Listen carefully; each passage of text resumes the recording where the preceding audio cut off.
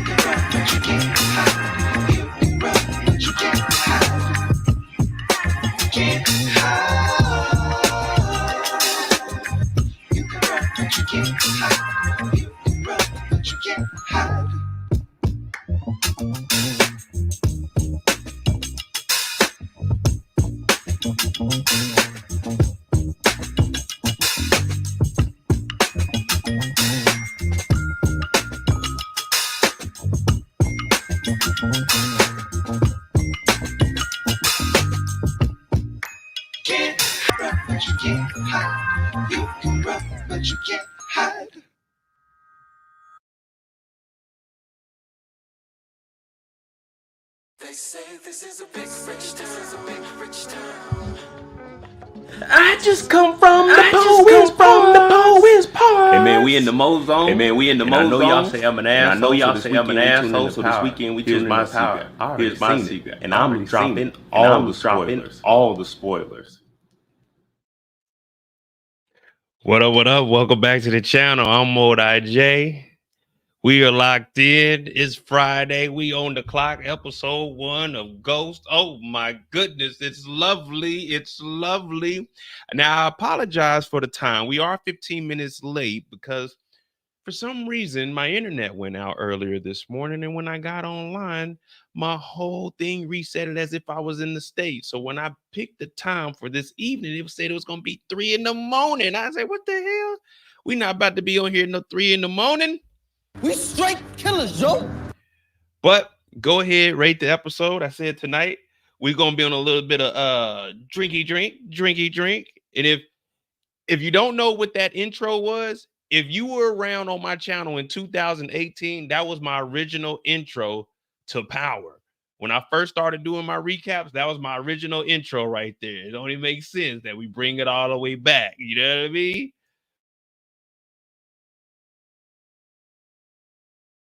They say this is a big rich town.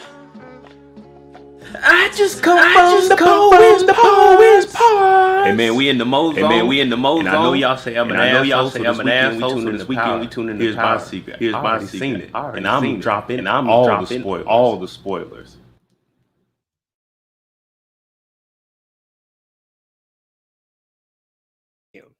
Yeah, they him Lulu up last night at the premiere, but we don't give a damn. We don't give a damn. We talking Power. We said we're going to have some drinky drink tonight. We said we're going to have some drinky drink. You already know where I've been there earlier. You know, I said I'm going to go ahead and crack this thing open a little bit earlier and get us a little early celebration on. You feel me? Ooh. A little 1738 to get the listen to that pour, that smoothness. Ooh. We're in for a treat tonight, guys. This is a very special occasion to us. It's the 10-year anniversary of Power. This is the series finale of Ghost. We might have a spinoff. We might not have a spinoff. We might have some people be unalive. We might have some people stay alive. I'm trying to stay alive. This episode, we had 9 bodies. Now, if I got my notes, we got 9 bodies. Obie caught 2. Obie caught 2. Well, actually, yeah. Obie caught 2. Tariq and Braden together took out 5 at the airport. Junior took out the hitman, and then Tariq took out Junior. Now, y'all was right. Y'all said Junior was going to be unalive. Now, y'all know me and my contracts. Whenever people reach out, they say, "Hey, Mo, I'm gonna give y'all an industry secret. You want to know why you never seen me in any movies or TV shows? Because in my contract, it says I need at least more than 1 episode before they unalive me. They be trying to unalive me in the first episode. Junior came back. All he did was say, I got a thumb drive. The nigga talked to his mom and they got him up out of here. I said, ain't no way they can have me on there like that.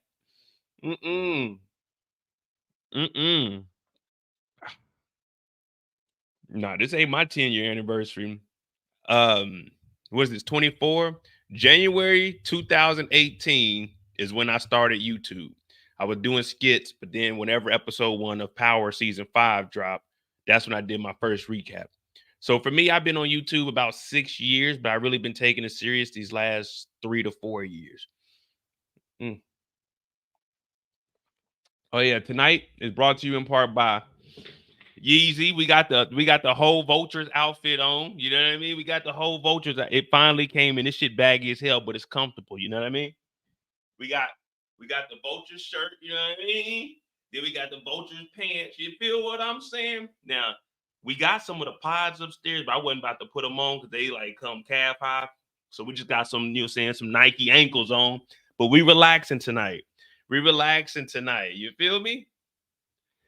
Shout out to Ye. You know, we got the Vultures on. We got some yak. Go ahead, rate the episode. Let me know what you guys think about that. We're going to get some things queued up. We also have, the board. I've been working today. We got the photos. We got the board. We're going to cut them up tonight. We're going to choose sides. We got to go to war. I was at work today. I fucked my thumb up. I cut that whole thing across. Boy, I almost lost the thumb. Like, God damn, of all the fingers, my thumb. I was about to lose my thumb today. Oh, well, a little bit of Remy will clear that on up. We'll be all right tonight. You feel me? Go ahead, rate the episode 9.5, 9.5, 8.5, 8.5. Okay, 9. I gave it like a, y'all know my rating is a little bit different than everybody. I gave it like a 7.5, 8, just for the simple fact that I believe we can get better. If you're giving this a 9, that means the every episode after this is going to have to be a 10. And if this was a 9, then what would push this to a 10? That's why I was like a 7.5 or 8. OT, I already know what OT about to ask. OT, the realest one in the chat, OT's already gonna ask me, was Tariq St. Patrick talking to the police again, snitching? Oh, believe me, OT, I was sitting back. I said, wait a damn minute. We at war and we talking to the police? We talking to the police? What? We don't do that. What? Tariq and Braden calling 911. Yeah, like to report an emergency. He got a gun. What? I said, I already know my dog OT gonna. As soon as I seen OT in the chat talk about Mo, I got one question. I already knew we was going. Man, OT, you already know. I was watching that. I'm at work. I got my earpiece in. They talking. Yeah. I'm like, hey, y'all shut the fuck up real quick. Hold on the fuck on. I'm talking to my boss. Hey, with all due respect, sir, shut the fuck up. Well, let me see what this nigga Tariq is talking about. I rewound it a little bit. I said, wait a minute, okay. Brayden called the police. The police get there. I took the gun and I just felt like he had to be stopped, so I shot him. What the fuck? What's going on here? What's going on here? This is what we doing now? This is what Power came to? The very first episode of the... On some real shit. If I gotta go MVP, matter of fact, tell me who y'all MVP is. Who's the MVP right now? Who'd y'all give MVP this episode? Because I ain't gonna lie, they had my dog Davis in there, but let's be real. They did my dog Davis. Well, I guess he ain't got that lawyer check because they could have bossed my nigga Davis up a little bit more. Like, they gave my dog some solid 6.5, 7s. They could have gave my dog some 10s. My nigga's a lawyer. They gave my dog Davis some straight 6, 7s. You know what I'm saying? They cool. You could be seen out in public with them. They wasn't the baddest bust down. I'm like, what? Tell me this ain't what New York is doing. You don't even want to be a lawyer if this is what you're getting in New York. I said, oh, this is what they did to Davis. Damn. Belicious. So I scheduled it for 8 o'clock, but when I looked down, my internet was messed up. So my whole computer got like restarted. So when I scheduled it for 8, it was on a whole different time zone. So it was 3 in the morning. So I had to reset it back. And then that's why it took so long for me to get on. But I apologize for that. Look, young trope talking about them buns is like, hey, for real. Damn. Zeke showed up. Hey, Zeke showed up and Zeke was competent. She was like, let me get a second chance. Hell no, Monet. Becca was my MVP. I don't know. I'm giving MVP to Drew. Well, I won't say MVP. I'm talking put in the most work. I'm gonna give that to Drew. Pause on giving it, but you know what I mean.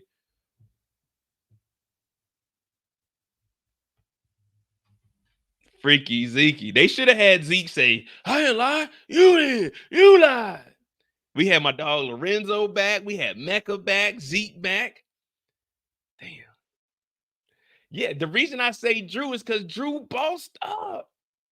Drew committed a kidnapping. Drew tried to put that hit out on Brayden. He out here navigating. He kicked Diana talking about, oh, we got to go. Ma's in the hospital. Man, we tried to smoke Ma. What do you mean? We trying to roll up that motherfucking Zappa. Damn, what up, Torian? I ain't gonna lie, I'm already hot in the motherfucker. This motherfucker, I'm about to go. Man, I don't know about this, yay. This motherfucker wool. Shout out. Hey, shit straight though, but I probably won't wear it outside the house. Shit baggy as hell. I'm about to go switch into the cutoff, nigga. I'm hot as hell already. This yak ain't even kicking in yet. Well, it is a little bit. Make sure y'all hit that like button, hit that subscribe button. My name is Monet J. We're on the clock.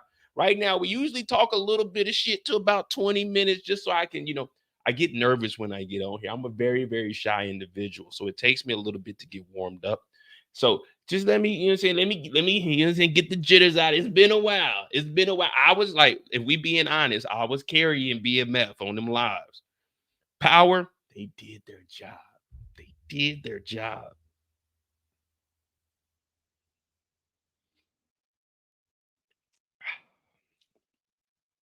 Hey, facts, Will. He said, put the pillow over Monet's head. I said, damn, this nigga Drew different. This nigga Drew is different. All right. Give me a second because we was on some of this tonight.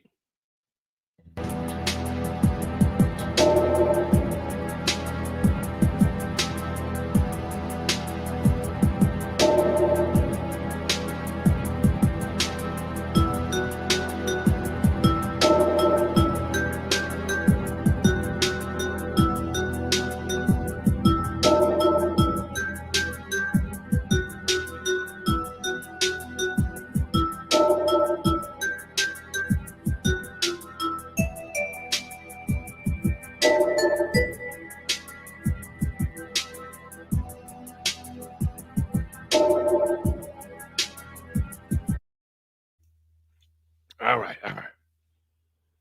That was a movie of an episode. Now, shout out to, I think it was Eric or DJ. One of them sent me a link to Gianni talking about it's going to be a movie. Let me say something. When it comes to the spinoffs, I have always said Ghost is my favorite one, followed by Raising Kanan. It's something about Ghost, the way they write Ghost, the way the acting is. I'm like, man, this is some top tier shit right here. And it sucks that we're potentially about to see the end of this because we didn't grew to know all of these characters. You remember when it first started, we was all clowning the Tejada kids. I'm sorry, we're reminiscing. I'm sorry. We're gonna do this thing right.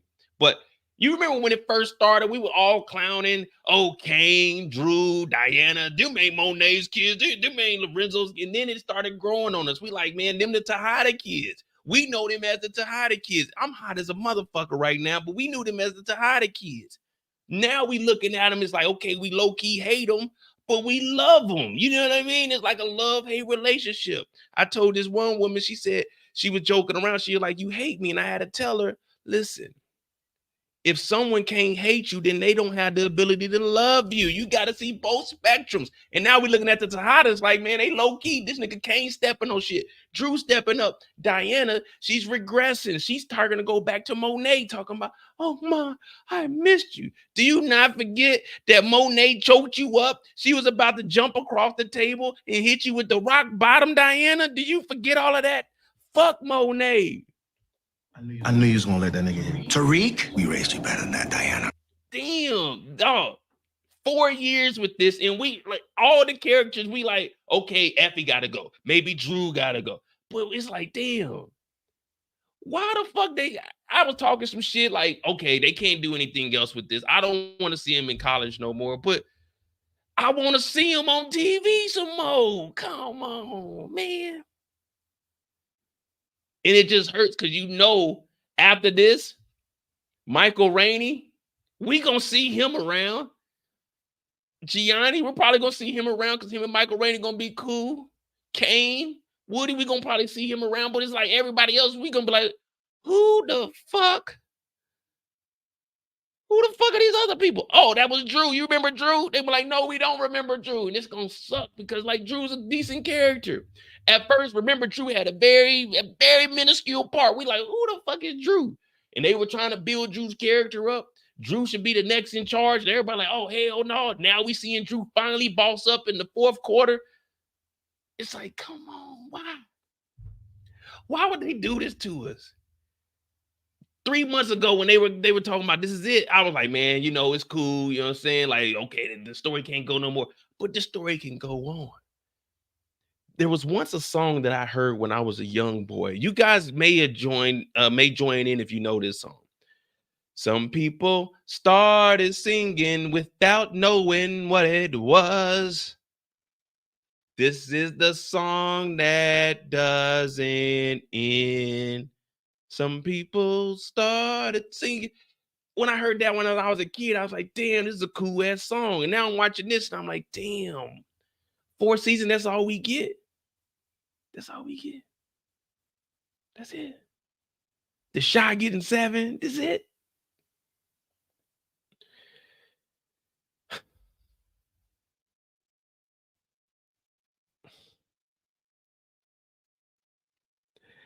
But one thing about me, I ain't no bitch ass nigga. The show must go on, man. The show must go on. My name is Monet. You are now tuned into On the Clock, the live after show discussion. Just remember, I'm one of the first people that actually got on this thing and did lives about these shows and actually broke them down how they were supposed to be broken down, not just recaps, but telling the story behind the story. And today, we're on a journey to talk about Tariq St. Patrick, one Brayden Weston, the Tejada trio. And we're going to tell the story, how the story is told. Just remember one thing. Don't get mad at me because Mo doesn't make any of this up. Everything I'm telling you is what I've seen on the screen. If you have any kind of gripes, you need to contact stars at www.starz.get the fuck out of my chat because I'm about to tell you guys the story of episode 1, season 4 goes. Hit that like button, hit that subscribe button. If you would like to donate to the channel, Cash App is pinned in the chat, MOEDOTJ. Also, the Discord is pinned in the chat. We would like for you to come in there and discuss things with us outside of TV shows. Maybe you're down and out one day and you just say, hey, Mo, make me laugh. I start talking some shit. But until then, we are on the clock. My name is Mo. Let me know who we're starting with.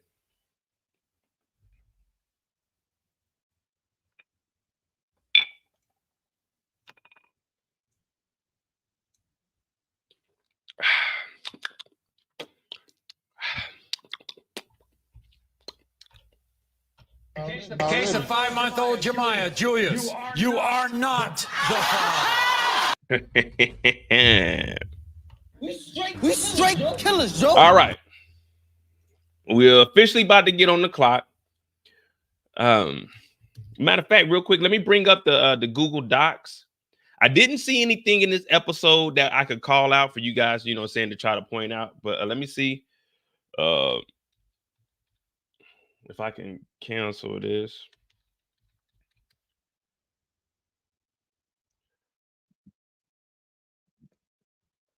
Just real quick for all my money makers, on Monday, there will be a 10-to-1 split on NVIDIA.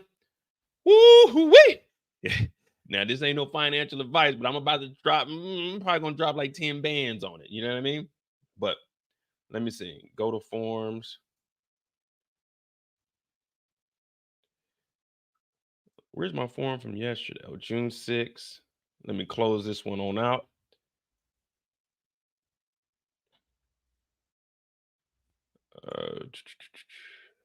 Settings. All right, how do I clear this? Okay, here we go. So from the Google Docs form that I sent out yesterday that I put on the community tab, I'm gonna start doing this weekly. But here go the docs that we got from yesterday. We got 38 people on there. We'll try to get this up a little more. How many bodies for this season? 10 to 20 is what 47% said. 18 people said 10 to 20. Well, let me tell you something. We already at 9 right now. Season 4 bodies.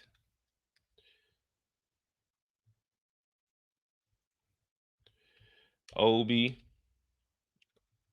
Oh, 2 guards. Obie. What else? Oh, yeah. 5 guards. Airport. Tariq.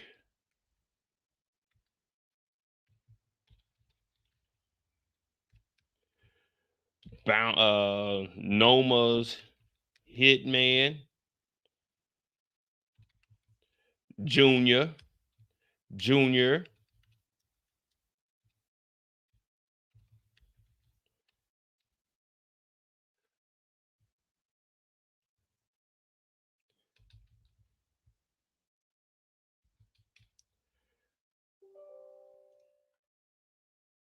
Yeah, I got Noma's hitman right there. So right now we're already at 9 bodies as of right now.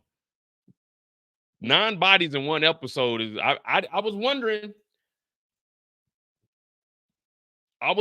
how could we do this? Who are they going to be going after? Because remember in the trailer, old boy that was shooting, they made it seem like he's about to be one of the new hitmen for Noma. Man, I'm telling you, when you reading the roles, this ain't snitching. This is us. This is us as a group. This ain't us talking to nobody else. Whenever this right here comes up, this body counter comes up, this body snatcher paperwork right here, this ain't for nobody but us. So now if any of y'all go and say, hey, man, I watched this dude on YouTube by the name of Monet J, he be writing down bodies of that happened. Now y'all will be snitching. This right here is for the gang. This right here is for the gang. I'm not talking to nobody but y'all. This is for the gang. I'm not saying, hey, who did what? This is for the gang. See? Y'all acting like Tariq. Y'all think because y'all talk to the police about some other shit, it ain't snitching. Yeah, this is for the gang. This is for the gang. Body count is for us.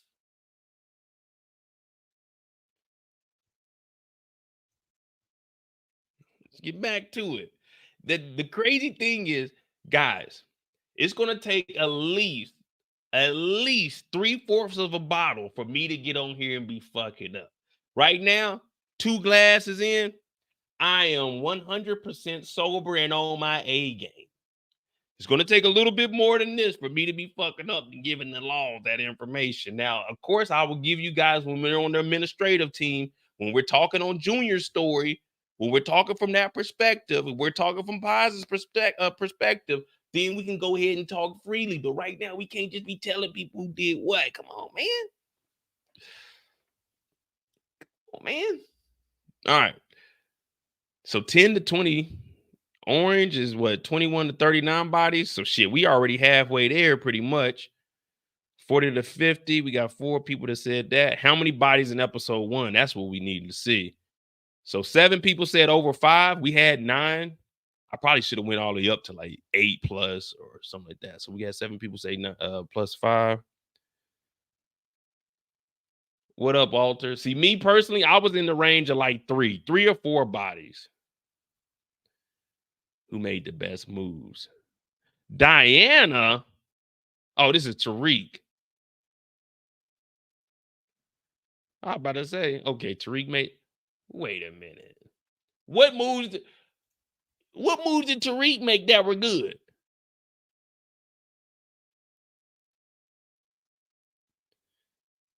Someone that voted on Tariq, tell me what moves did Tariq make that were good to make it the best moves?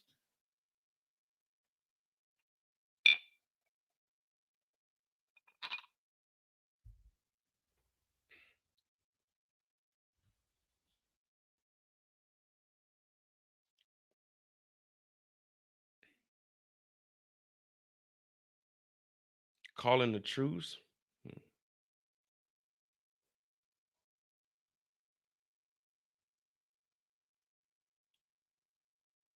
Now I can see where you guys are going with the truce. When we get to Tariq, though, I might, you know what I'm saying? It's always my job. My thing is, you guys go one direction. I'm thinking, how can I go the opposite direction and kind of try to prove my case? Now, we saying Tariq made the best move with the truce, but comma, however, pause. Remember when he made the truce, what did he tell Brayden right after that? Man, we're fucked. We can't do nothing. Noma owns us again. So was that a good move? Yeah, it got Noma off your ass for a little bit, but it still fucked you over because now you can't do nothing in the city. You see what I'm saying? Like, okay, the truce is good, but what did Tariq say, man? They can still set us up. They got rid of Junior. So now that Junior's gone and Junior can't run his mouth, we can get rid of Tariq. Now, Noma ain't gonna do it just because we don't know what information Tariq got. But yeah, Miss Kira said he's alive. Well, I give you that. I give you that. Exactly, DJ. What did Obie say? Obie said killing the Fed is bad. It's gonna draw all kinds of attention to us. But Tariq did that, not Noma. I mean, Tariq went and then did the little telling, but guess what? At the end of the episode, damn man, I ain't gonna lie to you. This shit's good because we know that they're gonna flip it. At some point, they're gonna flip this because now Paz is saying that Tariq has something to do with Junior's unaliving, and we know that Tariq did, but Don Carter's about to be inserted. So it's like we killed a Fed and haven't. It's just, man, it's wild shit, man. Hey, shout out to my dog Keyshawn, man. This is my homie right here, man. I met this young man when he first joined the military, man. He's doing great things. You know what I'm saying? It's good to, you know what I'm saying, watch people career, you know what I'm saying, blossom. I'm trying to get my dog back overseas. I told him not to go back to the States, but you know, we all make mistakes. Players fuck up. Players fuck up. But Paz will smoke Tasha. Damn. All right. Damn, we already at 30 minutes. My bad, y'all. My bad. All right. So we're on the clock. And when we get on the clock, that means we got about 20 to 30 minutes minus Tariq. Tariq, we can talk about Tariq as long as we need. But we do 20 to 30 minutes where we talk about a character and what they did this whole episode. This isn't a recap. This is the story behind the story. We're going to go in depth on what they did, how it's going to play out. What's the potential outcome? Is there any way that they can get around of it? And of course, on Mondays, we got the Monday mistakes, but this is where we build the foundation. So on Monday, we can go ahead and connect the dots. So let me know who we're going to start with. Let me know who we're going to start with. We got 88 people, 90 people in here. We only got 40 likes. Come on, people. I'm in here sweating. I'm in here drinking. I'm in here putting up surveys. How long is Monet going to be in the hospital? Looks like she's in the hospital for just one episode. It looks like she might get out episode 2. Make sure you hit that like button, hit that subscribe button for your boy. Mo looking like Drake with the hair clips. Nigga, you tripping. Unlike Drake, my shit nap up naturally. You feel me? This shit the real deal. And don't forget, I'm older than Aubrey. His name is Aubrey. I'm older than Aubrey. I had braids before Aubrey. I did all of this shit before Aubrey. When Aubrey was yelling at his mama for not getting his bitch ass a tuna sandwich, nigga, I was thugging it, nigga. Aubrey.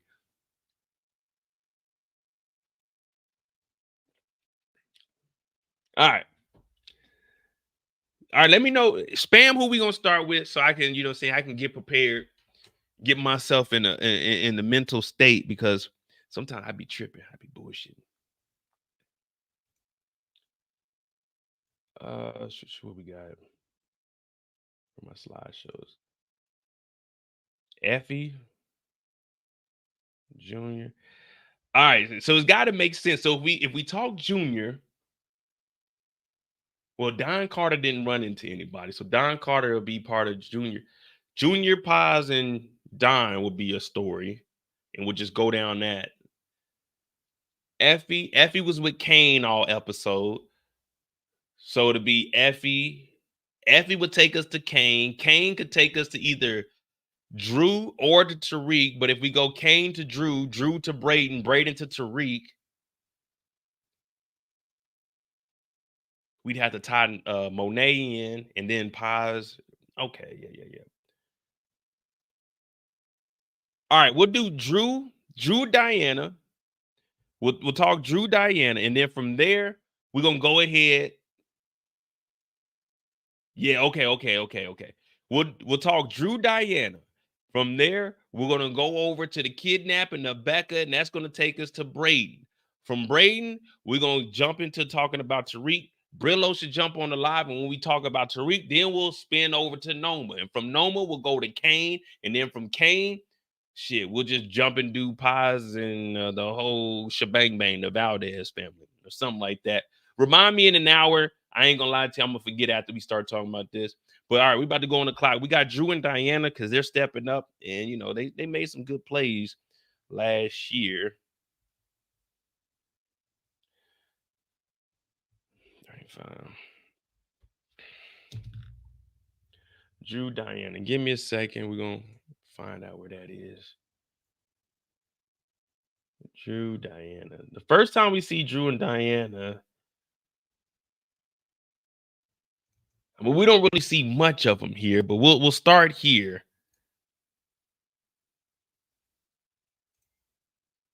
Shit's kind of dark though, man. That's the only thing. When I go grab the screenshots, they be kind of dark. And y'all know I can't see a damn thing when they dark. This is starting off with Obie. Okay. So back at the warehouse. Okay. Give me a second. We'll officially go on the clock at 35.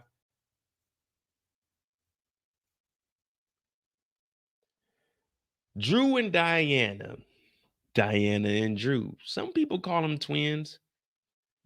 I don't know what to actually call them. I mean, they were never really that close, but they were close, if that makes sense. These two, they always had that sibling relationship where they would either talk about Monet or they would talk about what Kane is doing, but they were always together. That's because Kane was alone, He was a lone wolf. He was trying to be the next man up. Now they're over at the warehouse talking to Noma. And I know at the end of last season, we thought Kane didn't get hit, but Kane got hit in the shoulder. Kane gets hit in the shoulder, and he's standing there at parade rest listening to Noma yell at him. My guy, I'm coming up at 5, 6. So about 11. Yeah, I'll be on Brillo. That'd be about 3-hour mark. Yeah, I'll be here. Yeah, we'll be talking about Tariq by then. That's why I was trying to put Tariq in the middle. So when when you get on the live, we can talk about that. Now, Diana and Drew, the last thing we remember in season 3 was them setting it up. And remember, Diana had that bullshit wig on. Remember when they went over to what's her name?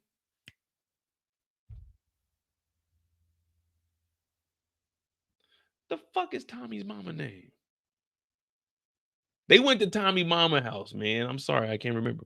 They went to Tommy's mama house, and she had that wig on talking about Monet sent this. And this is a letter that Cooper Saxon sent out. So she goes over there. Kate, yeah. Kate. That's right. It's a white person named Kate. So they go over to Kate's house. Now, at this point, Drew isn't developed. Drew, he wants to be in the game, but he ain't in the game. Remember last season, Diana was calling the shots. This was just like 2 weeks ago. 2-3 weeks ago is when all of that happened. Remember, when they went over to Kate's house, it was like 1 week had passed, and then the shooting had been set up by Diana and Drew.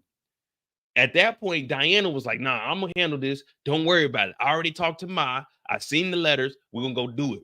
We're gonna have Tariq come over here, do the hit, bang, bang, bang. We get rid of Monet. I pull off in the Porsche. Now we know that didn't go down like that. Diana did lie and tell Kane, that she thought it was Tariq. Now at this point, they all work for Noma. And everybody that works for Noma, everyone was like, you know what? Fucking Noma, man. Fucking Noma. There was one point where they were working for Noma and Monet came in and said she was the boss. You remember Drew was like, oh, no, Drew was mad. Kane was upset. Diana didn't give a fuck. Diana was just like, man, as long as Monet don't choke me or slap me, I'm perfectly fine with that. Well, in this episode, Noma's going off. I don't know how to do a British accent, but she said, you fucking mates, Tariq, my problem stops today. Obie in the back, bang, bang, knocking niggas. Like, what the hell's going on back there? No one knows what's going on. It's a shit show. There was just a shootout.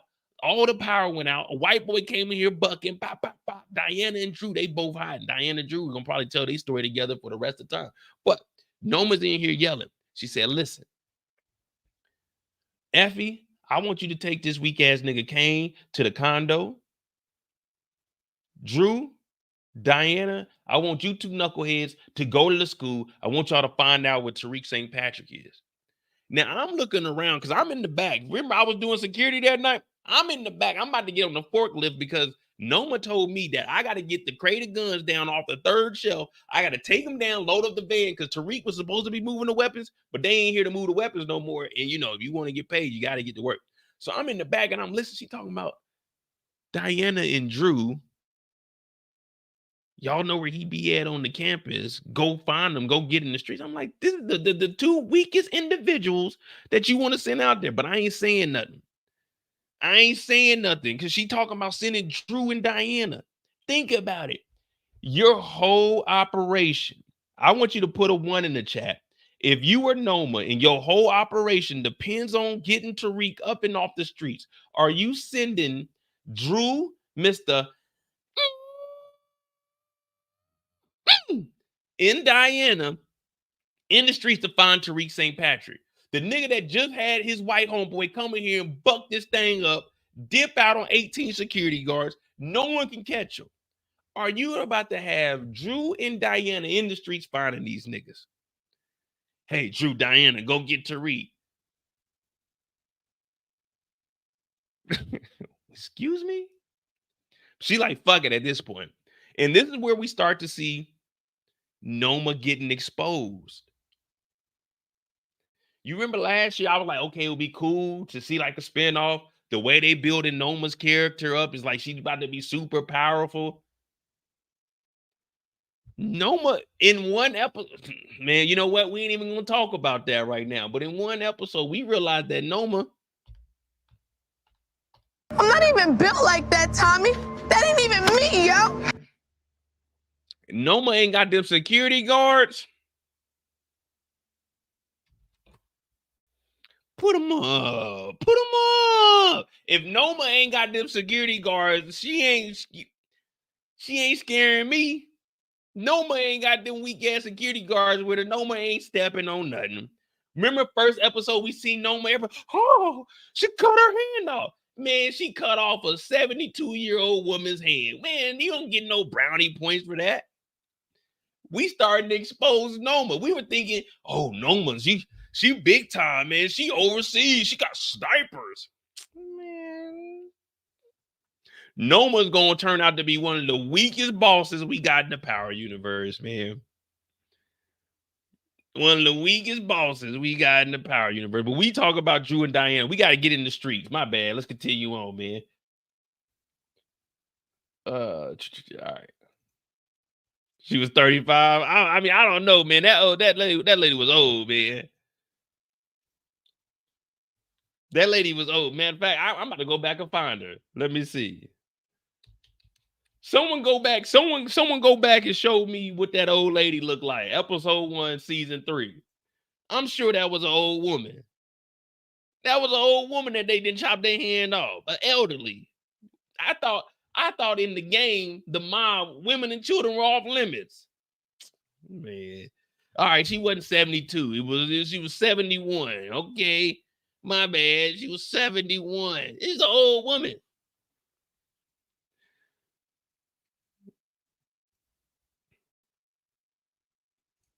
What he say? Oh yeah, Bad Boys just came out. I was watching the other Bad Boys 2. What he say when he came over there? How old you is? Said 15. Shit, nigga, about 30. Y'all talking 30? That motherfucker look old, man. She wasn't young. She wasn't young, man. Y'all trying to fuck that. I'm saying she's 70. Until we can go back and verify, I'm saying 70. 72 to be exact. All right. But next time we see Brayden and them is when they go kidnap Becca. So they go to the house. And at this point, they're trying to figure out what's next because they got to figure out the weakness of Brayden and Tariq per Noma. So Noma was like, hey, y'all go find the weakness. So when they go to the dorm, they're in there talking. Okay, what's next? How can we do this? And they come up with Tariq St. Patrick. They come up with the idea, let's get Becca. And if we can get Becca, then we can lure Brayden and Tariq in. So we see Drew take the lead. They're like, hey, Becca. Now, only a white girl will fall for some shit like this. Imagine, like, for us black folk, well, 87% of us black folk, if I go into a room and there's two people in there and they're talking about, hey, man, your brother's in danger. If I tell them, hey, I'm going to call my people and they tell me, no, let's just go get them ourselves, I'm already thinking you niggas is trying to set me up. Why can't I get backup from my family member?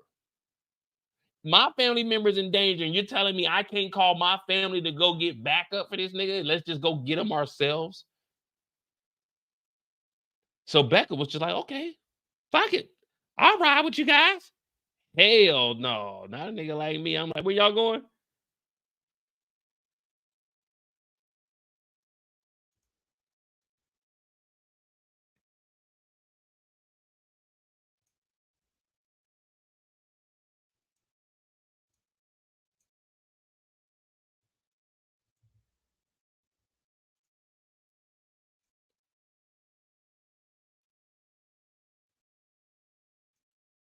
Whoa. Hey. Okay, please. Hey, wait. And she look about 50. All right, maybe not 70, maybe 50. Maybe 50. Maybe 50. Maybe not 70, but maybe 50. The man was older. Maybe, I don't know, man. Maybe I was drunk that night, man. Y'all can't hold that against me.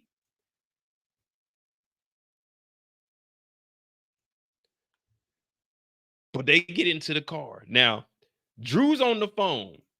Drew is on the phone and he calls up Brayden. Now, what he doesn't know is that Brayden and them just off 5 niggas. Brayden and Tariq, 5 minutes into the episode, they didn't call 5 bodies. Not 5 regular nigga bodies. You know, killing somebody at a private airport.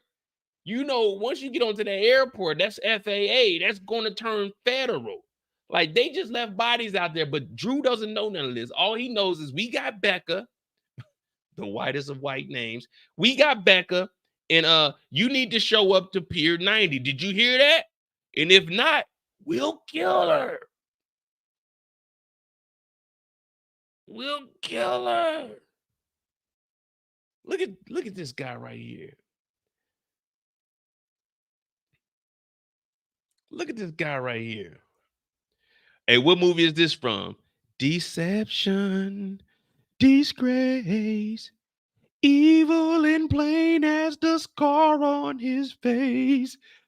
This nigga Drew is turning into a demon right in front of our eyes, and we didn't even know it. We were not prepared for this.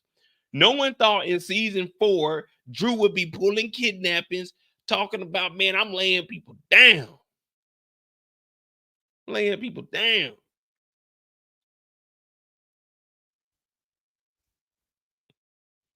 Walter, what you know about Lion King? Deception, disgrace, evil and plain as the scar on his face. Hey, they was going in on Scar, man. All right. So Drew was on the phone. Braden, meet me at Pier 90. Or I'll kill her. You hear that? You come back, we'll kill you. Now, Brayden is upset, but this ain't Brayden's story, so we don't give a fuck. Drew is on some next level shit. Now, was Drew built for this? No.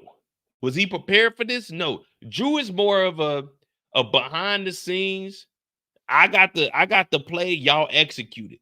Drew isn't one of the get out in the field players. You know what I mean? Drew is a person, look, I'm going to draw it up. Drew's like a coach. I'll draw it up. Y'all execute. I want the inbound. I want you to set a double pick. Then I want you to come off the screen, and I want you to get the chop, and I want you to get the chopping. Drew's not a player to get out there and handle the rock. He's a spot-up shooter. He got to, you know what I'm saying? He got to get set. You passing the ball and then let him shoot. But if you let him run the offense, we ain't going to get nowhere. We going to look like Luka and Kyrie game 1 against the Celtics. Straight ass. But it don't matter. Drew is still trying to step up and show that, hey, I'm capable of this. So they go to Pier 90.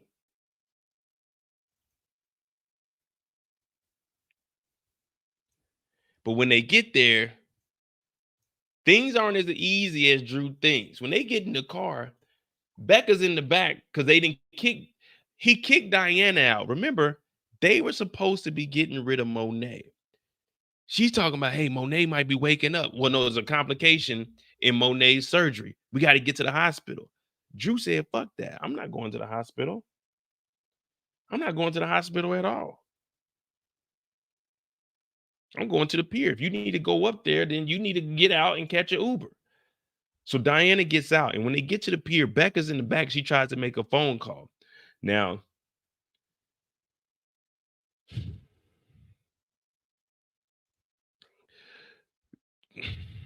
I don't know how to say this, but I got to say this.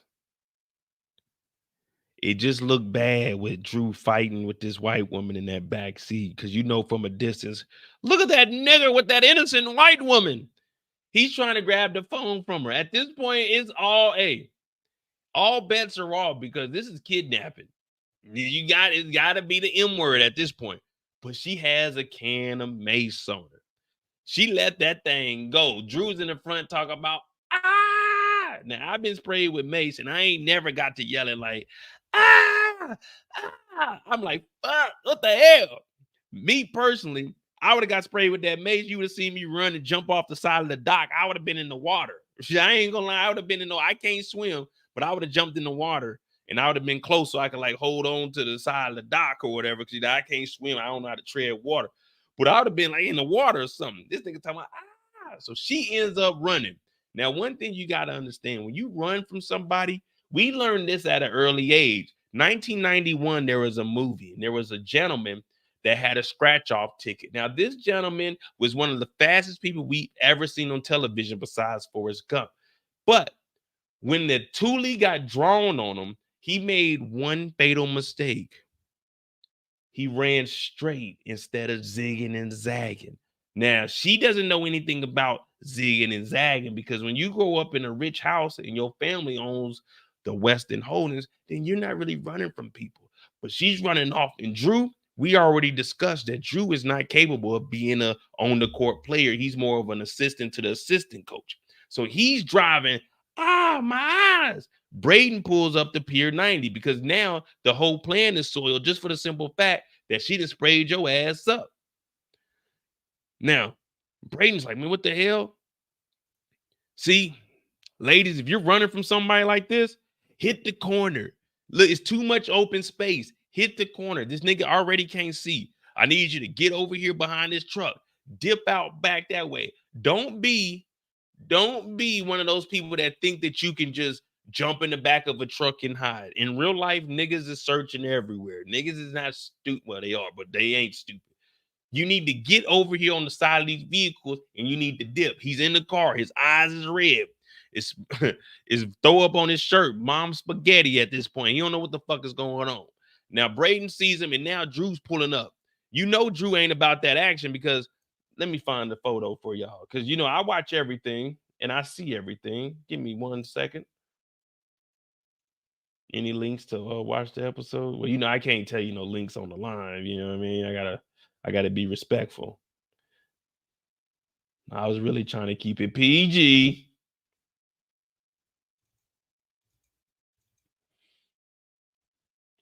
Now, y'all probably didn't notice this, but let me see. Where's it at?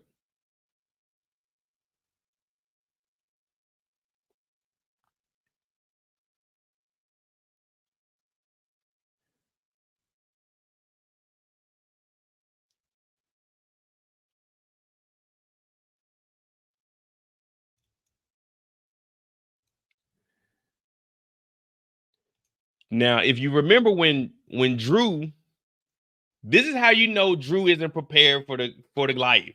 This lifestyle ain't for Drew. I'm not even built like that, Tommy. That ain't even me, yo. Now, remember when they were in the vehicle, Drew took the seatbelt off. He turned around and went in the back seat to try to get the phone out of Becca's hand. Listen and watch what I'm about to say to you guys. This nigga Drew, I've never seen anything this silly, but Drew just got maced. Ah, my eyes. What does he do?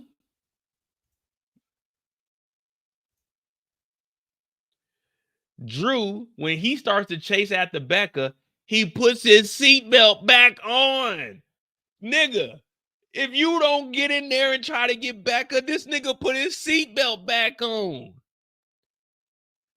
What kind of evil shit is this? This nigga took the seatbelt off, got maced, decided to chase after her, put the seatbelt, said, click at her ticket. Nigga, you ain't gonna get nowhere like this, Drew. You put the seatbelt back on and chase after Becca. Said, this nigga Drew is different, man. Make sure y'all hit that like button for your boy. Make sure you hit that like button for your boy. Now, he's trying to get at Becca. Now, they end up hiding to the side. Becca's eyes are red. And out of nowhere, Tariq then called up. Now, we don't know what Tariq was doing during this moment to catch up. I mean, we know, but not on Drew's story. All we know in Drew's story is, boom, he gets knocked out. Straight concussion. If you ever been hit by a car, then you know exactly what I'm talking about. Y'all remember 2022, I fucked up the whole side of my face. We got T-bone. My shit hit the dashboard. My whole side fucked up my damn eyebrow and shit. It finally grew back now, but tore up the whole left side of my face. I got hit by a car when I was a young kid. Got the whole scar on my crib, on the head. But you know how it is. Drew just got hit. Boom. And out of nowhere, it turns out it's Tariq. Tariq get out bucking. I'm like, damn, nigga. It's only 10 minutes into the episode. We got guns everywhere. Bow, bow, bow. Niggas is shooting. Brayden is hiding. Then this nigga Drew, of all places, Drew is trying to run away. And of course, we know what Drew does. We know how Drew is. Drew is he. This nigga gets shot in the ass, of all places. Bow. BBL Drizzy. BBL Drizzy. He get hit in the ass. Pause on hitting the ass, but he gets shot. I said, oh, nigga, of all places for Drew to get hit. But then you start thinking like, well, we know Drew is a pro, so this ain't nothing to Drew. You know what I'm saying? Drew can handle that, literally. But he get hit in the ass.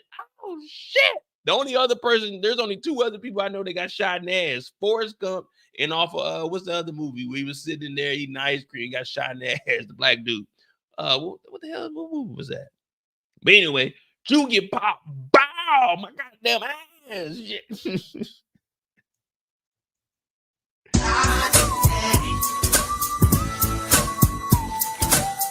Sometimes you gotta pop out and show. Certified boogeyman, I'm the one that up the score with him.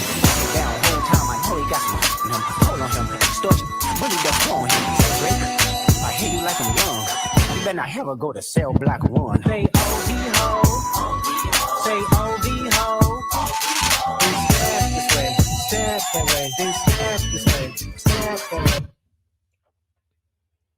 Drew get popped. Bow. Oh, shit. The definition of a hot one. So then they get up out of here. So now he got to call up Diana. He calls up Diana. Hey, Diana, my bad, man. I ain't gonna lie to you. I fucked up. This nigga on the loose. She's like, what do you mean he's on the loose, man? Them niggas shot me and they got low. She's like, fuck. Because remember, she's at the hospital with Monet. Monet is in there and he told her to grab the pillow.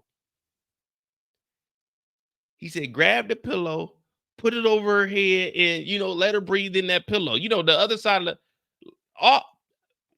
what I took, you know what I'm saying? My understanding of what I took from this was he was telling her to turn the pillow over because the other side of the pillow is cooler. That's all I got.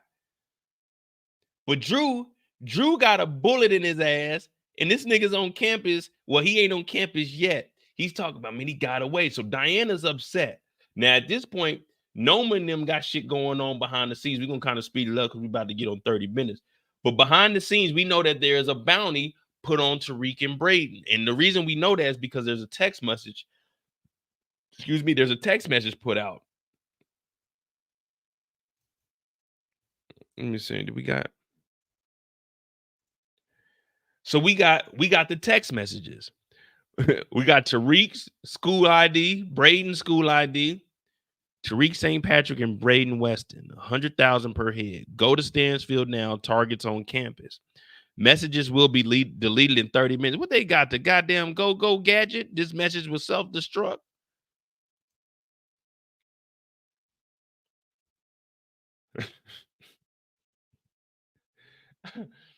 Hey, imagine you got a phone, you texting a little baddie, you know what I'm saying? She's like, yeah, why don't you pull up? So you're like, all right, yeah, give me a minute. I'm gonna hop in the shower and I'm gonna pull up. She didn't text you and you didn't look at the bottom of the screen. The bottom of the screen talking about the message gonna delete in 30 minutes. So you didn't hop in the shower, you getting dressed and shit, you know, you getting a little fresh, you putting, you know what I'm saying, putting the cologne and shit on, you about to pull up, you know what I'm saying? You about to have a good old time. You looking at the message, but you don't want to be, you know what I'm saying? You was like, bet I'm gonna hop in the shower. She'd already sent the address, but you ain't look at the bottom and talking about in 30 minutes, the message is gonna delete. But you don't want to be like, hey, what's the address again? So you thinking in your mind, you like, damn, she ain't hit me back with the address, she bullshitting. Whole time you ain't read the fine print at the bottom of the text message talking about in 30 minutes, this message will delete. So now it's about 1:30 in the morning. She hit you up like, where was you at? You like, man, I was waiting on you to hit me up. She's like, nah, I sent you the message. I sent you the address. You're like, nah, man. I went and got in the shower, and when I looked, there wasn't no message in there. She's like, yeah, look at the bottom and say message deleted. You're like, okay, I'm gonna pull up now. She's like, nah, I'm good.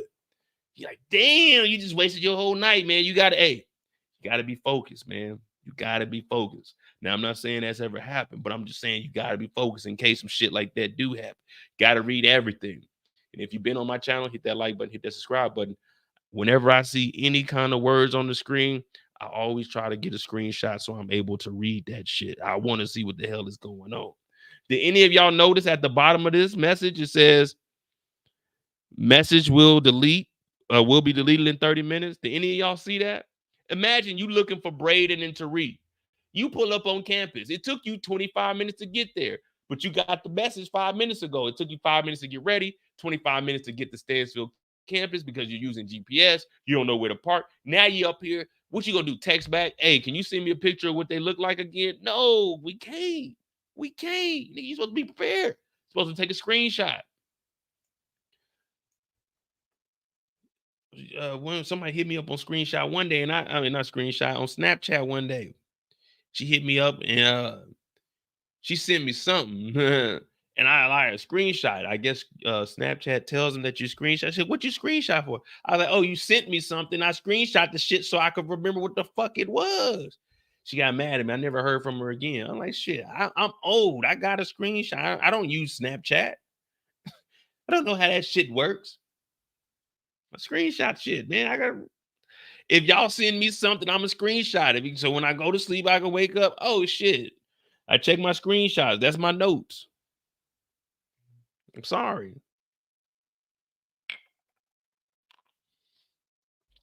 I'm real. I tell you up front. Hey, I'm old. I forget shit. All right. Now, Drew is on campus. They're all looking for Tariq.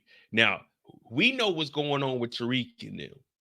But Drew, all he knows is that there's a text message that goes out that there's a hit. And then about 5 minutes later, 10 minutes later, probably about 20 minutes later, there's a message that goes out that says, hey, stand down.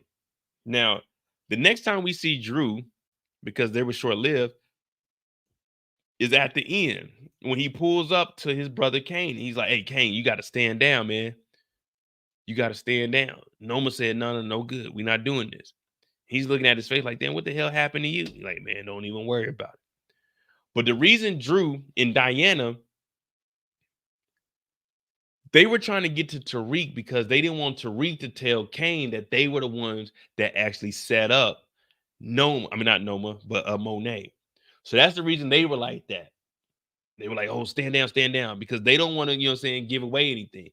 If you remember when Tariq was running, Tariq calls Drew, hey, Drew, I know what you and Diana did. If you don't want me to get close enough to Kane to tell him that you niggas did that, then you need to go tell him to stand down, because the orders that got sent out, hey, stand down, the 100,000, we're not going to do it. So Drew is like, damn, and he's running. He got that limp. He trying to get out there, because you remember, Drew still got a bullet in his right ass cheek. Like, I don't know about y'all, but I don't know about this situation, but I can't even imagine. But I had an inch of glass up under my knee and I could barely walk on that shit. So I can only imagine getting shot in the buttocks. Forrest Gump was one of the motherfucking long distance runners, fastest motherfuckers we ever seen. And he got shot. Admit me. And he was down and out of commission for like a month or two. This nigga Drew got shot in the tail and he running around campus. Stansfield security, as I told you guys in season 1, has to be the worst security in the history of New York. If this school isn't shut down by season 5, then we need to put in a petition to get Stansfield shut the fuck down. Not only do we have Jabari, we got Carrie, we got Zeke, we got the nigga in the pool, we got the niggas that Drew and Kane got into it with at the parking lot. We got all kinds of deaths on top of a federal agent and some hitman. Right there off the top is 7 people that have died in connection with Stansfield. Not to mention one of the biggest drug dealing operations at Stansfield, when one of the members were on stand, on trial, and then another member took the case of Brayden and told on himself. Stansfield has to be the worst. And if it hasn't lost its accreditation, then I just don't know, man. I just don't know. Hey, my girl Tamara's in here. Double R, roll the R. Tamara. All right, man. That's Drew and Diana's story. Not much really happened, but Drew did step up, but I think he stepped down with that bullet. All right. Let's see. We got Drew and Diana. We'll go ahead and choose the side for them. Let me see. Make sure y'all hit we got 140 in here. Okay, we getting it cracking. Now, I probably will get hit with a copyright because I played that OVO, but it's all right, man. It's our first live back, man. I'm just glad y'all in here. We got 140 people. Hit that like button, hit that subscribe button. That's Drew and Diana's. We're off the clock. We're off the clock right now. So, you know what I'm saying? We got a little 3-4 minute intermission, you know what I mean? So we talk Drew, Diana. We could go to Kane round because it'll be Kane and Effie. Effie got a soft spot for Tariq still. Or we could jump over to Mama Monet and then we can do a spin move back to Kane. And then from Kane, go over to Tariq and Braden. Y'all got to let me know. Let me start cutting these up before I start getting a little, you know what I'm saying, slizzard. Let me see. Hey, thank you for that $10 tomorrow. Mo, it was crazy. Who is Don? How pies know him? Well, you all right. So Don's character, from what we know so far, Don is with the NYPD. Now he's on the task force. But from the description, they said he was on the way to either be police chief or commissioner. So if you're that high ranking Like you're past detective, you're like either at captain status, you're the next level up, like the chief or commissioner. So you got the chief of police and then you got the commissioner. So the chief of police is in charge of that police station. So you know what I'm saying? This precinct, you got a chief of police. He's over all of that. But then you had the commissioner who is over like the whole city, every police department. So you got, let's say you got 10 police departments, you got 10 chief of police, you got one commissioner over all of those. So if he was going for either the commissioner or the chief, he was pretty high up there. And with them being in New York, you're going to work directly with the feds. So he knew who Angela was because like I said, when you're that high, you start to know who people are. And if you know who Angela was, she was the USDA. So you know who her family members are. You could recognize, okay, you know, that's such and such. That's the prosecutor's nephew. You know what I mean? So when Paz came over, she was saying, hey, Tariq St. Patrick has something to do with my son. Now, at this point, this task force, they're going to be running around New York also because the Fed was unalive.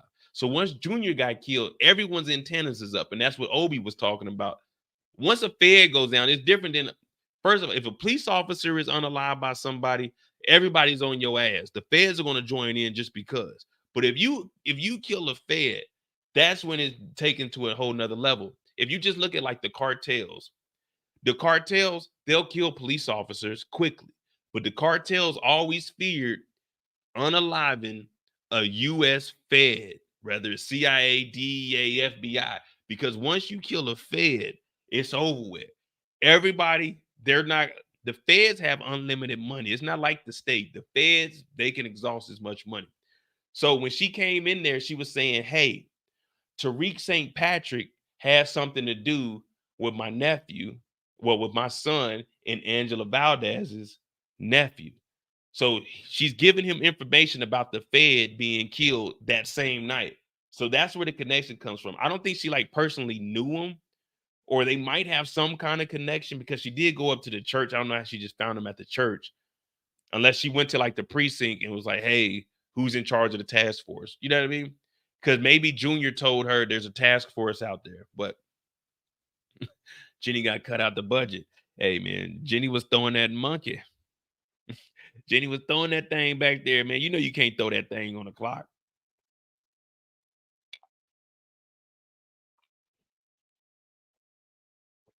Exactly. Eric said he knew he was DEA.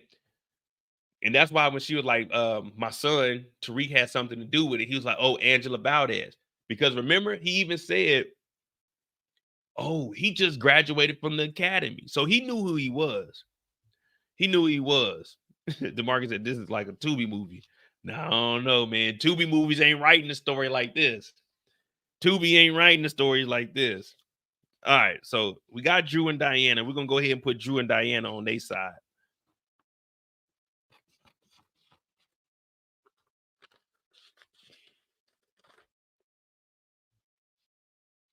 On your side of the bed.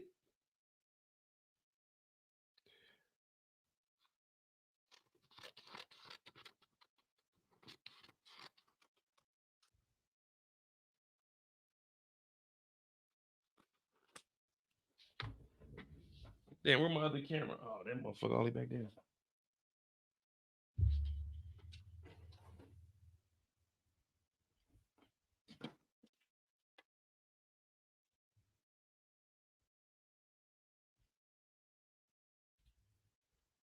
Ugh. Here we go. Here we go.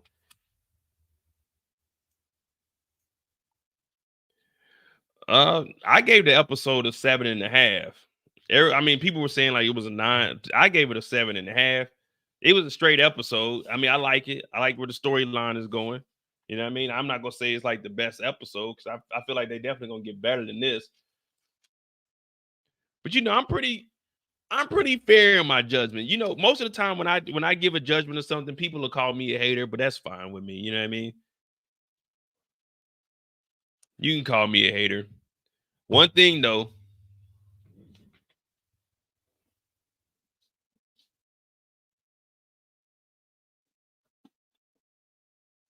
I might be a hater, but at least I own up to it. That's one thing about me.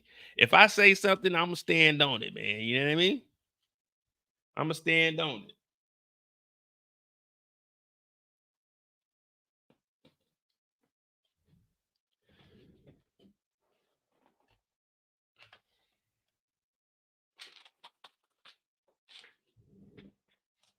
All right. All right. So we're gonna go left side. Damn, left side, strong side. Fuck it. We're gonna put Tariq and them over on the right. The left side, this is gonna be Noma's crew over here. So we got these two knuckleheads out the way.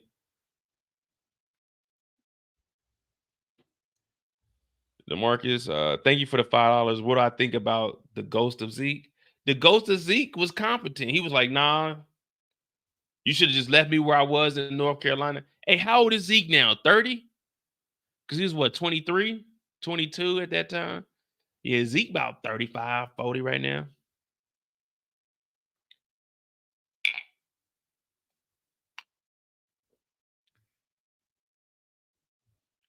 All right. Let's get ready to get back on the clock. Who we got next? I mean, we were going to connect the dots, but it's the first live, man. We everywhere with it tonight. We got Drew Diana out the way. There's the Brayden story. Well, how much of Brayden? Brayden was with Tariq for the most part. See, everybody was paired up this week. Everyone was paired up. It was Brayden and Tariq, Drew and Diana, Kane and Effie, Obie and Noma, and then Monet with the ghosts. Everybody was like paired up. It wasn't like too much interaction outside of everybody else, though.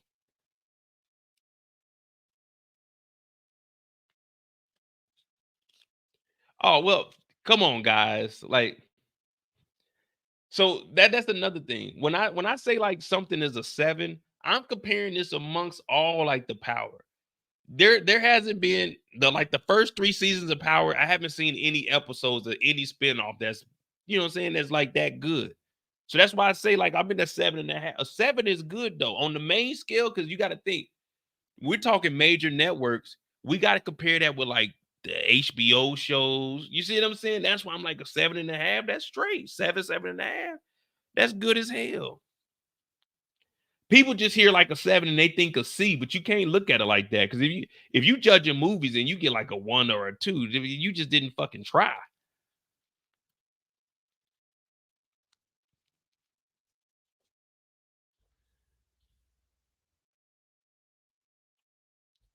All right. Who we got next? We got Kane. We're going to save Tariq for a little bit later because I think Brillo's going to join the live. So we got Kane, Effie. They kind of together, though. See, that's the only thing that, don't worry. I mean, I can make it work, though. Don't doubt my abilities. I can do stories. I can break down each individual story, but I mean, Effie was together. You know, we can do a whole case study on Effie.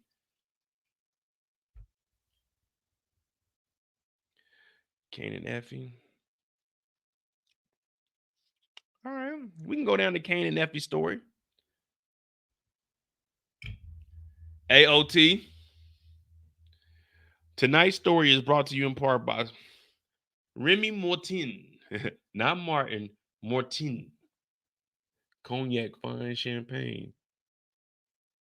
This is royal recognition of excellence, elegance, excellence. 1738. This unique blend commemorates the reward of excellence bestowed on Remy Martin by King Louis. What is this? The 25th of France in 1738. Okay. All right, we'll talk about Kane and Effie. Now, Kane and Effie is it's an interesting one. The reason is, all right, let me ask y'all. Let me ask y'all something. Oh, well, let me cut the Effie out. All right, before we go on the clock, let me just ask y'all something. How many people got that? You know what I'm saying? Like, we all had that one person that you know what I'm saying, you fuck with, but they fuck with somebody else, but y'all fuck with each other. It's just she fucks with them a little bit more than she fuck with you, but she fuck with you. You know what I mean? You know what I mean? We all had that. You fuck with somebody, but they fuck with somebody else a little more than they fuck with you, but y'all fuck with each other. You know what I mean? We've all been there. Listen, basically that's what what's the little singing nigga name? The boyfriend number 2 nigga. Yeah, you know how that go. Y'all, hey, when y'all together, y'all together, you know what I mean? But she gotta go home to old boy. And you know, when they in public, she gotta act like she don't know a nigga, but when she with a nigga, she with a nigga. You know, that's kind of how Effie is. Now, we've been saying that Effie is an opportunist. Now, we gotta go over the history of Effie, then so be it. I'm definitely gonna have a video during the break of Effie and the history of her. But you know what I mean. They said, don't give me PTSD. Nah, come on, I'm not trying to give you PTSD. I'm just saying, we all adults here. You know, as soon as I turn my live on, YouTube already basically tries to like age restrict me. My shit's already turning yellow. Most of the time, I don't even get paid for these lives. That's why you see me chopping them up so much, because my whole live, I'm probably not gonna get paid for it because I talk shit, I drink, and it is what it is. But I like to entertain you guys. But Effie, if we being real, we all need an Effie on your team. Now, what I mean by that, when we're talking BMF, we all need, as you get older, like I say, once you hit that 30-year-old mark, well, maybe like 33, 34. Once you hit around that like early 30s, you need a Miss Mabel on your team. But when you're about like 23 to 28, you need you like a Effie on the team. See, Effie is a wild one. She's loyal, but to her, you know what I'm saying? To a certain extent, she's loyal because she's an opportunist also. But she look good, a little wild, you know what I'm saying? But she gonna fuck with a nigga, but she gonna fuck with another nigga, but she gonna fuck with a nigga. So Tariq and Kane, they're in that stage where it's like, you know what I'm saying? I can't leave it alone, but I need to leave it alone, which is really gonna turn out bad. And we see that happen all the time with our brothers, but sometimes you just gotta live that life, and it's just, we all been there. Now, Effie,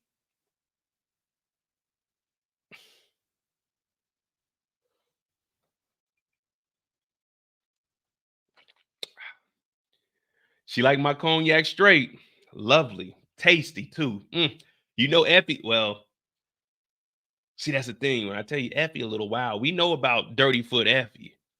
We know Effie can get a little, she pulling up dirty, catching bodies, hopping in the bed dirty. But Effie can also clean up nicely. And one thing you need is an Effie on your team. And we're going to see that when we start breaking this episode down, especially if you're Tariq St. Patrick. Now, we do call Tariq simp guy. We put him on the simp scale. But Kane is well above where Tariq was. We always had Kane ranked higher because Kane was paying for school.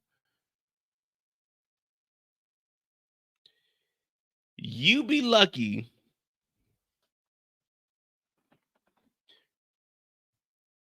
You be lucky to get dinner out of a nigga like me.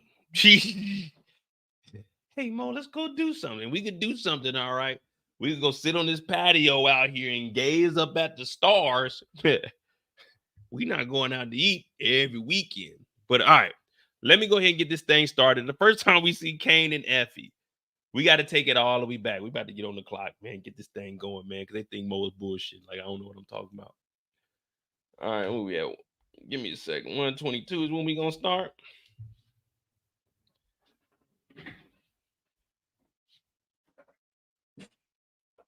All right. West Coast, what's up? What's up? What's going on? Look at Miss Kira. Look at Miss Kira. Miss Kira didn't even say Kane looked good. She said Kane paying that Ivy League tuition. That's what sexy. I told y'all. We heard this when we were younger. Money make the coochie go woo woo. Money make the coochie go woo woo. All right, we got Kane and Effie on the clock, man. I'm Monet J. Make sure you hit that like button, hit that subscribe button if you're new. All right. Kane and Effie. Effie and Kane. Now, the first time we see them is back at the warehouse. You already know what's going on in the warehouse. In the back of the warehouse, Obie catching bodies. Obie knocking them down. Bop, bop, bop. Like, damn, what the hell going on back there? No, it's just Obie in the back acting a fool like normal. So Noma's up front and she's yelling at everybody. This motherfucker Tariq, I can't stand this nigga. Y'all need to get this nigga Tariq up and out of here right fucking now. So in my mind, this is even when I was younger, my dad used to yell at us.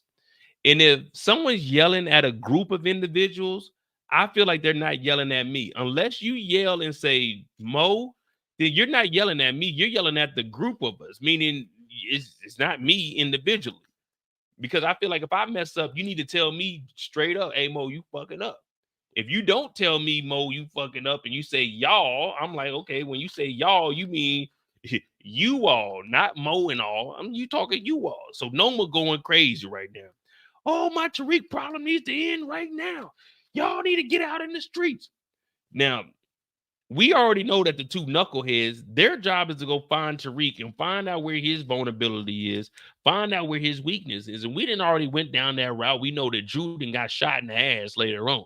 We know that Diana got a soft spot for her mama. She in the hospital when she was supposed to put the pillow over the head. But none of that's going on. At this moment, the only thing Kane knows is that somebody shot a gun out of his hand and someone shot him in his shoulder. So for him, he's like, let me get on the block.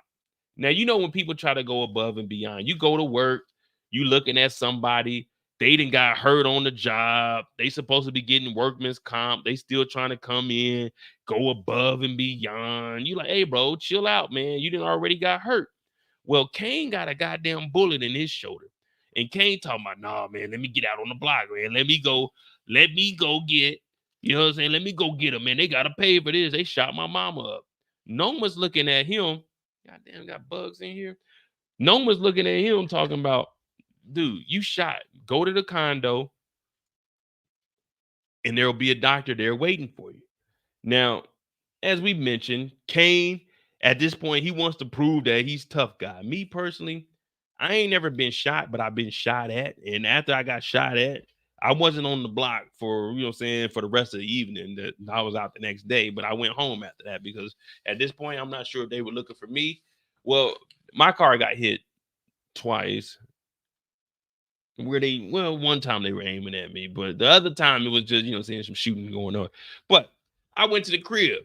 Now she's telling, what's the boy name? Kane. Hey, Kane, go to the house, get that bullet taken out of you. We got a doctor coming over. Now Effie volunteers. And the reason Effie's volunteers is because what I was just talking about before we got on the clock. She fuck with him, but she don't like fuck with him because she try to fuck with somebody else, aka Tariq. Now, she's like, I'm gonna take Kane back to the condo so we can go over to the doctor. Kane, like, man, I ain't trying to hear that shit. I ain't trying to go back to the doctor. I'm trying to get out here on the block. But we know that he's a little bit weak, you know what I mean? He done got shot in the shoulder, man. He done got shot in the shoulder. He ain't trying to really be out there on the block. You know, you acting tough like, ugh. But he hurting. He hurting. So they hop in the whip, and they got to go back to the crib now because we can't have you out on the block. Now they riding around, and in these conversations right here, well, you know, when you ride with that one and y'all talking, she kind of getting upset at you because it's like, oh, well, you don't really take nothing serious. But in the back of your mind, you got a whole nigga at the crib, but you know, you ain't no hating ass nigga, so you ain't gonna say none of that. And you know, it's like she fuck with somebody else. And Kane knows she still fuck with Tariq. So he knows, but he's like, you know, man, look, I'm trying to ride, man. Whoever slid on my mom, I gotta go get him, man. This nigga Tariq.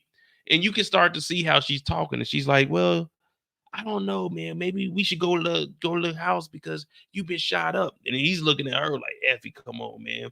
But we know what Effie does. Effie's an opportunist. Effie is trying to find out any way that she can survive and make a name for herself, get some money to transfer schools and go out to LA. Remember, she's trying to go all the way on the West Coast.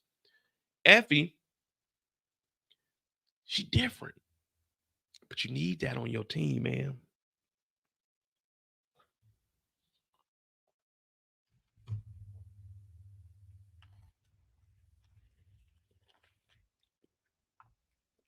So while they riding out, he's like, look, make a left up here. So, okay. They driving a couple of feet, make a right up here. She's like, hey, this ain't the way to your house. He said, nah, it ain't. Hey, take me over to Brayden them crib. To Brayden's crib? Yeah, man, I got to find out where they at. We got to get them. She's like, nah, we got to go to the house. Now, the reason she's trying to keep them off the streets is because, one, she likes Tariq. She's still in love with Tariq. We never trusted Effie, but she likes Tariq and she's cool with Brayden. She's so in love with Tariq that she's cool with Brayden just because that's his homeboy. So she's like, nah, because I know what Kane's about to be on. Now, the whole time, she flips sides. And that's the crazy thing you got to watch out for. That's why I said you need an Effie on your team, but you got to be careful with an Effie on your team. Because at episode 10, season 3, Effie went over there and told Noma about Tariq. But now she's trying to defend Tariq. So it's like she's wishy-washy. But it's like, you trying to set me up to be unalived. I can't do nothing with that. I can't do nothing with that. And as of right now, we got to put Effie on the left side. We got to put Effie on the left side because we don't know what Effie on.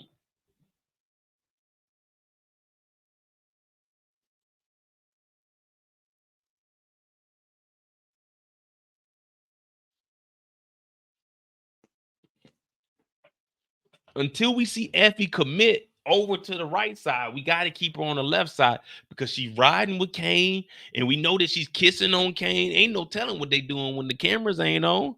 It ain't no telling. So we got to keep her on the left side just for right now. Just for right now. Now, she is driving his Range Rover. Who said that?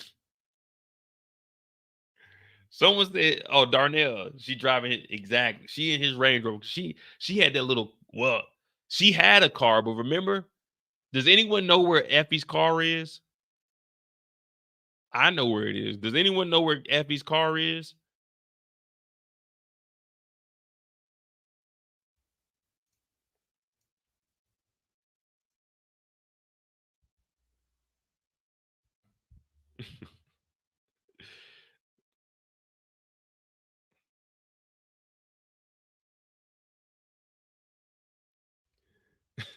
It's at the bottom of the lake. It was, well, remember, it didn't go to the bottom of the lake. Remember, they towed it out. So it's in the impound right now.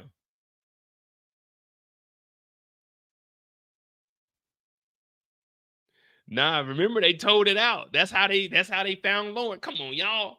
I'm giving y'all the easy trivia. The car didn't make it in the lake. Remember, we were going in on Effie? She pushed the car in the lake, and it was just the front tires in there. The dude walking the dog, they called the tow truck. The tow truck got it out. Lauren went to go live with Jenny for the whole season. Come on, y'all. The easy shit, man.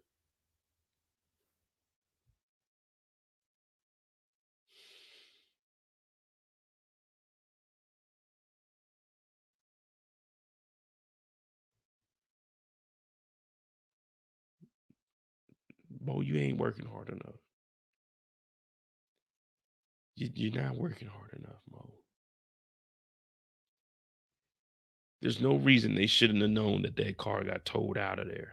We had a whole season of Lauren living with Jenny. Mo, you got to do better. I know I got to, but it's hard, man. Pause. I just been away for so long. All right, I'm going to try better. I'm going to be more descriptive. I'm going to start pointing stuff out. I'm going to tell people, stomp my feet and let them know, hey, remember this. All right, come on, Mo. You got to do better. You got to do better. You got to do better. Got to do better. All right. They sold it for parts. But yeah, if you said it was the car was at the bottom of the river, that's really what I was talking about. Well, we know it got towed out. So y'all were good. I'm just talking some shit right now, man. You know, so I'm trying to get y'all hype. I'm trying to get y'all angry I'm trying to get y'all so angry. Y'all start sending in $50 super chats, $100 super chats. Mo, fuck you, man. You disrespectful, man. I'm trying to get y'all to that point where it's like you so mad you want to send money. You know what I mean? Man, fuck that dude, Mo, man. All right, we got to get back on this, man. We on the clock, man. We discombobulated at this point. We discombobulated at this point.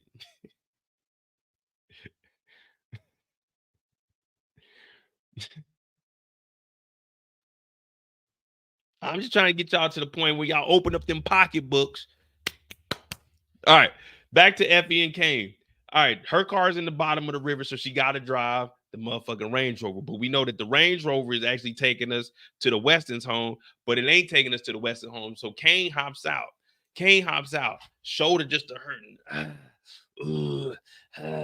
He knocks on the door.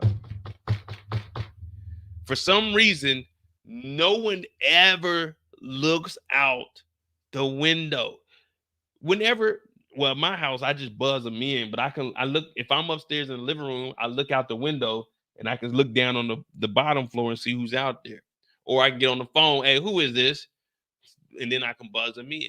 But no one ever looks through the door, the peephole. You got all these windows. If I look and I can see like the silhouette and it looks like it's a nigga on the other side of the door, what you want? You know what I mean? I'm not opening the door. What you need? Like, I can talk to you through the door. If I see a nigga pull up with a hoodie, first of all, there's two indicators of not opening up the door. Indicator number one, hoodie. If someone's pulling up to your house with a hoodie on, unless you're expecting somebody, don't open the door. Check the windows, check the peepholes. But number two, a do-rag. If a nigga pull up to the crib with a do-rag, they on some bullshit. Unless it's your homeboy and y'all about to head out somewhere and the nigga just wearing his do-rag till y'all get there and you leave it in the car or something. But if they got a do-rag and a hoodie on and it's all black, those three things right there in conjunction is a no-go to open up the door. Because if you open up the door, you might get punched in the mouth, punched in the nose, or robbed, or the worst, unalived. So be careful. He just walked up to the door, la-dee-dee. Hello? Kane come in there, bow, hit him in this shit. Nigga ain't even fighting back, but you know, it's a Weston, man. They ain't really doing too much fighting back. Now, Kane's in the crib. He going crazy. Bow, bow, bow. Pistol whipping him. Pops comes down the stairs. Gun gets drawn on him. Put your hands up, motherfucker. I'm like, whoa. He said, where's Brayden at? I don't know where Brayden is.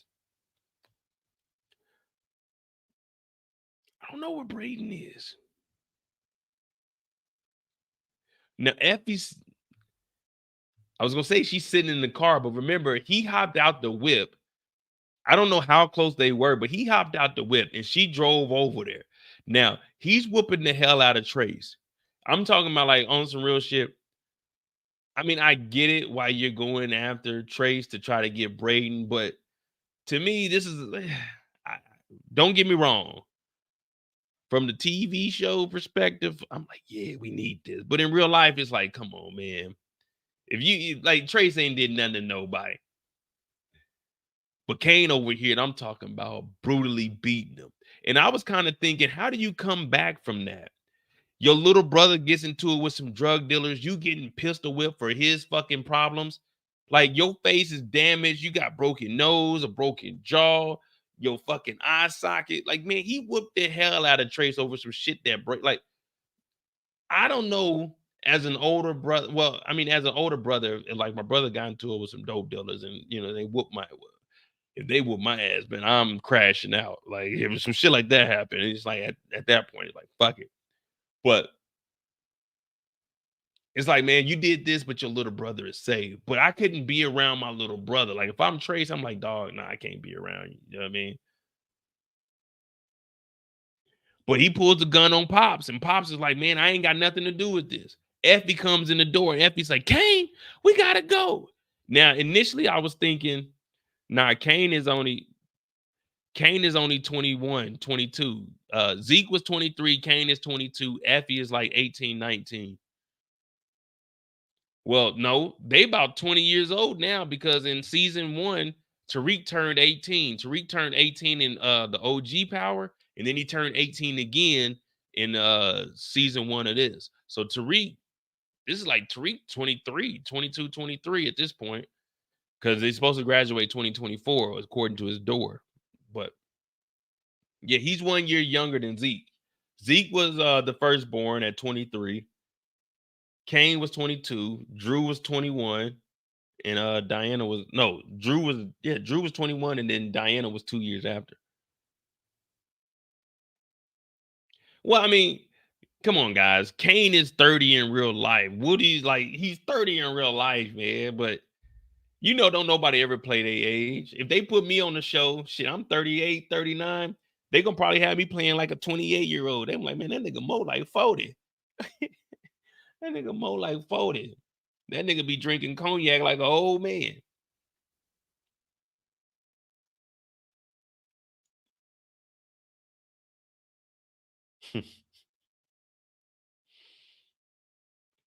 But anyway, they get the hell up out of there.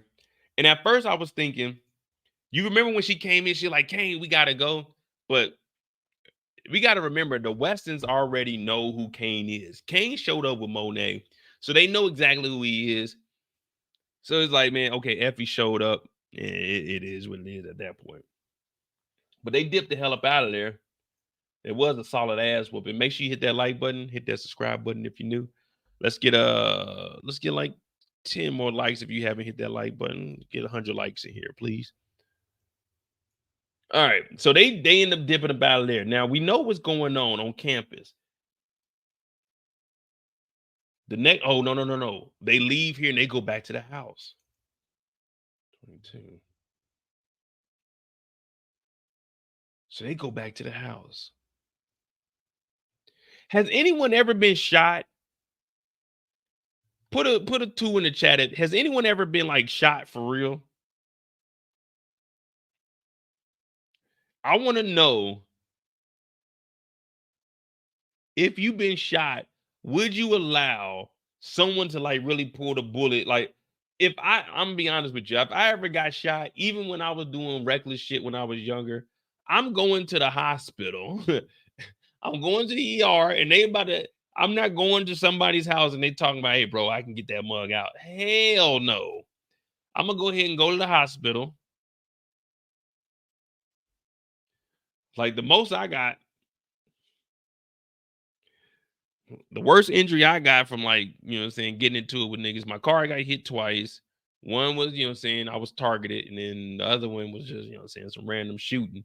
But the worst I got is a stabbing from, you can't really see it no more. It's kind of faint, but you see right there, the worst I got is a stabbing in a fight from, from my elbow up to here. Motherfucker tried to stab me. I put it in, that motherfucker went, that's the worst I got. Like, you know what I mean? Well, I ended up getting jumped. I got a permanent bruise on like the right side of my back. But that's the word. I ain't never been shot. So I wouldn't know. When I got stabbed up, I didn't go to the hospital. I just went home and put a towel on that shit. But if I got shot, I'm going to the hospital. Now they got the doctor. The doctor's talking about, all right, let me get this bullet out. He's like, about time. Now Effie's in the back. She's just watching. And the only thing going through Kane's head is, man, I got to get these niggas. These niggas shot me. They got me.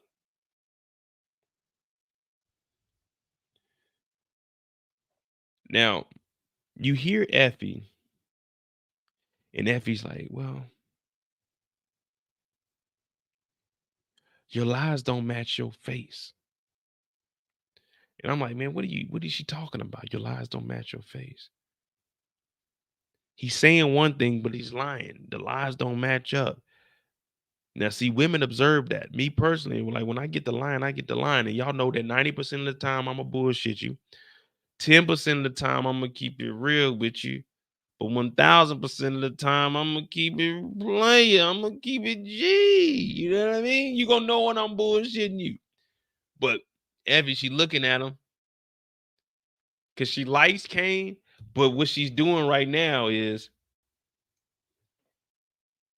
she's laying this down. You heard Kane even call her out. This is a distraction. So she's trying to make it seem like she's really into him so he won't go after Tariq because she likes Tariq. And there's just something that happened between these two that for some reason she just can't shake this nigga Tariq. Even though she told on him in high school and ruined his career for the rest of his life, even though she switched sides and went over there with Noma, even though she switched sides and fucked this nigga's out, she still likes Tariq. And it's just something about Tariq that she can't shake.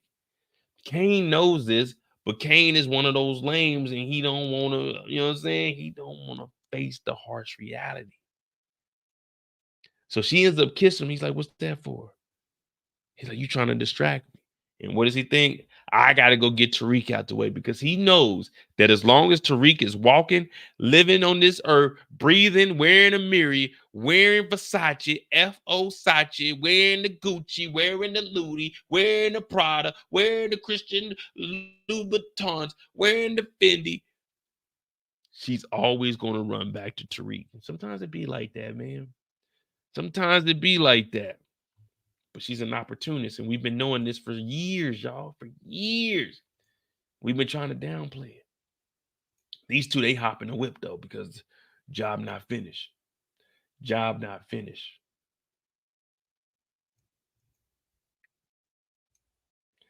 Now, when they pull up on campus, who do they run into?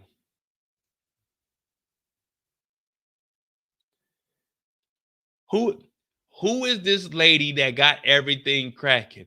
Who is this lady that low-key started the RICO? Who is this lady that has been fucking everyone over?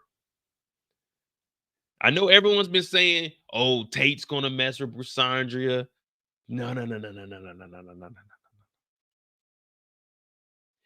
If this mother effer right here didn't put those drugs in Lauren's drawer, we wouldn't have any of these issues. And for her to be walking around campus like her shit don't stink, they need to take her out. Tariq and Braden show up. She's talking about, oh, y'all can't talk to nobody. And then when Kane show up, she running her mouth. Oh, y'all looking for Tariq and Braden? She tells them that they on campus. See, that's one thing. You got to stay away from the motherfuckers that run their mouth. They think they the shit, but they just be running their mouth. They don't even know what's going on. She talking all kinds of shit. She done got Lauren. We don't even know where Lauren is at this point because she done put the newbies in the drawer, forcing Lauren, an innocent young woman from the suburbs who ain't never had the law on her ass. She was in there forced to wear a Polex. I'm talking about the Rolex that don't tick-tock, a Rolex that records. I'm talking about tick-tock. You know what I mean? It don't tick-tock, but it was a tick-tock because it recorded every fucking thing that went on. But we're all looking at it like, oh, people were trying to tell me, Lauren is a snitch. Lauren was an innocent kid on a scholarship with parents that she never had to deal with none of this nigga shit. She get around niggas and niggas brought her down. Now, we don't want to stereotype, but we got to tell it like it is. Brous Andre was in there talking shit, smoking that mid-ass weed that she had, smoked that bullshit, and just like a nigga, wasn't owning up to her shit, put the drugs in Lauren's drawer. They came in, the feds did a sweep. They done found the weed in there, forcing Lauren, who ain't never been in trouble, don't know what the law is, talking about, I'll wear a wire. Brous Andre walking around campus, looking at Tariq and Braden like they the bad guys. Whole time, they her number one supplier. She's out walking around this motherfucker. Lauren's goddamn in the middle of a goddamn reservoir trying to survive because Effie done pistol whipped her ass. She's in all kinds of bullshit, all because this motherfucker right here put some weed in the goddamn drawer. And when she go to class, she talking about like she a scholar and shit, thinking she better than everybody else. Whole time, she ain't nothing but a nigga that can read. That's it. She just a nigga that can read because we know she doing nigga shit and the whole RICO was formed because of this nigga. The whole RICO is because of Brous Andre putting the weed in Lauren's drawer. I've never went to someone's house, smoked a little bit of the green, and said, let me put this shit in their drawer before I leave. Who does that? Now it's got me thinking maybe she's an informant. Who smokes and puts some shit in their drawer? Put that shit on your side of the room. Take that shit back to your room. Who puts weed in someone else?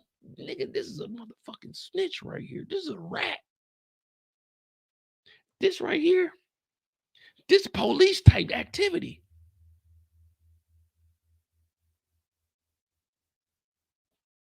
We in there rolling up.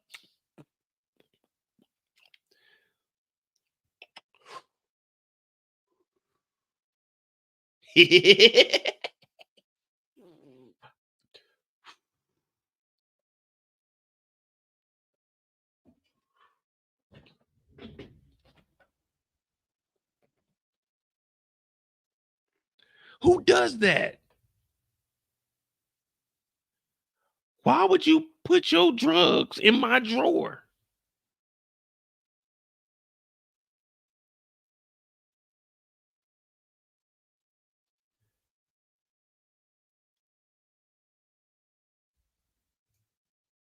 Or she was high as fuck and forgot what drawer she put in.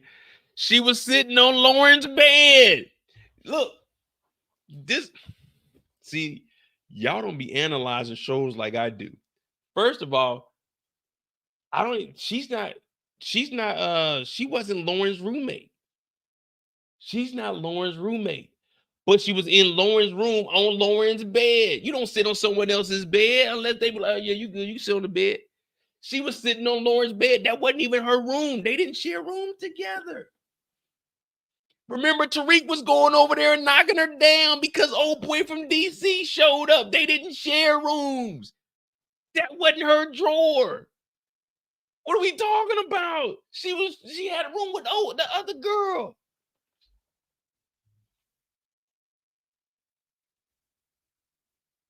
Y'all don't remember that? Remember, Tariq was in the room. She was sharing the room with the white girl. She wasn't sharing rooms with Brous Andre.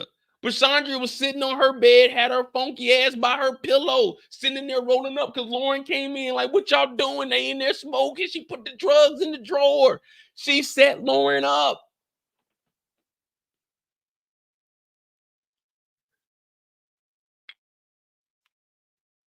Hey, CR22, you my dog. I ain't gonna lie. I seen you taking like little shots at me tonight. But I ain't overhyping shit, nigga. I'm giving the facts. You better go back and watch the episodes, brother. I don't make the shit up. I just tell it like it is. So if I'm overhyping it, then goddamn it, I'm good at what I do because all I'm doing is telling the facts.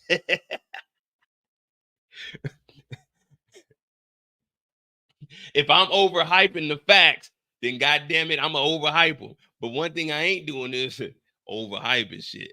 All I told you in the disclaimer when I first start off, don't get mad at me. Get mad at the writers. All I'm telling you is what I saw on the screen.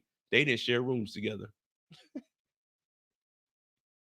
Now, CR22 is cool. You know, you just talking some shit. But I'm saying that Brous Andre is the reason that Lauren got jammed up with the Rolex. We about to bring Brillo on the channel. See? He's mad at the writers. Me and CR, we talk shit. That's just what we talk about. Like, I'm gonna talk shit, and then it's gonna get him to engage, and he's gonna say some shit. But we know it's just little shit that the writers leave out. They thought that we forgot that Brous Andre was the one that set this whole RICO up. This whole RICO is because of her. The whole RICO is because of Brous Andre. Matter of fact, we need to put her ass down here. When we put, I got to print off a picture of Brous Andre. We're going to put Don Carter and we're going to put right-hand man Brous Andre. Brous Andre single-handedly tried to bring down all the stands. She tried to bring down Tariq. She tried to bring down Brayden. She tried to bring down the Tejadas. She tried to bring down everybody on campus by setting up Lauren.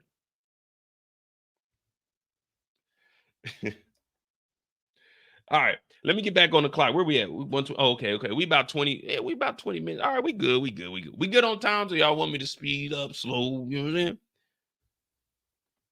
I'm saying? Look at Coach L talking about making sure a good picture. We didn't got sidetracked, man. We supposed to be talking about Kane and Effie pulling up on campus. All right, her IG crazy. Yeah, but man, you know I can't talk about it like that, man. Her and her baby daddy together, man. You know, and shout out to light skin Keisha. Shout out to light skin Keisha, but fuck Brous Andre, man. She set Lauren up. She set Lauren up. All right, now Kane and Effie, they just showed up on campus. Brous Andre running her mouth again. Oh yeah, Kane and Braden and Tariq, they on campus. Yeah, y'all just seen them. They act like they didn't know nobody.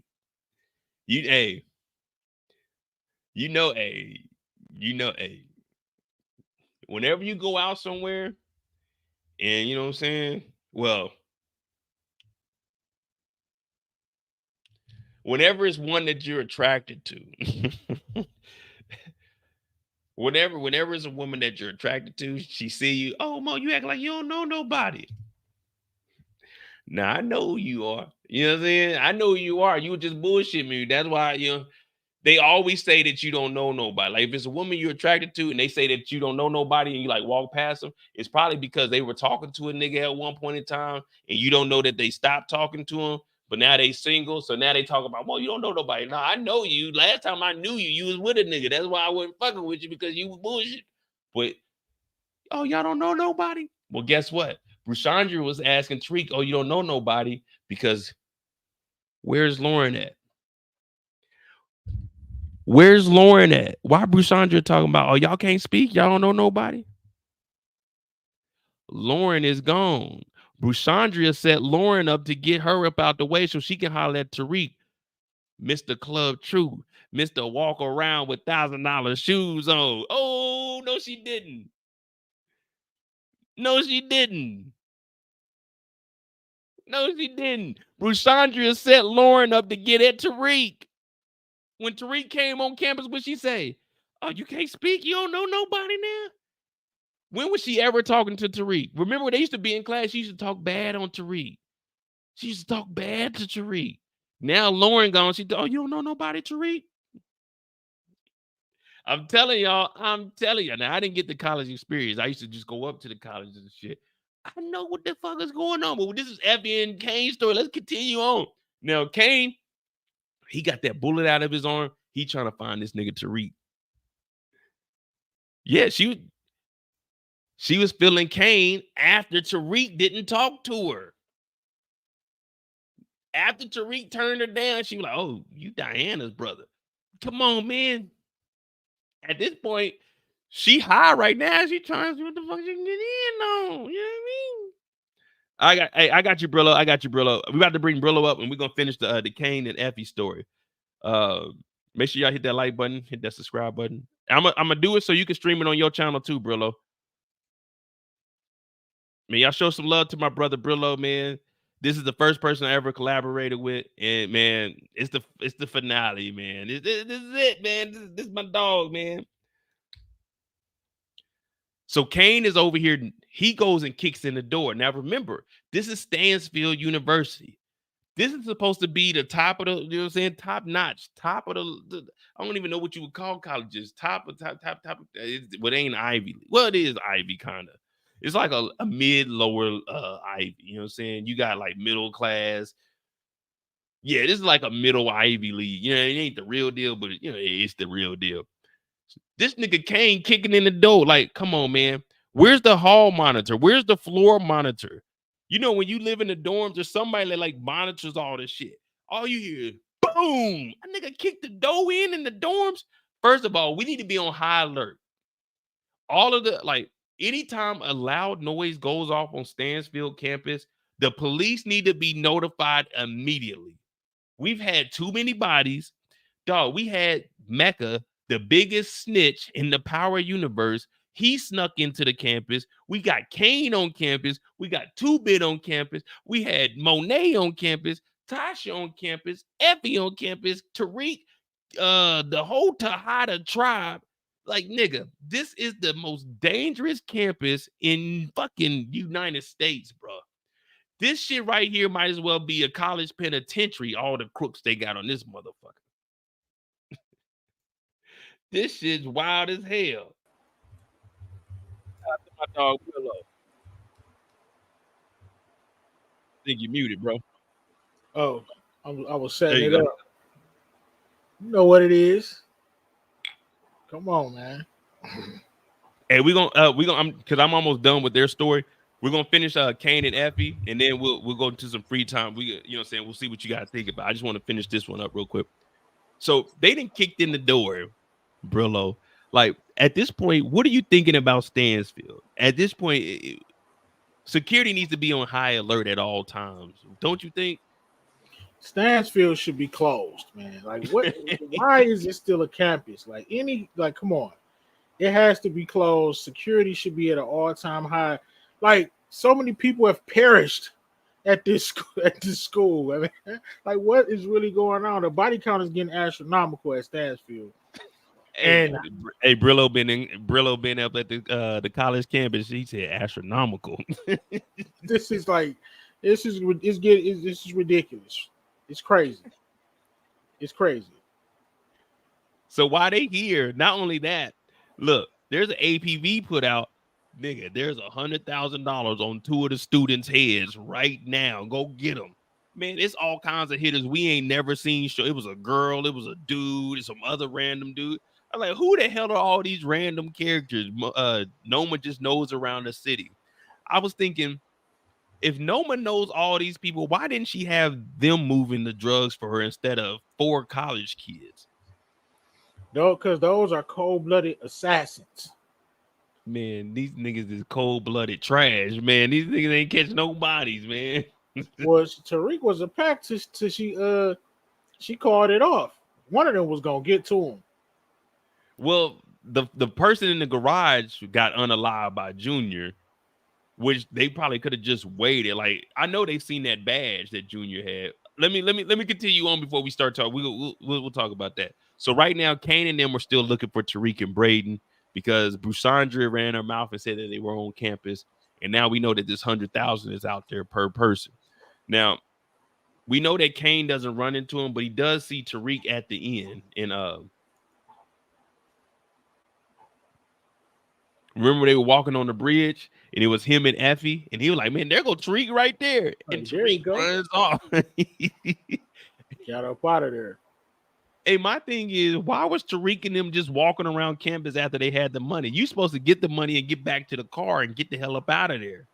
Well, they had to do something because, you know, what they did. I know we're going to talk about that soon. So Tariq was going back to the spot, you know what I'm saying, the meetup spot where they had the story going. That's when he ran into Kane. And he ain't had no firearm on him, so he had to skedaddle. Yeah, he had to sprint. He had to sprint to get over there by the police and everything. And that right there is pretty much it of the Effie and Kane story. I mean, Effie text Tariq. What do you think about the Effie relationship with Tariq? Texting him and saying, "Hey, Kane is on campus and they're after you. It's a bounty on you."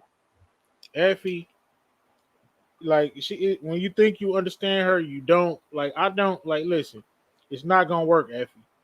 You're not gonna get a 4th time to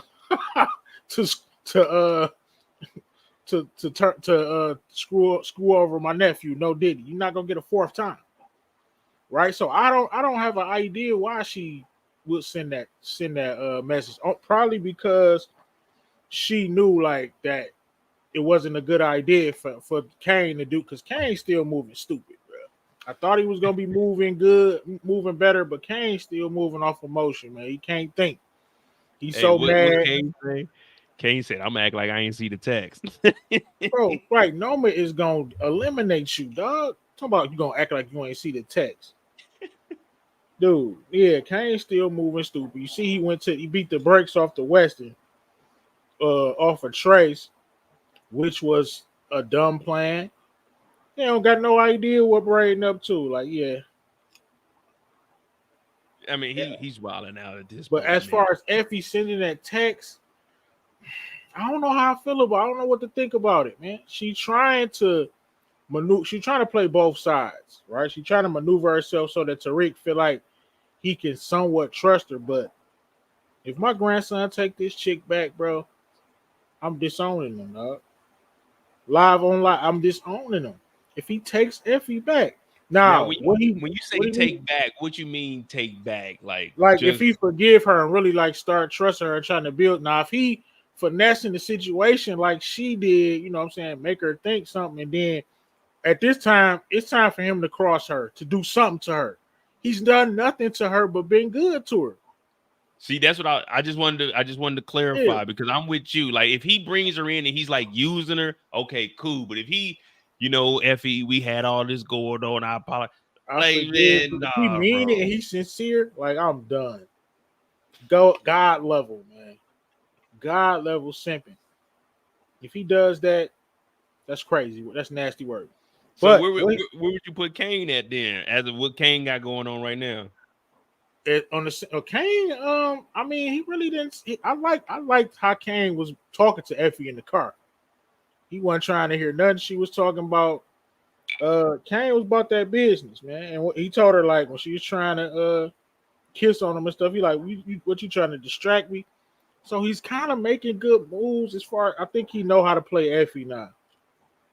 So he's still top tier because that tuition was paid, but I think he knows how to play Effie now.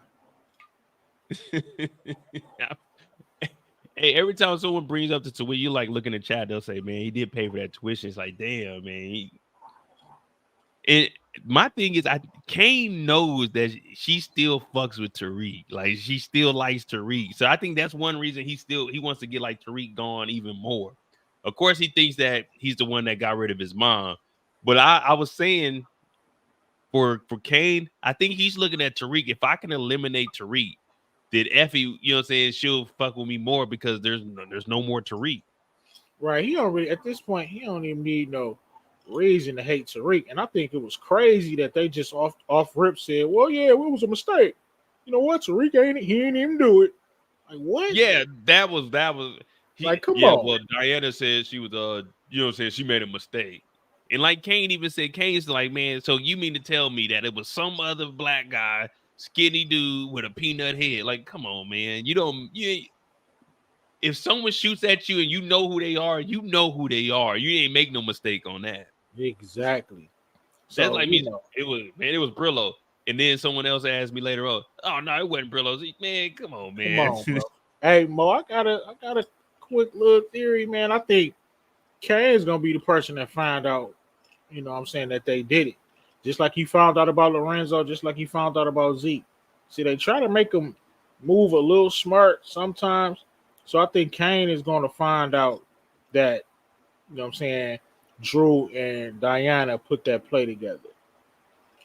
So how do you think he'll find that out? Maybe one of them slip up, or I think he's just gonna know just because Drew is moving crazy, and he know his siblings just like he know his mom. And she never told him what she did, but he kind of put it together. Like, damn, you know what I'm saying? You did what you did. So I feel like he gonna figure it out. He gonna be the one to figure it out. Now, my question is this. Is the press queen, Monet J, is the press queen gonna let that slide? Because I don't think so, bro. Monet ain't letting that slide. Man, Monet is battling demons. Monet ain't letting that slide. Bro, oh my God. Did you peep Mecca simping in death? Ghost Mecca simping? Disgusting, bro. Hey, Brillo, go back and watch your live when we was talking about that. And I was the person that called out. I said, even from the grave, Mecca is on a whole nother level, bro. Mecca was talking about taking care of the kids and doing all kinds of wild shit, bringing them over there, getting them passports. Mecca he's on a whole nother level. Yeah, Mecca's something different. He definitely on a whole nother level with it. All right, so going off of, y'all heard it first. Brillo is saying that he thinks Kane is going to find out. Do you guys believe that Kane is going to find out on his own that Drew and Diana were the ones to, set up the whole play against their mother? I mean, that makes sense. I just want to see how they would swing it. I mean, I guess you could be right, because with Drew, what I was pointing out was Drew is kind of bossed up this episode. It's like he's taking over because Diana was in charge last season and it wasn't really going right. And then this season, he was like, get out the car, Diana. You say you want to see Ma put the pillow over her head. Hey, Drew's on that type of time, man. But funniest scene, bro. Drew is a supreme sucker, man. Becca. Bro, that's the funniest. Point out the goofy moment. Bro, She sprayed when she sprayed that dude and got up out the car. Man, that junk was so funny, bro. Yeah, I was talking about that because he had his seatbelt. We literally just talked about that when we were talking about Drew and Diana. So he had the seatbelt off. He reached in the back seat to try to get the phone up off her. Then she sprayed him. If you watch, he put his seatbelt back on to drive to go look for her. Like, man, what the hell? Safety first, bro. Man, I ain't gonna lie. Hey, God was on his side too. Cause how the hell Tariq been a proficient shooter? Like he coming hitting Russians long distance. You know what I'm saying? But he can't hit Drew that close. I'm like, come on, man. I get it. God was on his side. Well, you got to remember when they crashed, they were trying to show it like they were discombobulated. Remember, he got out the car and he was yeah. Because remember, Drew crawled out the car. He was messed up. And even Tariq, when he got out, he was just shooting. But he was like, man, you know what I'm saying? He was kind of like messed up a little bit. So, I mean, you got to think they were just in a wreck. Like, that was a head on. But then I'm like, come on now, grandson. I was hoping. I mean, he called him once, though. He called him once. You got to give him a little bit. Get him out of there. Nah, ain't no points for participation this year. We own their ass no did. It ain't no points for participation. Nah. You gotta make it count. Make it count. Nah, hey, that's big step, and that's good. Well, man, make it count. That's what I be saying, man. I know people they be like, Mo, we can't have all that killing. I'm just like, man, let's just pick a gun up, let's just make it happen. Count, because we seen Tariq and Braden on some tactical shit this week. Hey, man, they got in their Call of Duty bag with the car, put the brick on there. Man, hey send them dudes back overseas, bro. Send them back overseas. So that's not it. I ain't gonna lie. They came through chopping, though. They came through chopping. The man, I gotta go back and look at it, but the brick on the damn gas pedal, I was like, come on, man. So these motherfuckers rigged this shit up. It worked. I mean, it looked like the car was, and then how they keep that steering wheel straight. That's what I think they had the bricks. I think that's what I say. I think the bricks they had like something over the steering wheel, so like since it was holding it down, it wouldn't like move. You know what I mean? Right. The steering wheel would be straight. Yeah. That plan worked. They chopped the leaf off 5 or 6 of them dudes up. Brillo. I mean, I know it's TV. I know it's TV. We get technical, but I mean, you gotta enjoy it, man. Just enjoy it. I mean, we seen things like that. But look, the truck was all the way at the end of the runway. How the fuck did they put a brick on that and they sprinted all the way to the side of the damn hangar? Hey, my grandson won a 4-4 flat. He been running on campus all year. 4-4 flat, bro. I will say this. I asked people how many bodies, and we were like 1 through 5 plus. But it was 9 bodies. I was wondering who the hell would they be able to unalive like that? But they did good. I like how they did it. I mean, this is power. We know, some stuff is gonna be a little far fetched, but I like how they got rid of them at the hangar. It was 5 of them. I mean, I wish it would have been a little more shooting back, but then we would have been like, nah, that's too unrealistic. 5 versus 2. So I mean, I like how they did that. You know what I mean? Erica, he was tired, man. He had just stepped on something. He was tired, man. He been through a lot. Exactly, OG. Like the car came from. Hold on, I got the footage. The car came from at least 200 yards away, and they sprinted down there. It came out the side of the building, lighting them up, man. I just think it's man. They got Tariq out here. They got him moving out here. I didn't know he was setting all these plays. Like, who knew he had a where the hell did he get them guns from? He had bricks of money at Stanfield. Last season he did say he's gonna keep some of the guns. Remember when they got the gun load? They had to run all the way around this fucking fence to get on the other side of the hangar, bro. Hey. You get like that. And when they were showing this dude right here in the trailer, I'm thinking he about to step on some shit. This is worse than the damn 4 horsemen that came over on force, man. These niggas didn't hit shit. Man, I knew they was through. I knew they was through, man. I told y'all, man. Tariq done took his losses. We'd had our laughs. Him taking his losses, getting beat up, things of that nature, but not this year, bro. It ain't happening. Look at Erica. Hey, shout out to Erica for the screenshots too. She said it was bad, Mo. Yeah, I was looking out like, man, I'm thinking they showed this dude in the trailer. When people get put on the trailer, I'm thinking, okay, this nigga about to be out here stepping on shit for Noma. You know what I mean? Like hunting people down, getting rid of police officers and shit for Noma. This dude came out here, emptied one clip and was unalived so quickly. So quickly. Press tour, man. Them Silver Spoon goons. We're not playing around, man. We're not playing around. What'd you think about Anya? She the new Tariq.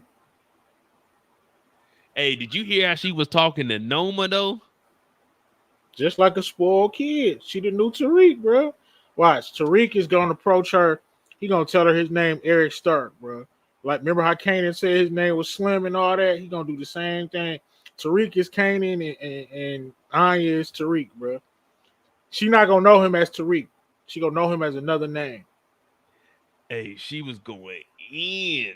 Man, matter of fact, while you on here, we'll talk about Noma and Anya, like that whole thing. So, man, let's talk about the 69 guy, Obie. He trying to smash.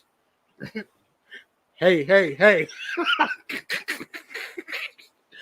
Run for your life. Hey. Oh, he didn't see it. God. That nigga Obie reached for her hand, like, let me help you out. She's like, nigga, what the fuck is wrong with you? She slapped the hell out of that nigga Obie, man. What was Obie thinking? My man Obie trying to smash, bro. He trying to smash. Hey, what was Obie thinking, man? Like, oh, no. Hey. Run for your life. Obie. Hey, Obie. That was not the right time, my G. That nigga said, let me help you out. She like, you mean help me out with the shit that I built, nigga? What do you mean? She slapped fire out that boy, too. Yeah, Obie was out of pocket for that one, dog. Crazy work. Hey, but on some real shit, though, we got to give Obie some credit, though. Like, my nigga shot his shot, though, man. Like, at this point, it's like, it is what it is, bro. Like, hey, Mecca, like, let me take, what do you say? Let me take away your pain. Dog, hey. So at first I'm thinking he was gonna say, Noma, let me go get up off the street. That nigga gonna grab her hand talking about let me help you. Like, dog, you've been a worker for the last 15 years, nigga. She's never showed any interest in you. Yeah, that was crazy, Obie. That was crazy. He tried though, man. We gotta give him credit. Hey, on a scale of 1 to 10, how much credit are we giving Obie for trying to get at Noma? 10, bro. That was brazen. What? You get a 10 for that. He could have been killed in there, dude. He could have been off right there. He pulled up half court, bro. And I'm about to pull. I'm shooting this. On some real shit. I don't know if I would even pull that move. Man, hell no, not in that time. And she just like, what did he think? He was thinking, everyone get the fuck out of the house right now. He's like, all right, cool. This is my chance. 1-on-1. Yeah, everybody going through. I'm about to smash.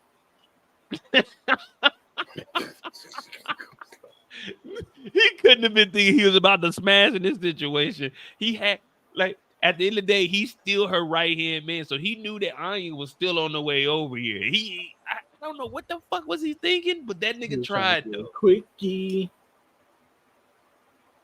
Hey. Nah, hey, West Coast. You can't give him listen. If you can't give him a negative 10. This nigga had the guts to try to holler at him. Like, this is the biggest arms dealer in Europe, the biggest drug dealer in New York. He tried, man. You gotta give him credit, man. You gotta give him credit. Hey, I give him water props, man. For real. And he stepped on them 2 dudes. My man, what made my man say, man, I know about the green cards? Idiot, bro. He clapped him. Hey, there's a lot of wild shit that went on in this. I forgot all What about did that. they know? Like, Oh, that man, was the we beginning. gotta talk about Junior and oh my god. Because oh my Junior. What are you doing? Dog. That nigga shot the 2 guards at the beginning. She said, what was going on? You're like, oh man, he helped get away. He helped them get away. He didn't really know about the green card. They let Nigga, Brayden in. No man do no back research or nothing. She like, all right.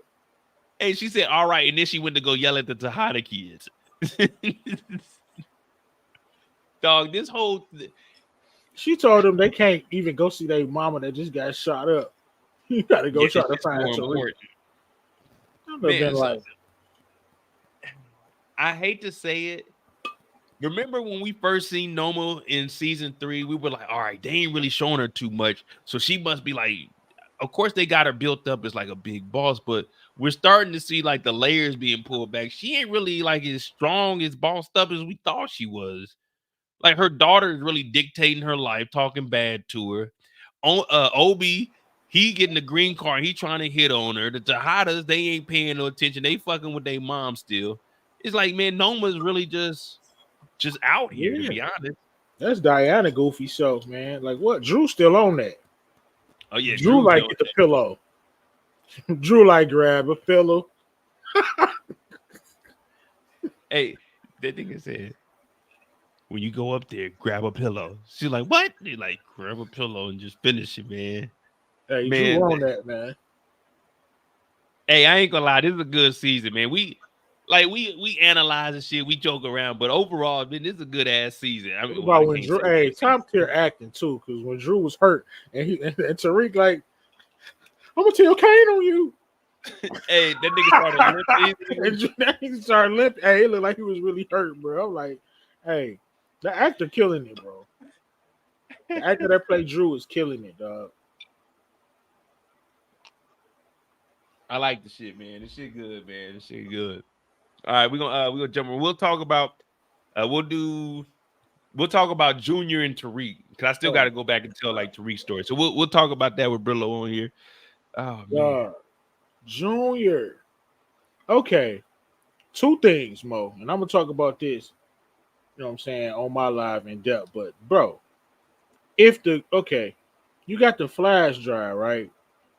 What do you do? Like, you didn't do no research on Tariq. Like you really just you didn't do no research on Tariq. You just go to him and say, and then you tell him everything. Tell him who you are. Your mom had already told you, leave it alone. He did it to himself, bro.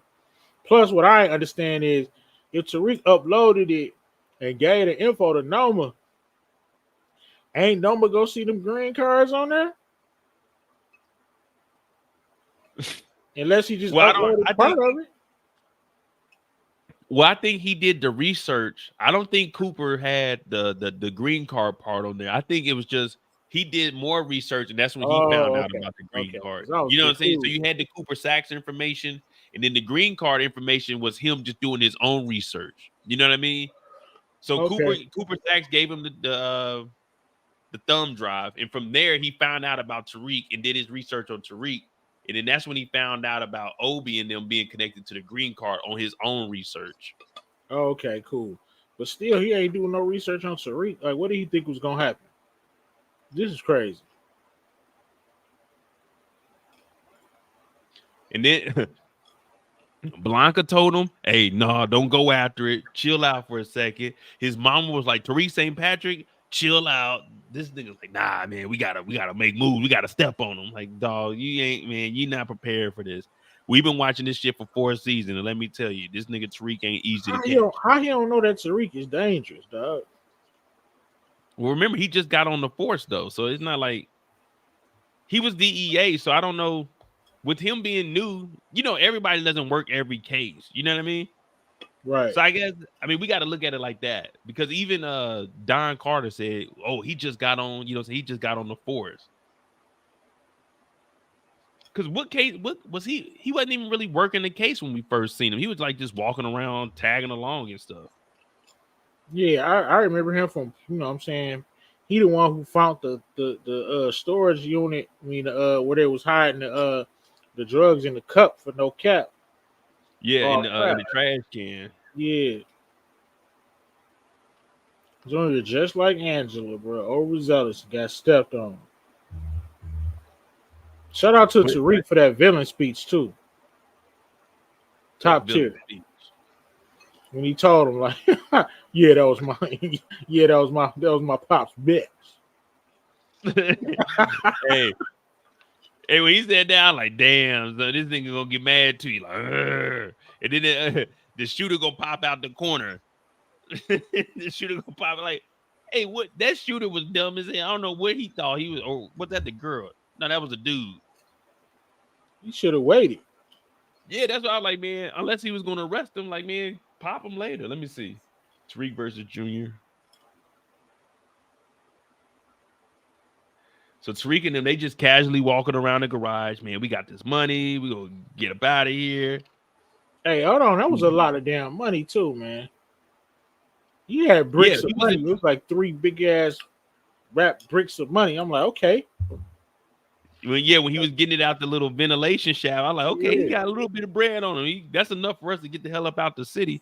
Now, when they were sitting here and they had this whole conversation, you know, Brayden was sitting here like, man, what the fuck are they talking about? You know what I mean? Like, because Brayden didn't know too much about the green cards. Remember, he just said that Obie called him after the war. So he didn't know. He was just like, man, he mentioned something about the green cards because that's when he was asking Tariq what was the plan. So Brayden is just like, man, what the fuck is this officer talking about, man? Man, it's just some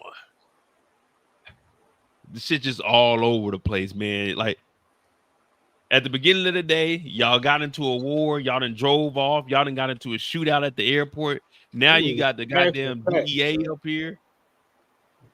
This dude step on campus. Anybody seen Tariq? Oh, what? You're not discreet at all. Like, Brous Andre immediately knew he was a cop.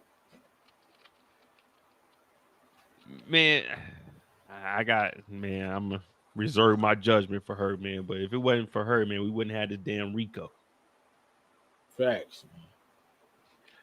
But all right. So after this happened, he said, man, Angela was my dad's bitch. When he called Noma, dog.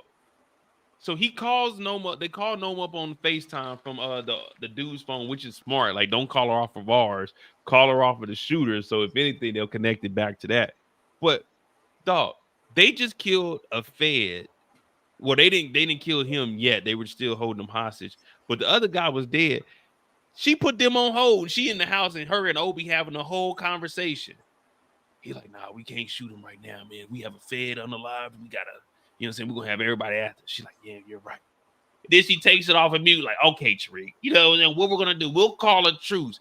I like, man, this is long as hell. Like, man, Tariq need to go ahead and pop this dude, get off, and we'll handle this truce, or I'll tell him that you did this shit, Noma. And Junior, you just gonna sit there and just let him do it? You ain't try to make a move or nothing. You just sit there like, don't do it, Tariq, don't do it. You reminded me of Professor.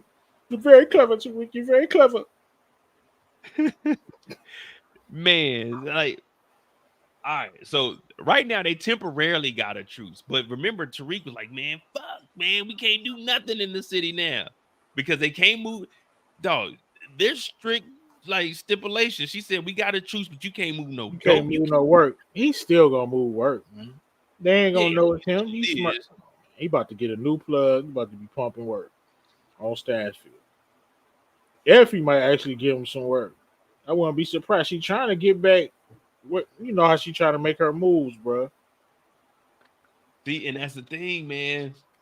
Effie's a wild one. You gotta watch her, but at the same time, you keep Effie close. You know what I'm saying? Sometimes you get lonely at night. I just need him to cross her one good time, bro. And he ain't built like that, man. You know the saying. I'm not even built like that, Tommy. That ain't even me, yo. Oh no, he built like he not taking her back, bro.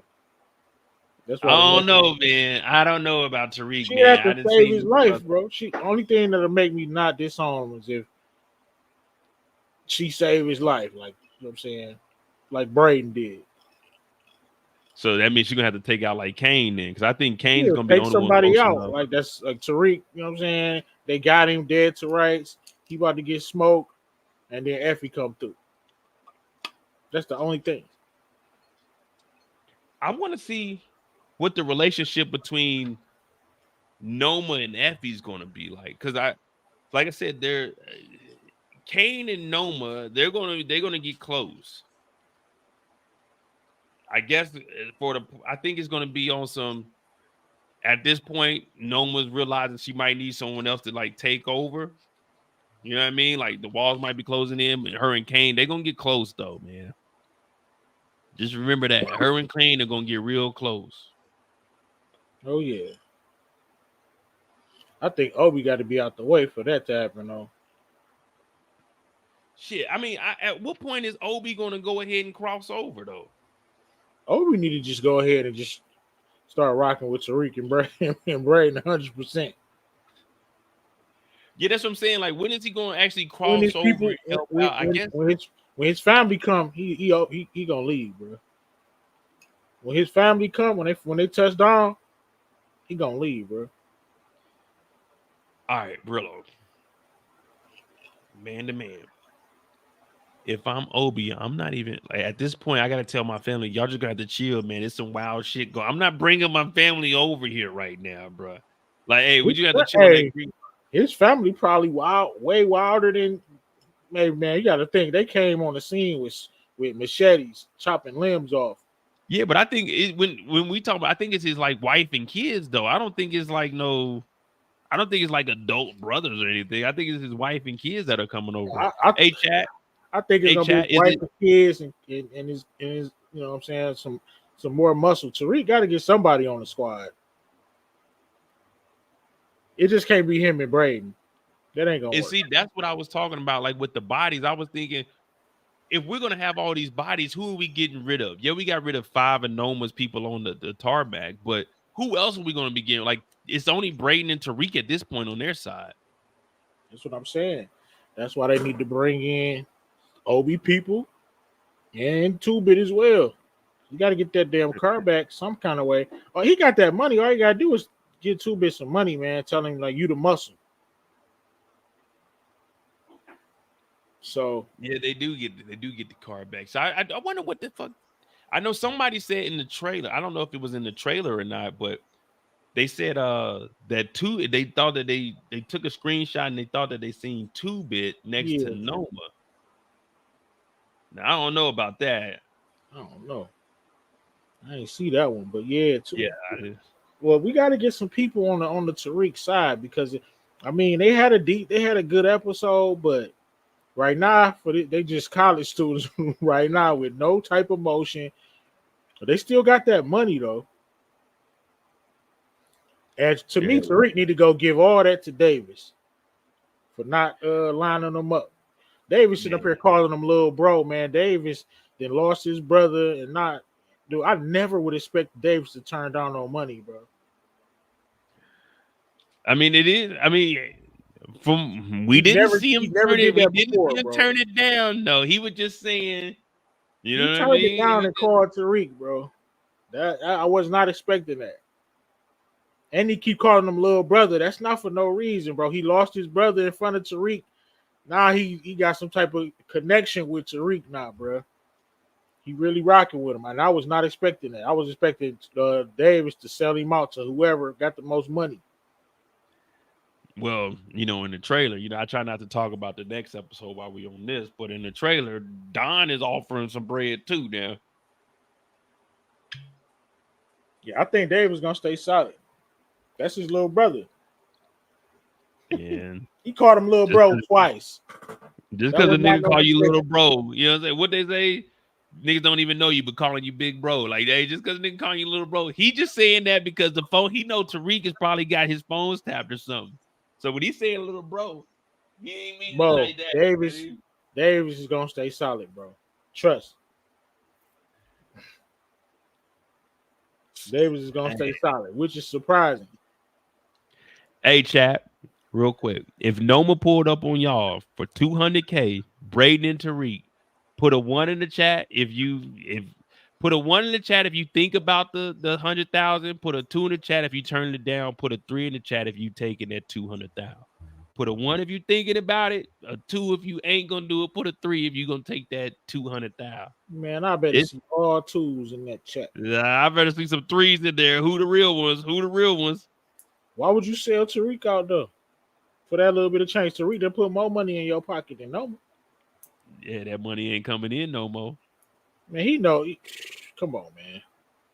He dealing with a St. Patrick, bro. The money is gonna come.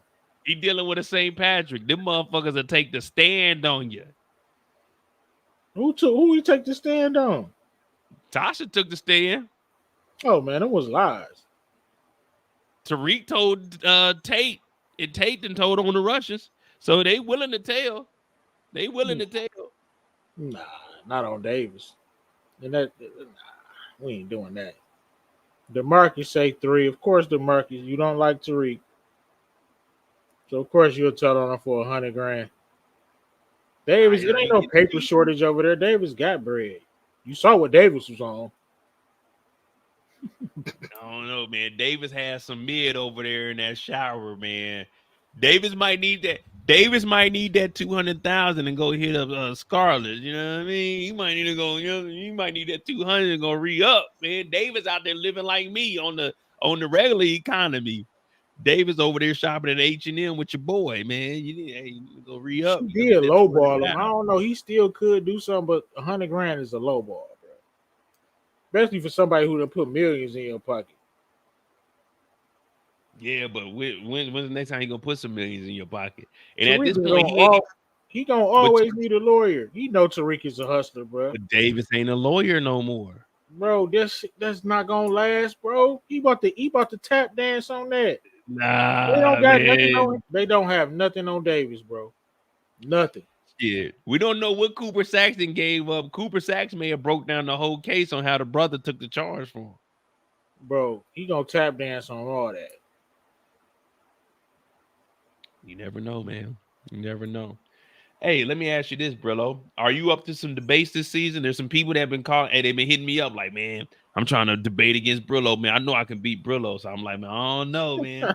I'm up for it. Who the hell talking crazy like that? Hey, I am not disclosing no names until like the day of, but hey, put a 5 in the chat if you want to see Brillo go up on some debates this season. You know what I mean? We're gonna have some downtime in between the first 5 episodes. In the last 5, maybe me and Brillo can get some debate set up. Me and Brillo might do one for old time's sakes. But if you guys want to like get up here and debate, because I'm trying to interact with more people during this season. It is the finale. But yeah, me and Brillo, we'll get those set up. But we need some people that are going to moderate that are not biased. You know what I'm saying? You just got to tell it straight like it is. Me and Brillo, we can get some people up here to debate though. Definitely. Yeah, that's gonna be fun, man. But this episode, man, it was damn good, man. Even with the goofy scenes, it was iron. It was packed. I mean, I looked at the goofy scenes, but I overlooked them because the rest of the show is like, okay, cool. I like that they picked up right where we left off. Say again. You went in. I'm saying the goofy scenes didn't take away from the viewing experience. They said versus Iron Panther again. I don't know, man. Iron Panther might, you know what I'm saying? He might beat Brillo. I don't know. All right, what are you gonna say? Shout out to Iron Panther, man. An unarmed man. He shot an unarmed man. Hey, that's legendary, man. Shout out to Iron Panther, man. That was my first time meeting Iron Panther, and the unarmed man, that shit was funny. Hey, I would never let Tariq live that down. Tariq did shoot an unarmed man. He ain't tough. What is he doing right now? What is Tariq doing right now, y'all? An unarmed man. Tariq is always shooting unarmed men. Nah, Junior was armed. Brayden just dropped him in the back of the head. Nah, hey, man, Junior was armed. Junior was did that to himself, bro. He did that to himself. An unarmed man. Tariq, bro, I tell you. Who hating, Ghost? I think he's talking about the chat. Oh. Damn. Hey. Yeah, we're gonna get some debates set up. Are you going live tonight? Yep, 8:05. Erica Vane gonna be on there. Detroit Kings, OT, and Amina. Shout out to Mina and everybody that you mentioned. Also, Detroit OT.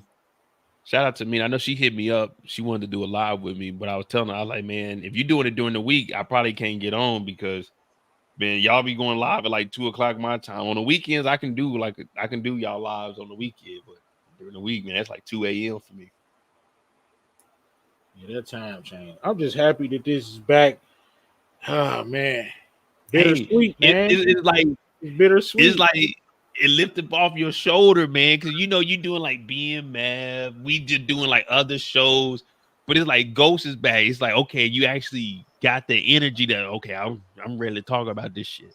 And they can't afford no bad episode. What did you get this premiere, man? I got a hot take, man.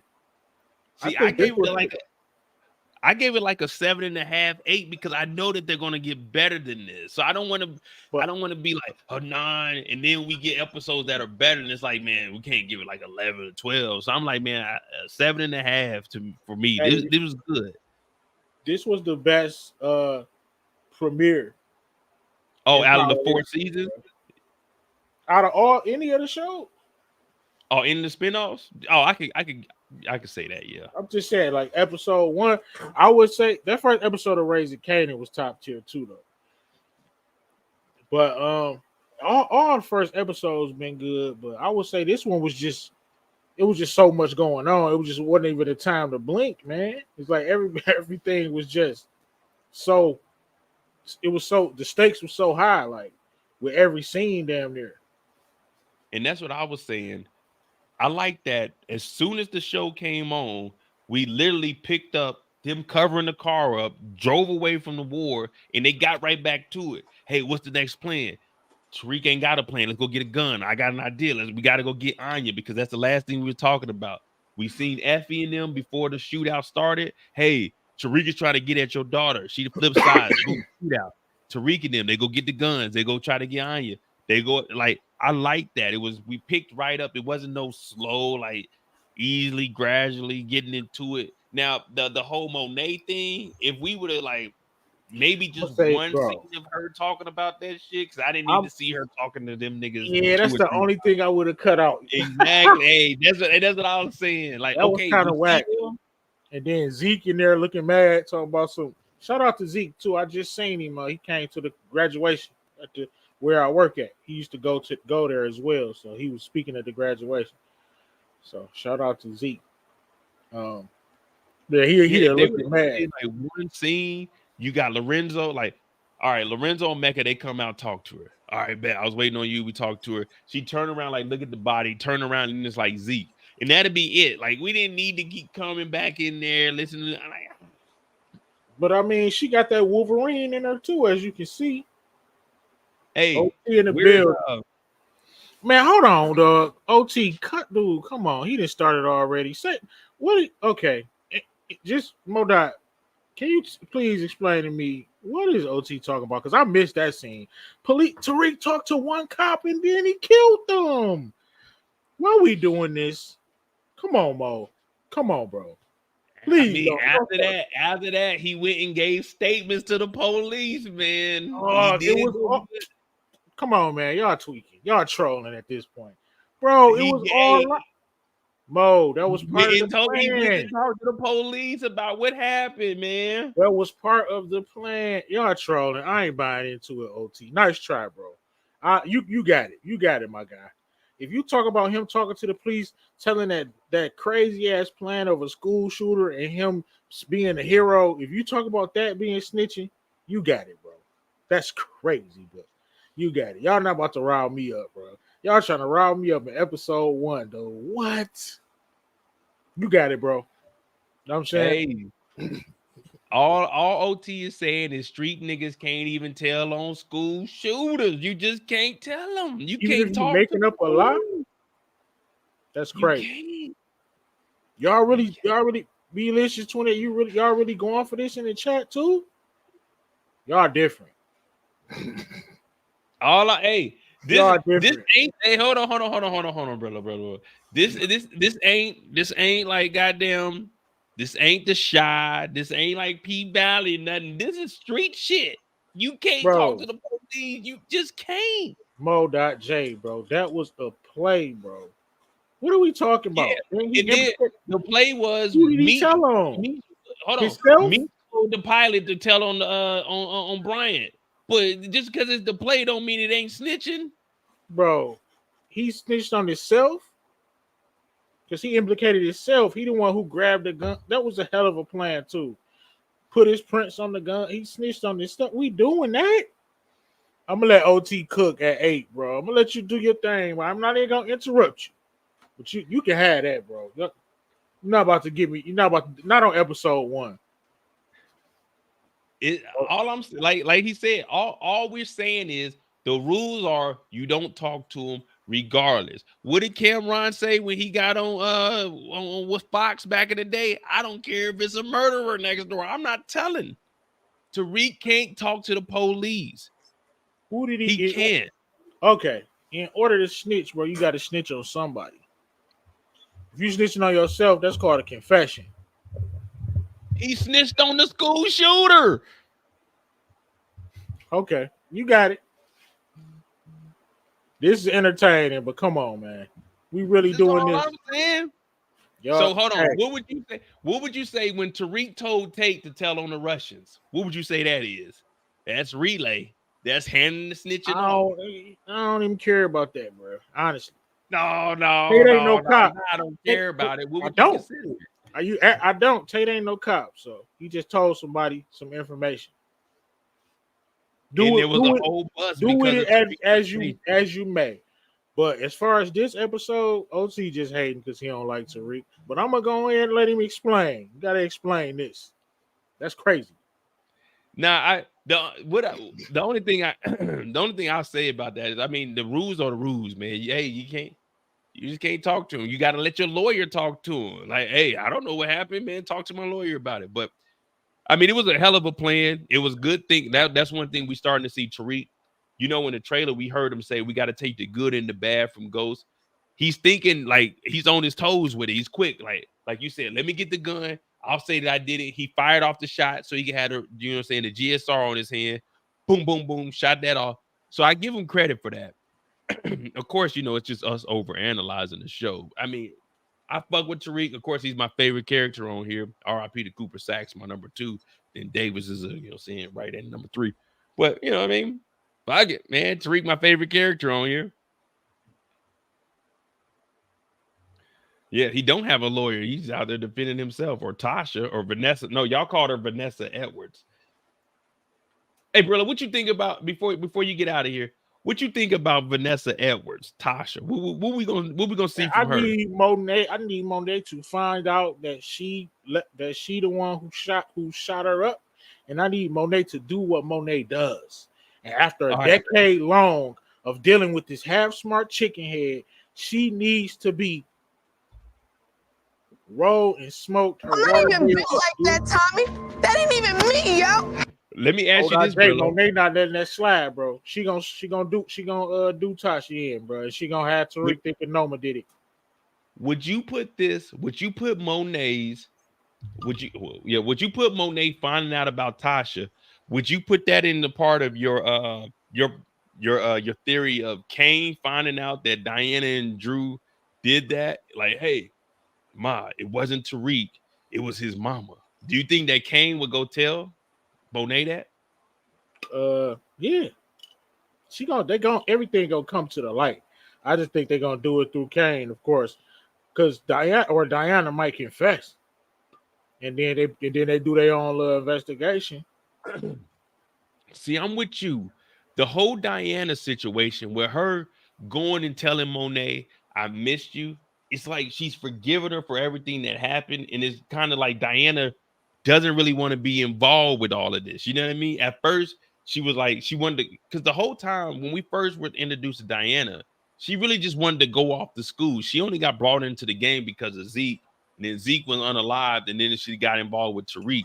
So I'm looking at it as like maybe Diana's really you know what, man, I've been fucking off. I really don't want to do nothing. Like, I shouldn't have tried to get my mama. You know what I'm saying? Right.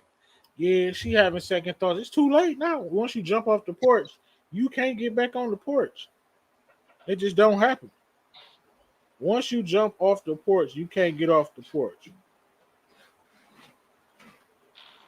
That's point blank, period, bro. So Diana, she sound goofy right now.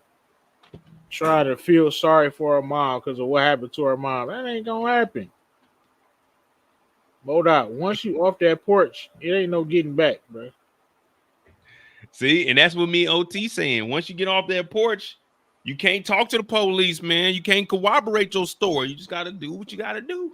Look, I'm going to have fun with this. I'm going to let y'all do y'all thing. The chat and the world knows that y'all coming from a place of hate. Especially hey, OT. whoa. You not going to disrespect the Mo West. Hey, Mo West, put a 3 in the chat if you're rocking with your boy Mo, man. Let this nigga Brillo know. Put a 3 in the chat, man. Brillo over here talking that shit. We can't let Brillo come over here and step on us. Put a 3 in the chat if you're fucking with Mo. Tariq is a snitch. Tariq jumped off the porch. He can't talk to the police, man. This is the game, baby. About a murder that he did. That's crazy. Put a 3 in the chat if you fucking with Mo, man. Tariq jumped off the porch. You can't talk to the police, Tariq. Crazy. I'm telling y'all one thing, though. Out of everyone that does this power stuff, there's no duo like Brillo, the Big Review, and Mo that J, man. We get on this thing, it's just easy. It's just easy. Pause on getting on that thing, but y'all know what I'm talking about.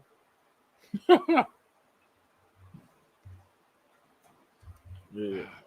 How long? Hey, I ain't gonna lie, Brillo. Yesterday, like last night, because I've been BSing. I know the 2 weeks I'm supposed to do like recaps of the Shy. I was supposed to watch the clip and all that shit. I ain't did it, but last night I was like, let me make sure I get on the live to do Are We Ready? I'm happy that Ghost is back. This is my shit, right? Like I love the Power series, man. And like even at the beginning of this, I had like 20 minutes where I was just talking about like, man, damn. I know in the Discord I was like, man, okay, it's cool for a season, but it's like, man, the way this shit's starting off, man, they need like 2 more seasons, bro. Facts. That's why I'm hoping that 50, what he does is once they end this, he gives Tariq like a new deal with like his company, you know what I'm saying, G Unit Films, and they start shooting like either a spinoff down in Streetport, or they bring him over to Force, you know what I'm saying, help that show out. Like, hey man, we put you in Chicago. You know what I mean? Like, let's do some shit, man. We can't get rid of Tariq. I feel like they're gonna give him a deal because him and Gianni got a company too, man. Yeah, the production. Yeah. I feel like he'll get an executive producer credit as well. You about to do a lot of things. Shit, hey 50. You need some real niggas on there, you know what I mean? Bring his granddad into the series, please. I will let the Grays come in. Bring granddad in the series. I'm your granddaddy, boy. Yeah, they need that. You have the official after show on like on the Stars app and on Stars, but then let me and Brillo let us do the after show. You know, I quit work 50. If 50 give me 50,000, let me see. That's 5,000 episodes. I'll do 5,000 an episode. I quit my job right now. 5,000 episode, 50 bands for a season. I get on here and I do the after show on YouTube 3-4 hours, man. Whatever you need me to talk about, I got it. You know what I mean? I don't need much. I ain't trying to break the bank. He too young to get pigeonholed, Torian. Let him do a spinoff. Michael Ranchi branch off and do other things. I don't want pigeonholed into the power. Well, I'm not like when I say like a spinoff, he won't like necessarily be like in the dope game. It'll still be like Tariq, but it'd be him doing other stuff. I mean, I think 50 is gonna definitely get him another show. Cause for me personally, I don't look at him when I see him, I don't look at him as Tariq as you would look at Amari as Ghost. You know what I mean? When I look at him, it's like I know He way too young. He Yeah, so for me, I look at him like that's Michael Rainey. I don't say, oh, that's Tariq when I see him. Like when he's on the red carpet, like when they were doing the premiere, I'm looking at him. I'm like, okay, that's like young. They don't even look like Tariq. That's Michael Rainey. Like, that's weird. Hair different. But Amari's like, okay, once you're older, for me, when you see an older character playing that reoccurring role, it's like, okay, that's, you know what I'm saying, that's them. But Tariq's young enough that I've seen him already in multiple shows, so I don't just automatically think of him as Tariq. And he can actually act. You know, there's a lot of child actors, they can act as a child. We've watched him act as a child. He was good, and now, you know what I'm saying, he's a young adult now. So I think he's gonna be fine. Thanks. 50 ain't gonna let him fail. Like this is 50's protege right here. If 50 had like a, well, I mean, he got a son. If this is what 50 wanted from his son, like, hey, bro, I'm gonna set you up. Yeah, he say all the right things. He ain't out here doing goofy stuff. You know what I'm saying? Getting kicked out the premiere. Hey, I want to know. I want to see the footage of what the fuck Lulu was doing. Does anyone know exactly what Lulu was doing? Hey, right, he talking about you only argue with them because they in the suit. Hey, we got a little bit of free time. We ain't on the clock right now. We got Brillo on here. We just talking some shit, but this is pertaining to the Power universe, you know, because Lulu is Uncle Lulu to Tariq. You know what I mean? Well, he's great Uncle Lulu to Tariq because Kanan is basically Uncle Kanan, and then you got great Uncle Lulu. Yeah, he talking about you arguing with me. Do you know who I am? The cop said no. He's like, oh, well, that's the problem. Like you took his word. I wonder what Lulu was doing, man. What the fuck was he doing in there? How you get kicked out the premiere, bro? Yeah, no one like Tariq, Patina. No one said, "Oh no, that's Malcolm Mays. He's with us." Like no one said nothing. He probably was like, "Lulu doing Lulu again." So that kind of makes me wonder: was that shit staged? Because like, think about it. In New York, if they kicking you, they're not just gonna kick you out and just put you on the street. It probably was staged, bro. Brilliant though. They go ahead, you know what they do? They kicked him out and just left him on the street. They ain't cuff him or nothing. They ain't cuff him. They ain't put him in the car or nothing. That's what I'm saying. In New York, an event like that, they're not just kicking you. They're going to arrest you for like disturbing the peace or whatever. So I'm thinking when he got kicked out, they just had him like this. He was like, yeah. Apparently, security didn't know who he was and removed him. But I'm saying, like, what was he doing? This nigga Zay gonna say he left the rehab. Hey, Zay, get the fuck out of here. He left. Hey, Zay, we trying to have a fucking serious moment right now, man. They kicked Lulu out, nigga. You joking around, man. Hey, give me. I'm about to go find that shit, man. We had 3 hours, man. Make sure you hit that like button, hit that subscribe button if you're new to the channel. Subscribe to Brillo's channel. Hey, Brillo, send me the link. I'm gonna probably join your. Cause I thought my brother was gonna be up. He looked like he sleeps. So I'm yeah. Someone get this nigga Zay out of here, man. The rehab. Yo. Hey, get this nigga Zay out of here. He left the fucking rehab. Hey, all right, man. I'm sweating like a motherfucker. Zay, you a fucking asshole, bro. Open this door, man. Hey, that's crazy. Hey, I'm thinking on some real shit. I've been on the YouTube for 6 years. I'm thinking that shit was staged, bro. I'm thinking that's just like because someone said, Jannard on his Twitter was like, man, I couldn't make the 10-year anniversary, but man, season 3 or season 4 of Raising Kane, he put like the fire emoji or a forest. So I'm like, man, y'all niggas, all this shit is just promotion, bro. Jannard ass need to be at rehab. Well, shit. Hold on, I'm gonna play it real quick before you get out of here. If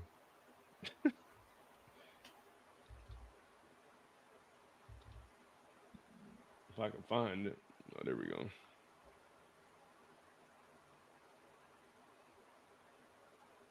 I ain't gonna lie, man. It's cool to see, like, you know what I'm saying, Michael Rainey and Gianni, they getting money. It's like, man, we watch these kids grow up. They out here getting it now, man. Big facts.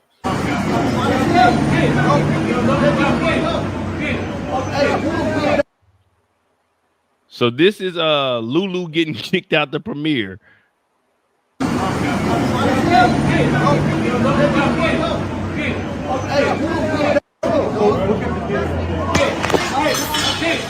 let them get the best of you. Don't let them get the best of you. Yo, King, don't let them get the best of you.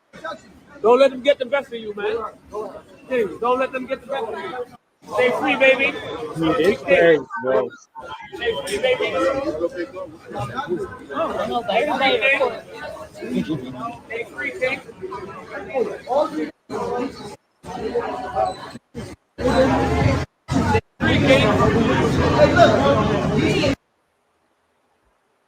Yeah, that joint was staged. We straight killers, Joe. Hey, that's what he should have said to them motherfuckers. So let me see. It says actor Malcolm Mays, who many of you know as Lulu on Starz hit series Raising Kane, was spotted in a conflict outside the NYC premiere of the new season of Ghost.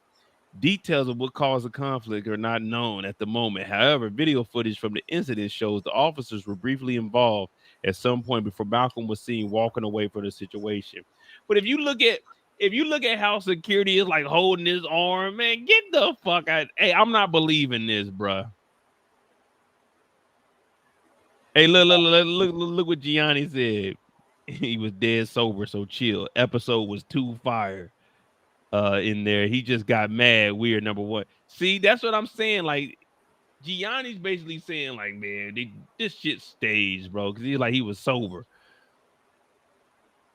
Yeah, they just having fun, bro. Man, because look, watch this. Hey, watch this little bitty ass cop holding his hand. Look at this motherfucker on the right. Look at this little motherfucker over here. Them actors, bro. Yeah, look, this dude trying not to smile. Look at this motherfucker. Who the fuck? Hey, fuck that. NYPD, who the fuck is this overweight motherfucker that ain't passing the PT test? Who is this nigga right here, man? This ain't no real police officer. Look at this shit.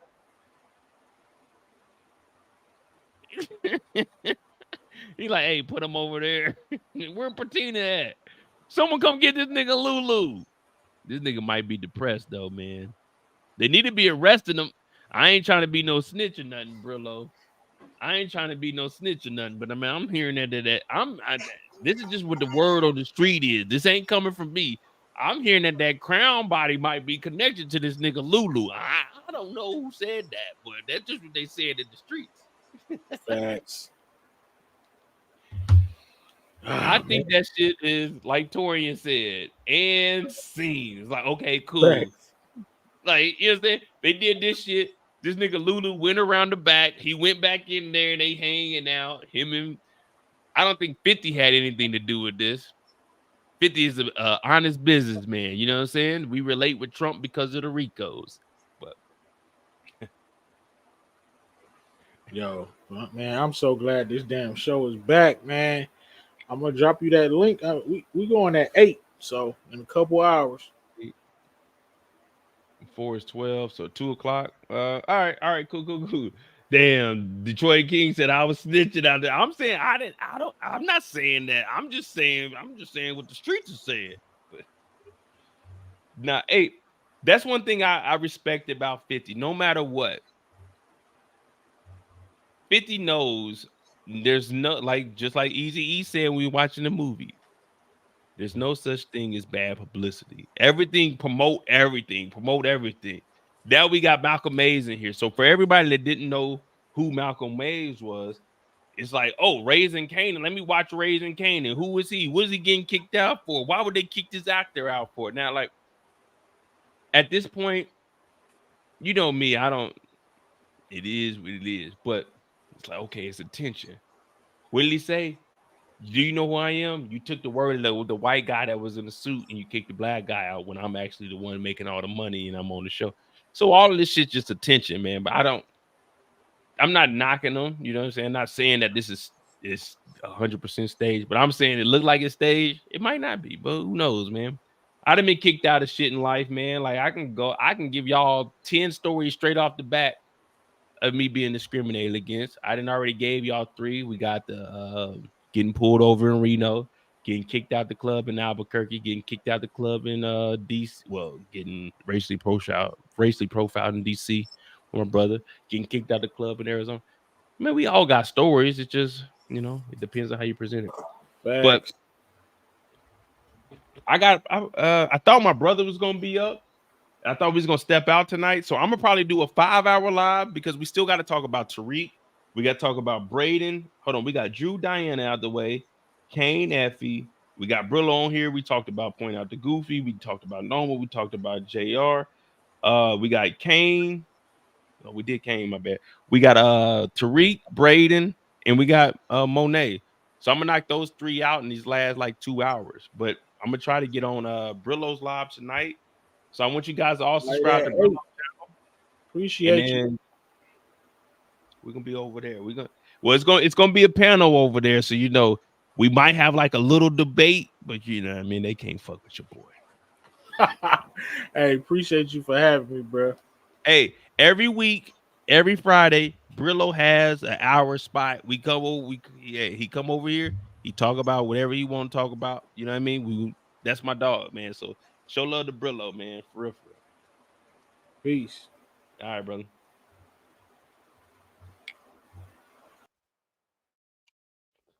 Effie might have been relay snitching. Hey, what part you talking about? What part you talking about, Detroit? All right. So we talked about Drew and Diana. We talked about Kane and Effie. We got Tariq and Braden, and then we have the Monet story, and then we get introduced to Don, but we're gonna do Don and Junior's story. So for this last 2 hours, we're gonna get a little focused. You know what I mean? We'll probably talk about Tariq first because Monet's story isn't too long.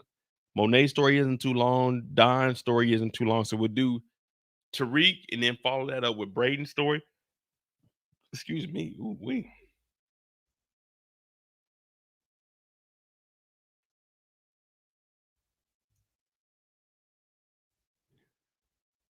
All right. Let's see. We got 130 people in here.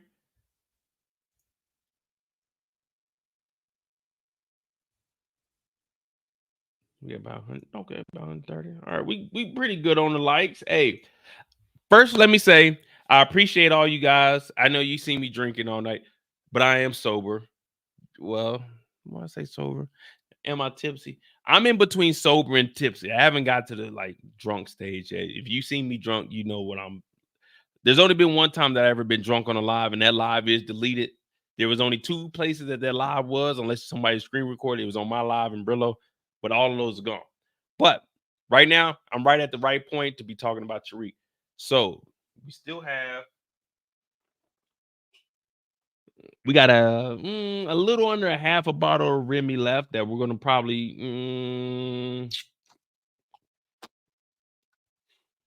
we'll probably do 2 more glasses of Remy, and then we'll chill and drink some water. You know what I'm saying? Just hydrate because I'm gonna try to do some shit tomorrow. But we got to talk about Tariq and Braden. We got to talk about Monet, and then we got to talk about Don Carter being introduced. So that's all we have left. Tariq and Braden are together, but Tariq is going to probably be 30, 40 minutes. Brayden probably 20 minutes. And then Monet probably like 10, 15, and then Don 10, 15. But we'll get it. All right, don't worry about it. We'll make it happen. Are we good on time, or y'all want me to like speed up? Where we at? Because I do it for y'all. We straight killers, Joe. Said end the share for me. Shit, I don't know how to do that, Brillo. I thought once you left, it was over with. Give me a second. End the share for me. Oh, stop share screen. Wait, I think present share screen for me. Share, present, invite. I guess okay, remove them. All right, there we go. All right, there we go. All right, we back. My bad, y'all. All right. So Eric talking about we good. Eric drinking on the job, y'all. Like Eric, that's my dog. Eric, you can basically when y'all see Eric H, y'all can pretty much say that's like my cousin. It's like my little cousin. You know what I'm saying? Me and Eric on Instagram, man, the motherfucker send me memes every day. Every day I wake up, I got a meme from Eric. Goddamn video from Eric. That's my dog right there. So you can basically consider him, you know what I'm saying, like a cousin to me. Like that's the fam.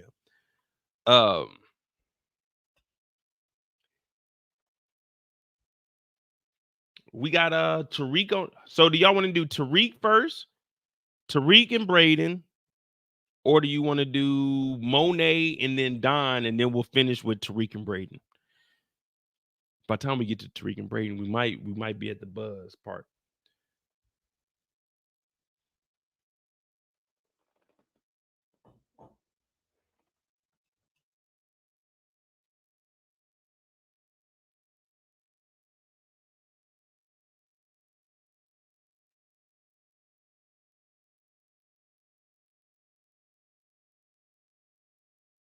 Look at they.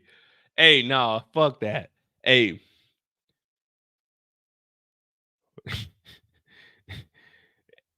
We asking everybody except for Zay. That motherfucker Zay. Hey, I ain't gonna lie to you. I was trying not to laugh too hard because once I get to laughing, I'm fucking acting a fool.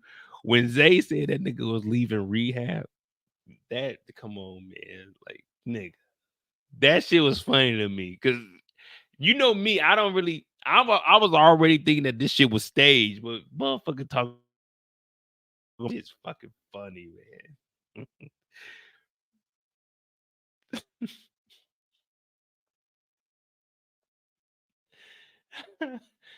Hey man, Zay, hey Zay, like on some real shit.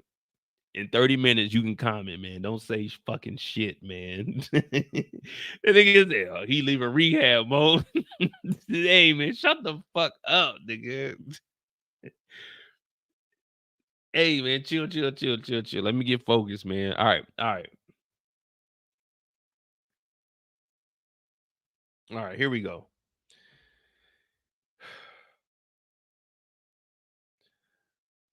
Well, Danny, you are my older cousin. I never, he got a PhD. My older, that because you know what I'm saying. First of all, I respect all my elders. You know what I mean.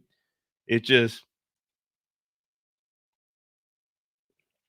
my uncle be in my lives too. So my dad's youngest brother, he be in my lives. My mom was out there. She, you know what I'm saying, sent them my Instagram and shit. I mean, on my Instagram, my YouTube. All right, let me get focused, man, because y'all bullshitting, man. To all the new people, if you're new to the channel, hit that subscribe button, hit that like button. Each and every Friday, we have On the Clock. We start at 2 p.m. Eastern, and it's probably like 4 5-hour lives. My brother leaves next Sunday, so it will be a guarantee it'll be a guaranteed 5-hour live starting next week. Well, next week it might be a 4. My brother sleep, but next week is his last week, so it'll be guaranteed 5 hours for episode 3. We do this. We talk about each individual character. I bring my brother the Billow on. We talk about that. We just joke around. But right now, we're probably going to talk about. Let me talk about Tariq first, in case I do get sleepy, and we'll worry about Don and them on like Sunday or some shit. So we're going to talk about Tariq's story. Then we're going to go to Braden's story, and from there we'll do Monet with the ghost, and then we'll do Don Carter. All right. So that's how we're going to finish off these last 2 hours. So hit that like button, hit that subscribe button. If you like to support the channel, Cash App is pinned in the chat, MOEDOTJ. Also, the Discord is pinned in the chat. We have about 144, I think, 145. We need like 5 or 6 people in the Discord. We have 150. If you want to talk about TV shows outside of Power, or if you want to talk about Power, then yeah. It's a nice little community. As long as you're respectable, I don't give a fuck what you're talking about. All right, so we got Tariq.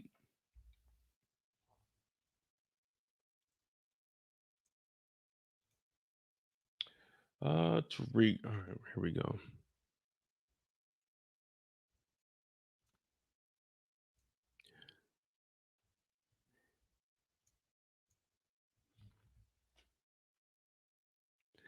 Miss Curious said we BSing. Did I say y'all was BSing? I thought I was saying I was BSing. You know, the only time, if you're new, the only time I go in on you is if you say, you can clown me. You can clown me. One thing I never try to be disrespectful to the actors. Now I might clown the characters, but the character is a made up, you know what I'm saying, figment of our imagination. This is a written person. You ain't got nothing to do with that. I try not to disrespect who the actors are. I do go in on the characters, but that's different. If you clown me, I don't care. You can't, like, I don't have any pride. I don't have any ego. You can't, there's nothing you can say to me that's going to make me feel bad about myself. If I want to clown you, then I'm going to take it there. But you can't clown me. So joke about me, but be respectful to the actors. You know what I'm saying? Like, make fun of the characters.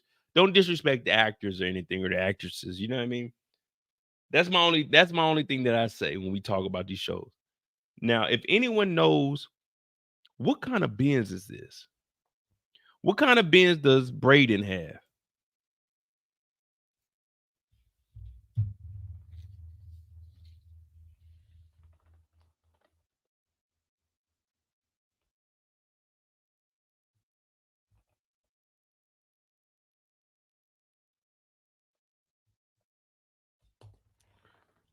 What kind of Benz is this? This Benz ain't bad though. It's compact. I know it ain't no, what is this, a C class, E class?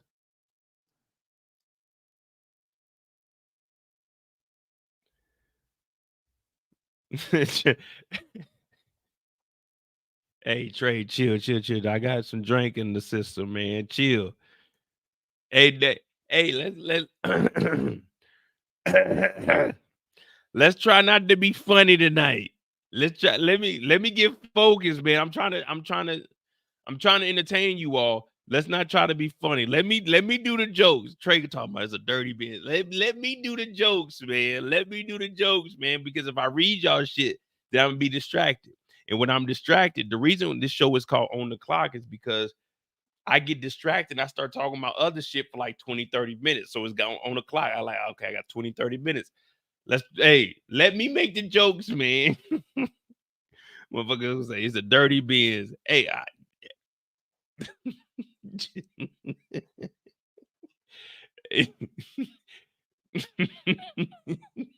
chill the fuck out. Let me make the fucking jokes, y'all. This is my show, man. Let me make the jokes. Motherfucker talking about, you'll get me laughing over here, then I'm gonna be fucking laughing, bro. And you know, I got them tear up when I laugh, man. CLA, all right, CLA, man. Who paying the car insurance now that the Westons are basically broke? Well, as far as the Westons go, so let me just break something down for you guys. So with the SEC coming in for the Westons, they're not seizing the money that they already got. So let's say Weston Holdings is worth $1 trillion. Weston Holdings is $1 trillion.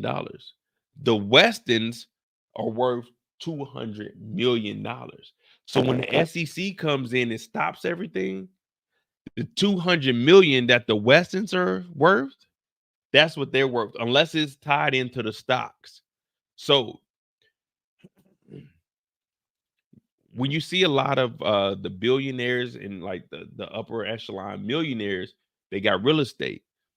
If they have an LLC, they're not going to be connected to it. So let's just say Weston Holdings $2 billion, it loses that value. Now, out of that $100 million, then let's just say they probably got about 40 to 50 million in stocks.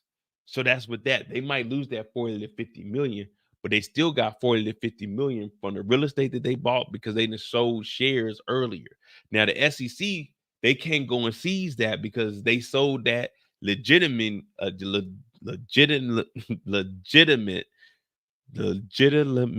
can't even say this shit right, Robin Drake. It's legitimate money that they sold while it was going on. So the SEC is only going to stop the funds that are in there. So that 1 trillion evaluation that they got, that shit's gone. But they still got like 40 to 50 million from the money that they made over the years. The SEC's not going to take none of that. So the Westons, they still have money They just don't have the Weston holdings, and they're not worth $1 billion at this point. So they're still getting insurance. We do see Brayden eventually getting cut off towards the end of the episode. Yeah, legitimately. See, I said it one time, legitimately. I can't even say this shit right, man. Fuck. I can't say it right. But y'all know what we'll just say legit.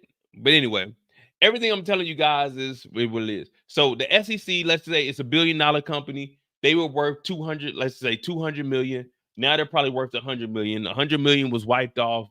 SEC came and took that, but everything else they still have. It's legitimate. Now, like all the shit that they bought, this car is probably paid for. I doubt they did making payments. The insurance, Braden's under 25 for a car like this. The family's well known. He probably paying $300 a month. Turn 25, that shit turned like 125.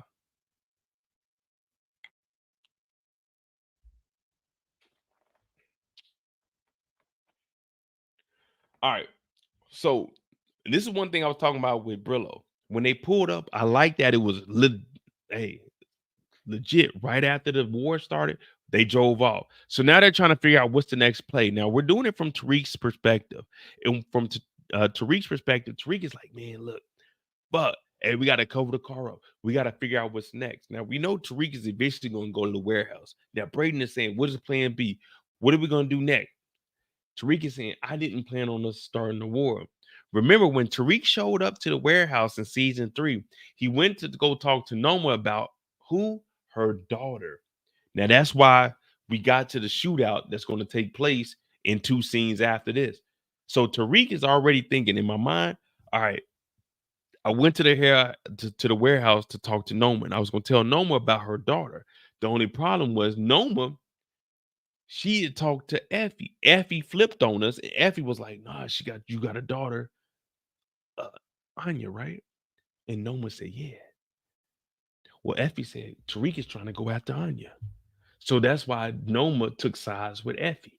So when Tariq went over there, he was like, nah, he was going to try to use her as leverage. But Effie had already told. So this is when Tariq had his back against the wall and Brayden showed up.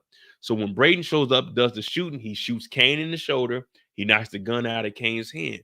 When we pull up here, they're covering up the car.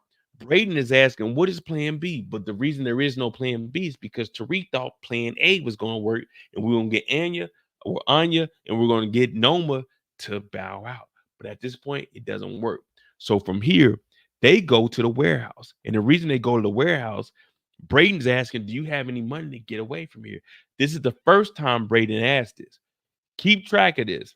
This is the first time Brayden is asking Tariq, do you have money to get out of here? The first time is when they go to the warehouse. They go to the storage room. Tariq goes in there. What does Brayden say? Brayden says, hey, do you have money that we can get out of here? And there's no money in there. It's just Tariq has a bag of guns. He unfolds. And he's like, no, I don't have the money, but I have a plan. So Tariq already knows, all right, listen, we didn't save as much money as we were supposed to. But, however, we got lead. And when we say lead, we know that's ammunition. So Tariq's like, man, I don't know. But we do got ammo. So Brayden, think about it like this. How am I going to explain this? Because somebody in the chat is the person that we're about to be talking about.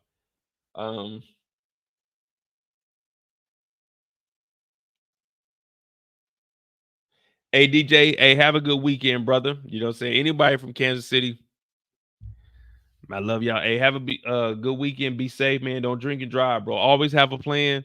Get an Uber. If you get too messed up, man, Jay, you got to spend that, you know what I'm saying? Spend the extra bread, bro. But be safe, man. Don't drink and drive. Now, we all know somebody. It sounds bad because that somebody might be in the chat right now, but we all know somebody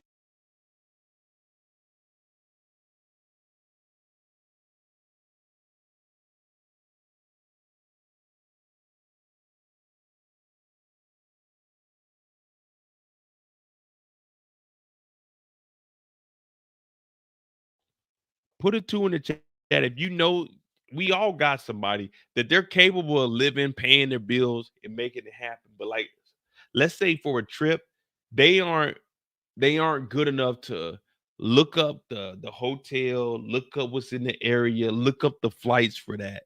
You know what I mean? Like they'll make the money will be good. Like, okay, hey, we need this much. They'll send it to you, but they're not that good with planning. You know what I mean? Put a 2 in the chat if you know somebody like that.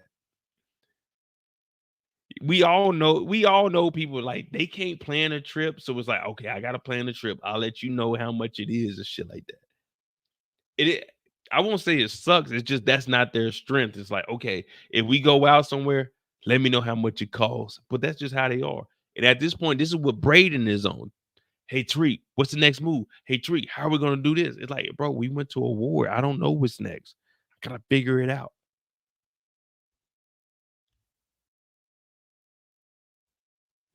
Like me, I'm a planner. If y'all ask me something, hell, y'all see me on lives on our free time. I'm pulling up like itineraries. I'm looking at the flights that are going out there. I'm trying to see where the hotel is, what's near to it. How can I get to the train? Like, that's what I do. I'm trying to plan shit out. But I don't knock none of my homeboys they wait for me to book shit. Like, hey, Mo, where we going? All right, book this flight. We're going to be on this flight. This is how much it's going to cost you. Check your bag in. We're going to go here. It's going to be this much from the airport to the. Like, that's what I do. I like to know what the fuck we about to do. Tariq is like, hey, Brayden, I don't know. Nigga, we at war. And the thing about street wars, it's not like the military. It's not like you got backup. It's not like you can phone a friend and say, hey, I know you went to war probably about 10 years ago. I know you've been in for 25 years. You went to war 10 years ago. What would you recommend? It ain't like that in the streets. It's like, fuck it. We just got to go at it with niggas. So Tariq's like, man, I don't have no idea what we doing next. And I'm like, fuck it.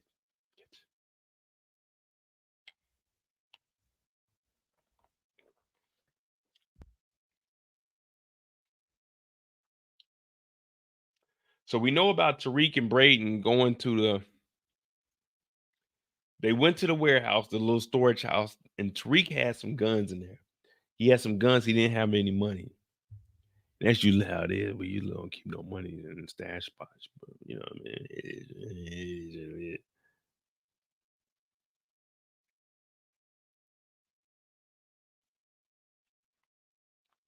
So Tariq is saying, all right, listen, I got an idea. The weakness for Noma is her daughter, Anya. Now, between y'all and me, you know what I'm saying, the Moets, let me tell y'all something.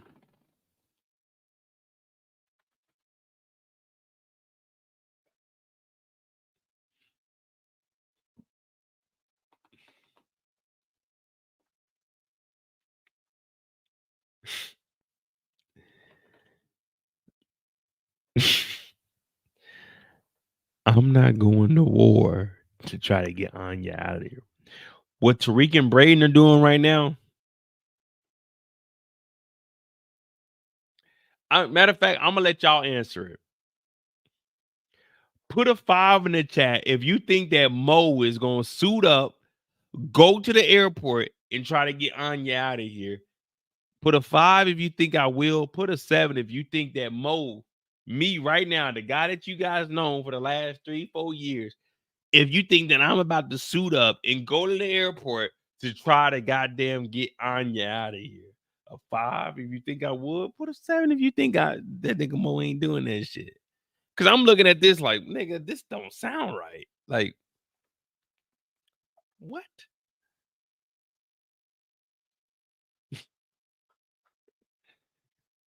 Who? Nigga, Noma's daughter.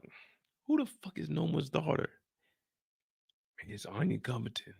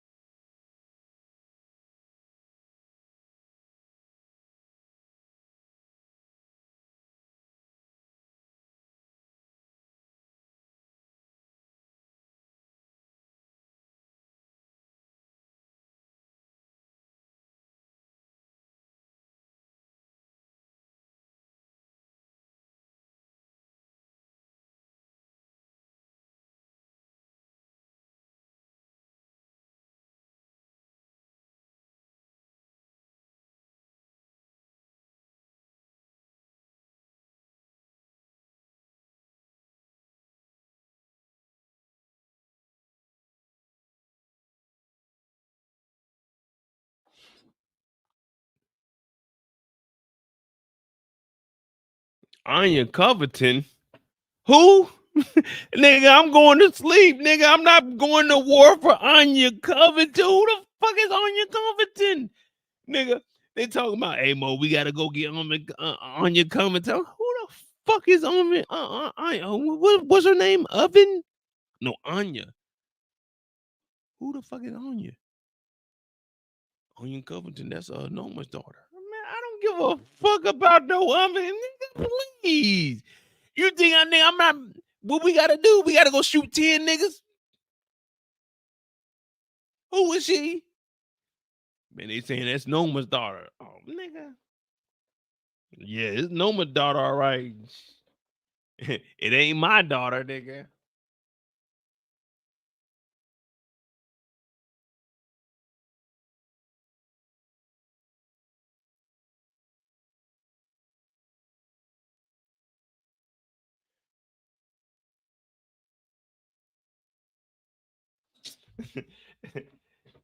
These niggas talking about, hey, we gotta go to war for Anya Covington's daughter. I'm like, nigga, who?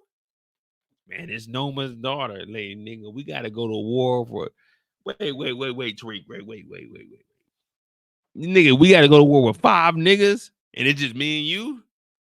Yeah, man, son, I got a plan. We're gonna put a brick in a car, and we're gonna put the car on the end of the flight line, but then we're gonna run a half a mile. We're gonna get behind the building, and then we're gonna.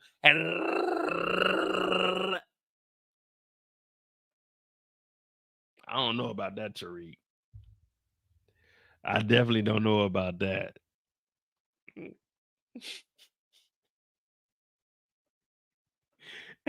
I don't know about that, Tariq.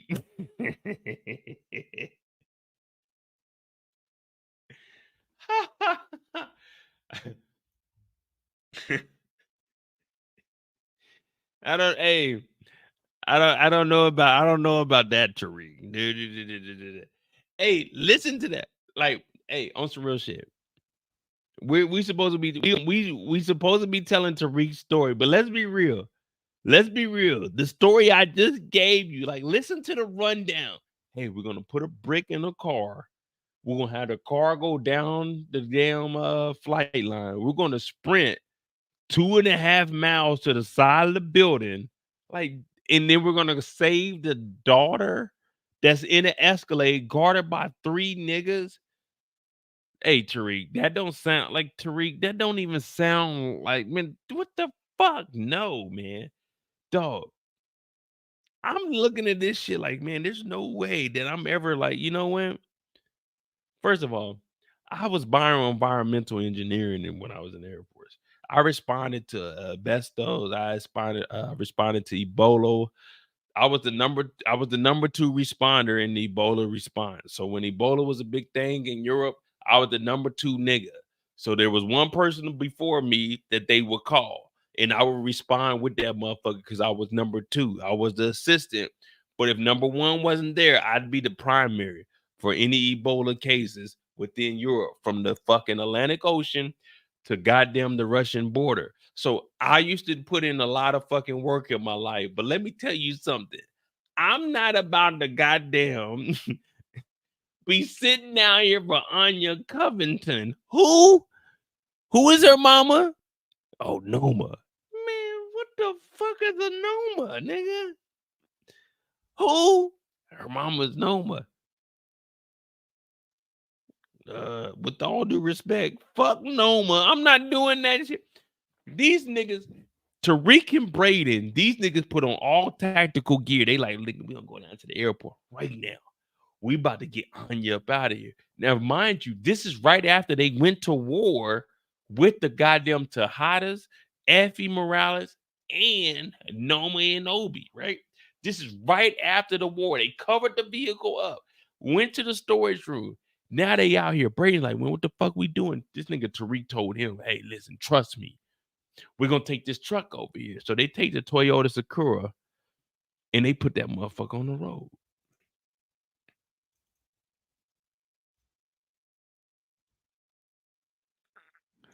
Noma got the gang of niggas.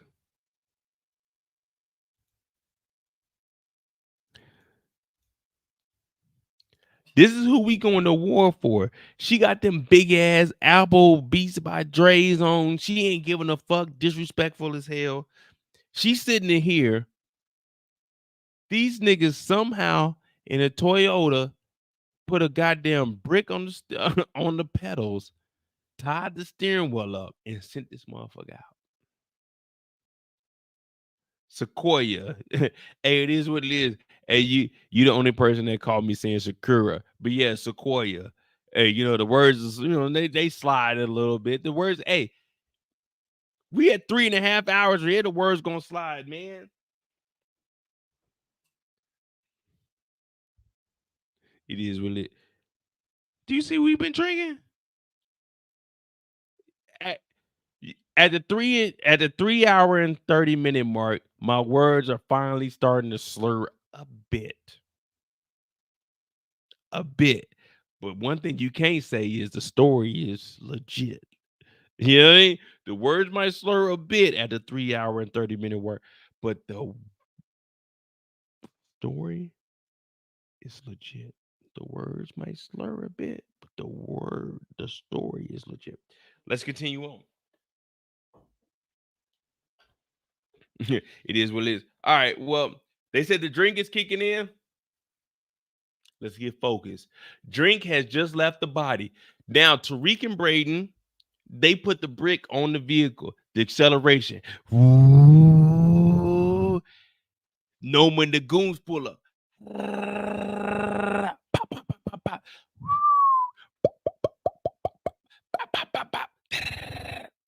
No one's in the vehicle. You know why no one's in the vehicle? It's because Tariq and Braden, they pulled up to the backside of the building. They said that the Mo was kicking, the drink was kicking in on Mo. Anya's in the vehicle. She got the Beats by Dre's on, the big apples, the big, you know what I'm saying? Big 4L, big studio. She can't hear nothing. All she hears in her speakers is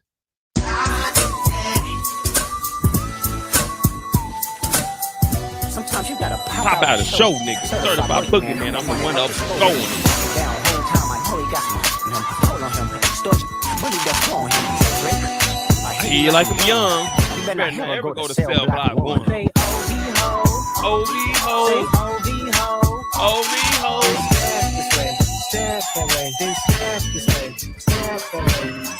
They talking about the drain kicking in. Mo gotta goddamn get these niggas right. Niggas be trying to play your boy like this. They be trying to play your boy like your boy Mo don't do this shit for a living. Well, guess what? We got Anya in the motherfucking truck. We got Tariq and we got Brayden on the motherfucking goddamn tarmac right now. People shooting at the truck. Brrr. Guess what? Ain't nothing happening because ain't nobody in the truck. But you know what is happening? Oh, yeah. The okie doke. Guess what? Mo ain't get hit with the okie doke because Mo do the okie doke. Yeah, I'm with Tariq and Braden on this one. We pull up. Brrr, bow. We knocking down 5 motherfuckers. The same 5 motherfuckers that was shooting at the truck. They all laid down. You know what I'm saying? Like Tupac said, my fofo make sure all y'all don't grow. But the only problem is Anya's in the truck. Security drives her ass up out of here. So now Brayden and Tariq, they sitting on the, you know what I'm saying, on the runway, like, damn, what's next? What's next?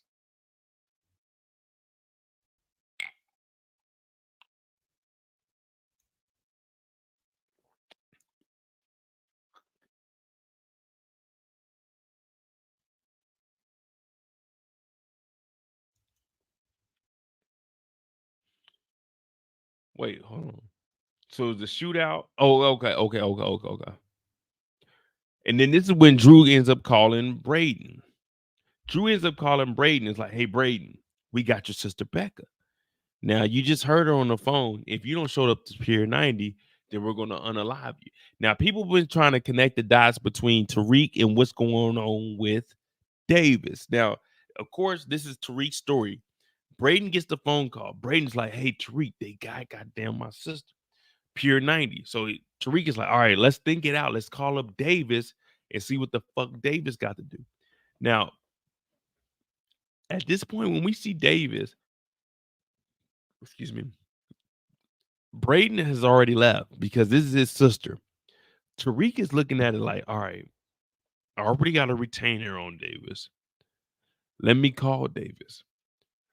one thing I like to point out to you all is if you have a lawyer, even if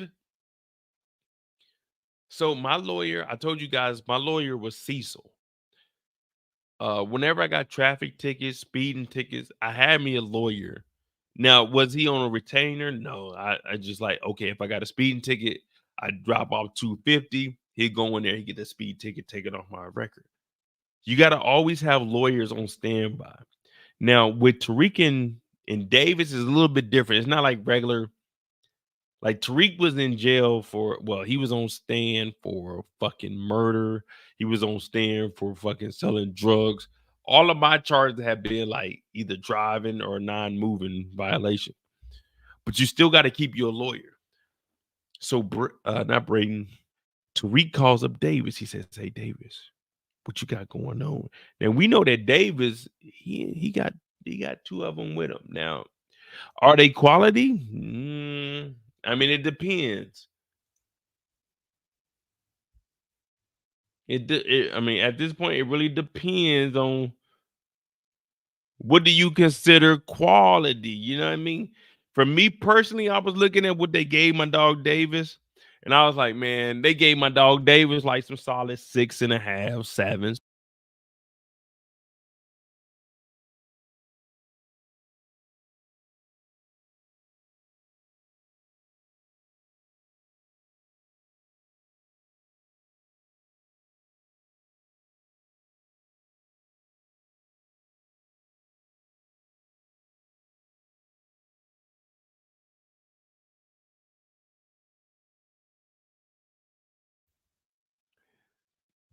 They gave my dog, you know what I'm saying? They kind of screwed my dog Davis over with, but you know, it is what it is. Sometimes you gotta pop out a show, nigga. Sometimes you just gotta take what you can get. You know what I mean?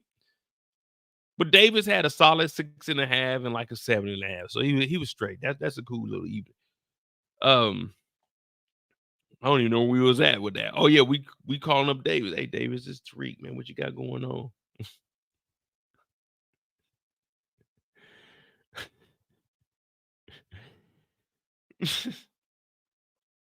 So Tariq's like, "Hey bro, I need your help. The Tejada fucking triplets, they didn't came after me." He's like, "Man, I can't do nothing for you, little bro. You good. You gotta get up out of here."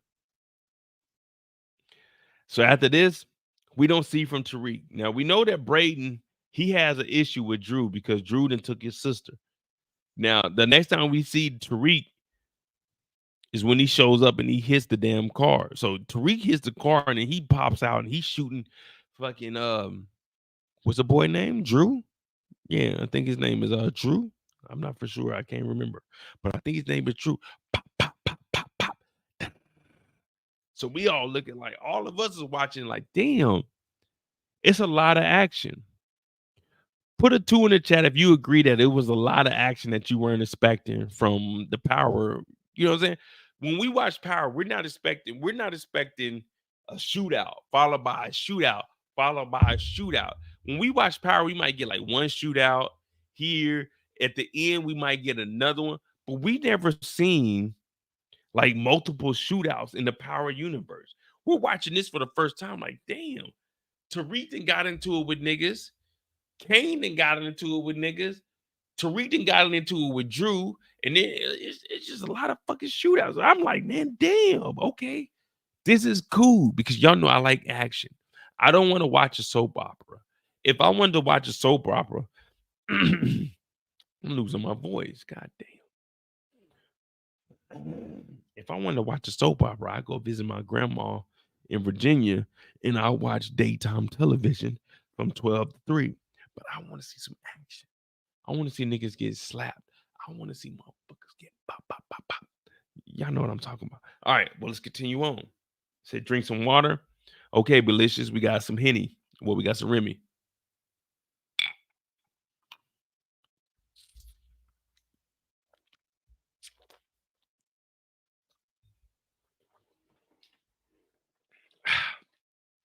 All right. Let's continue on. Because if we don't continue on, they're going to be saying Mo's bullshitting. Now, one thing, regardless of whatever I got going on, my primary job is to entertain you guys. Now, Sometimes I will get distracted. Will we talk about Monet tonight and what's old boy name? Don? I don't know, because we already had 30 minutes for Tariq. So we're gonna, matter of fact, we are gonna talk about it. We're gonna.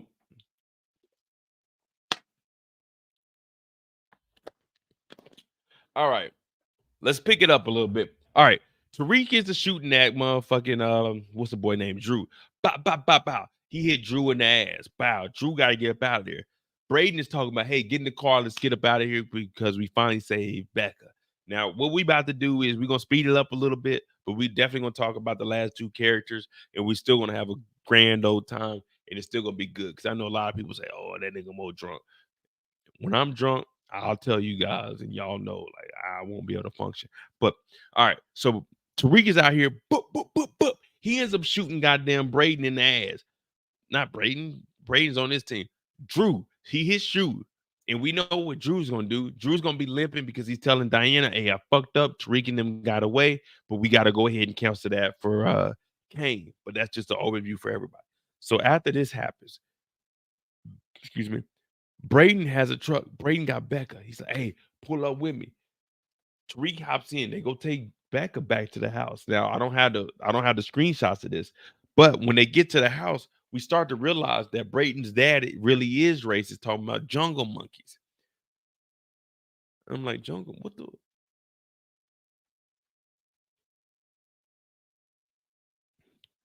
Excuse me, sir, what the fuck is a jungle monkey?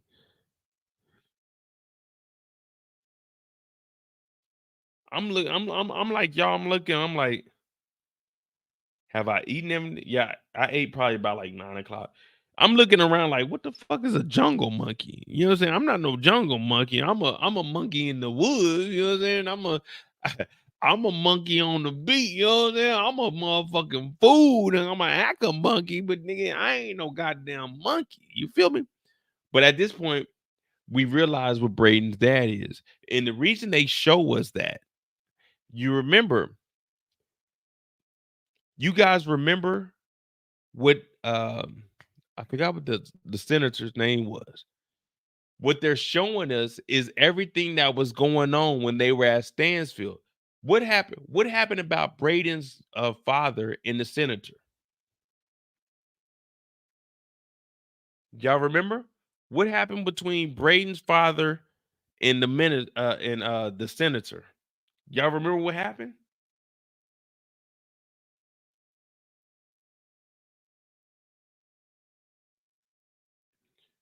Yeah. Oh, yeah, you're right. It was jungle bunnies, and then Brayden was a white monkey.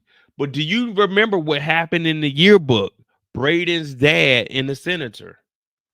The blackface. Exactly. You see what I'm saying? So that's what they were showing us. So when Brayden disowned his family, it was connecting us back to what the hell happened when they were giving it to Rashad Tate. Hey, Rashad Tate. That's how Rashad Tate got he got the power to be able to run for Congress. You see what I'm saying? So this is a full day. Come on, y'all. Come on, y'all. This is a full circle right here. This is the moment right here. We picking it out. Watch. Everybody else you're going to start seeing videos after tonight. Hey, man, you remember the blackface that they did that was in the yearbook? Well, when he called him a jungle bunny, where they getting it from? They getting it from Mo and that motherfucking yak.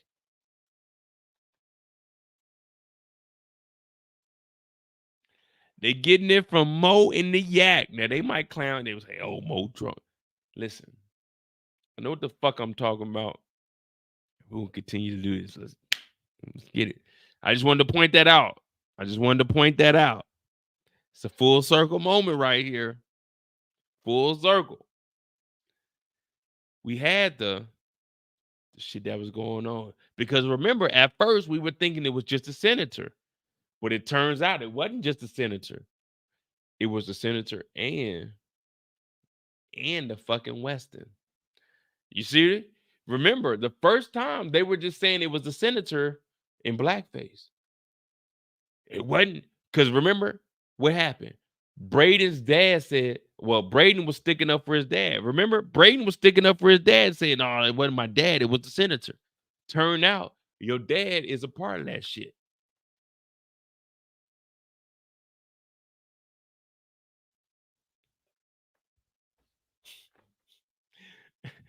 They looking at Mo. They like, God damn, how the fuck is this nigga doing this? How the fuck is this nigga drinking a half a liter of yak and functioning and figuring shit out? How is he doing it? I'm looking at y'all. I'm looking at y'all. Looking at me. I'm like looking at y'all. Like I'm looking at me. I'm looking at y'all. Y'all looking at me. I'm looking at y'all. I think I don't know. I'm just all I can tell y'all is listen. I'm only telling y'all what I seen on the screen. I don't make none of this shit up. Everything I'm telling y'all, I seen it.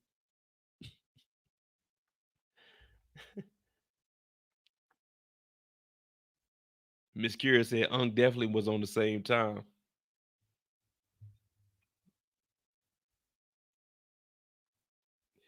If y'all want me to, I'll go back. I'll get quotes from season 2, season 3, where I was calling all this shit out. If y'all want me to, maybe tomorrow, you know what I'm saying? When I sober up, I'd say, yeah, okay, let me see what they're saying. Because they said I was drunk tonight. They said Mo don't know what the fuck he's talking about. They said Mo can't put a goddamn sentence together. Mo can't predict nothing. They said Mo don't know what the fuck he talking about. When I'm showing y'all this shit, y'all show me another channel that can prove that, like, that said that shit. Show me another channel that did the full circle moment. Live. Not me thinking about it, thinking that. Like, no. All right. So here we go. So we got I don't even remember where the fuck was at. We on Tariq. Oh, Tariq was getting into it with Drew. Everybody was shooting. Everybody was going crazy.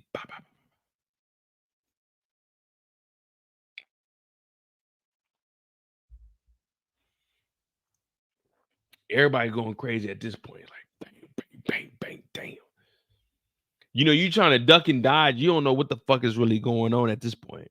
At this point, everybody's like, hey, I'm just going to go home. You know what I mean? They say, hey, can you load this shit up? Nah, I'm just going to go home because it's too dangerous out here.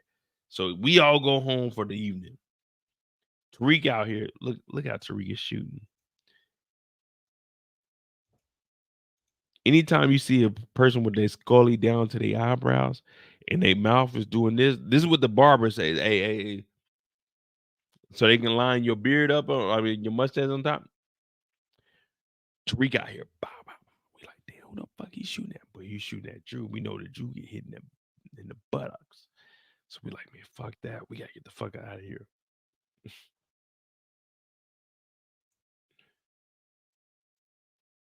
That was Brayden versus Drew.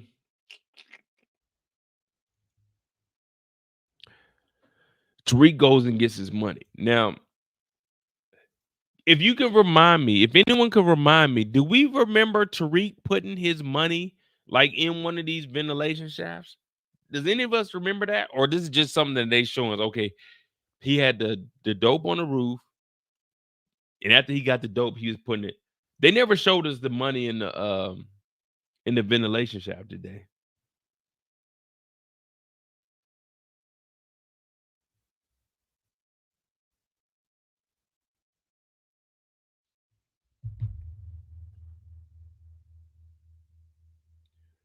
You should have been a mangled pack. Ain't no way he should have survived that crash. Remember he put the seatbelt on. So I guess we saying the seatbelt saved him. But what I want to know right now though is, does anyone remember Tariq actually putting some shit in the?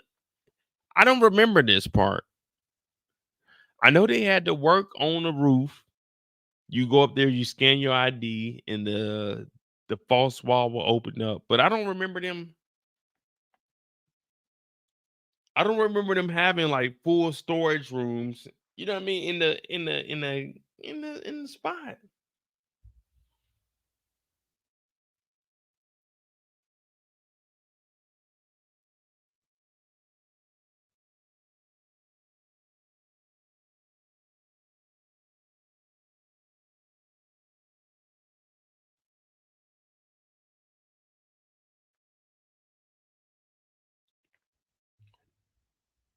But anyway, Tariq gets his money out of there. But Tariq gets his money, and then right after that, we find out that there's $100,000 on everybody's head. So they supposed to be getting out of here. Now, Tariq goes against Junior.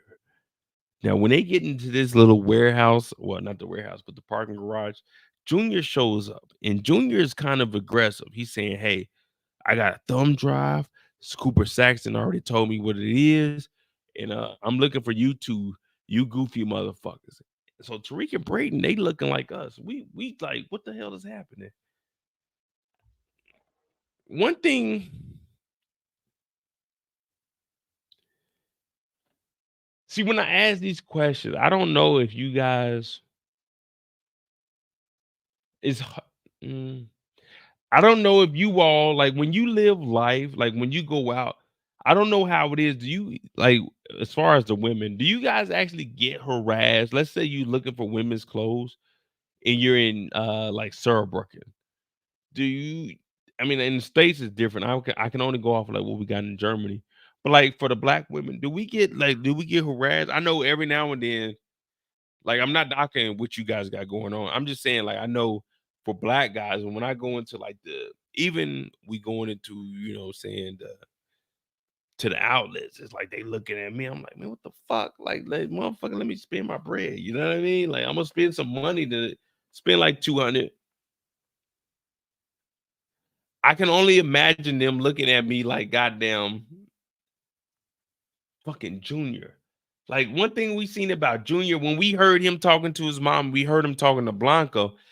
Okay, yeah, we gotta judge him. Now, if I'm gonna give the story from his perspective, then I'm gonna definitely look at it differently. But from our perspective, I'm looking at him like, who the fuck are you, and why are you showing me your badge? Elder said, Junior acting like a rookie.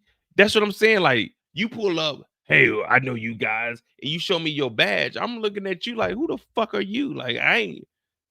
Even if I am doing something, I'm not about to tell you I'm doing some shit. Like, who the fuck are you? You showing me your badge? I don't give a fuck about that badge, nigga. Who the fuck? I know who you are. Cooper Sock sent me a thumb drive. Well, okay, it ain't got nothing to do with me. And then he says, my auntie Angela.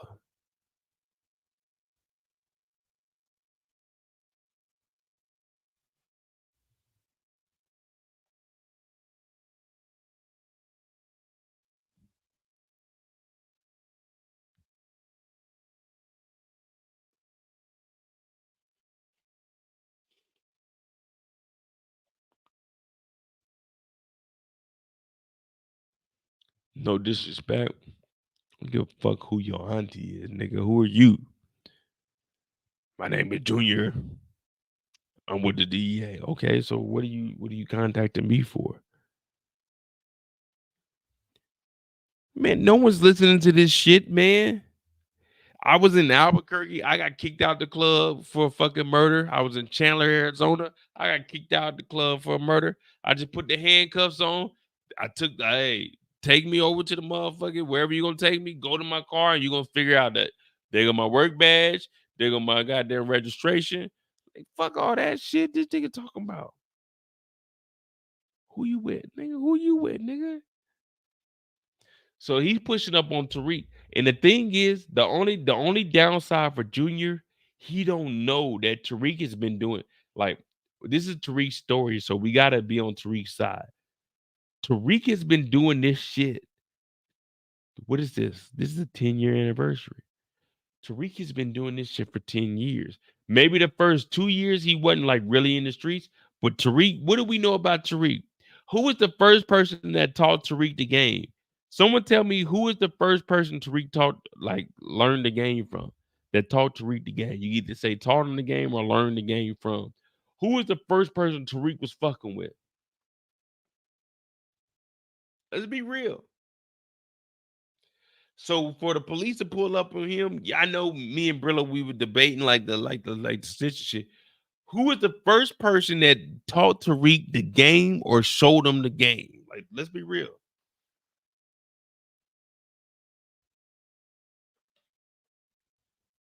Nah, Elder, it wasn't Tasha. It is what it is, and Miss Kira. It was Kanan. Remember, before Tariq Before not Monet, before Tasha was saying, "Hey, I'm gonna teach you the game," Tariq was running with Kanan. Remember, Uncle Kanan got out of jail and he took no homo, he took a liking to young Kanan. He was like, okay, cool. And he was treating him more like a son than he was treating Sean. So when we look at Tariq's influence was Kanan. It was Kanan, and then who did Kanan put a subsidiary up under him? It was Drew. The only reason Tariq was so cool with Drew is because Kanan was like, hey, you need to hang out with Drew, because Kanan had other shit to do. Kanan was trying to take over what fucking Ghost and Tommy had. So he was like, hey, you're going to be up under Drew because Drew is going to listen to me. So Kanan was a huge influence on the young Kanan, the youngest point of Kanan's life. As far as it came to the streets, he was going and linking up with whatever he was getting through goddamn Kanan. Because remember, at that point, Ghost was running the nightclub. Ghost was making sure that he went to school. Ghost didn't have any involvement with Tariq learning what the streets was going on. Kanan got out of jail. And once Kanan got out of jail, that's when Tariq started linking up with him. Because remember, Kanan showed up. He talked to goddamn, well, he was already talking to James, but that's when he seen Tasha again. And he started talking to Tasha. And then Tariq, James and them were like, okay, this is your uncle. Remember, Tommy was closer to goddamn Kanan than James was. Because remember, James is the one that got Kanan locked up. James snitched to get Kanan locked up. Tommy didn't want no parts of it. So that's why the relationship between Kanan and Tommy was still strong. Listen, I used to watch Power 3 times a week. I would go to work, watch that shit. Come home, watch that shit. And when I get home, watch it again. And then I would listen to Mark Dark break it down. The reason Tommy and Kanan were so fucking close is because Tommy, just like we see with Brayden and Kanan, I mean, not Kanan, but Brayden and Kane, he's trying to figure out where the fuck he is in life. Of course, his best friend is James St. Patrick, Tariq St. Patrick, but Kanan is giving you a different perspective. Kanan is giving you straight street, not going legitimate. We're going to make this money. We're going to get out here and get it. And I've been saying that shit like, man, hey, you know what? Y'all not appreciating none of this shit. We're gonna do this shit Sunday, man. Y'all not fucking with. We have 4 hours. I'm trying to make this shit difficult.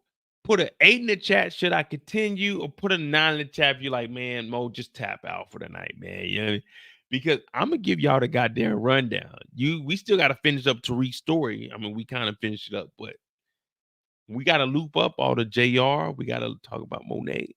Yes, and give me 8 in the chat. Y'all like, Mo, tell a little Mo. Put a 9 in the chat. Mo, get the fuck out of here.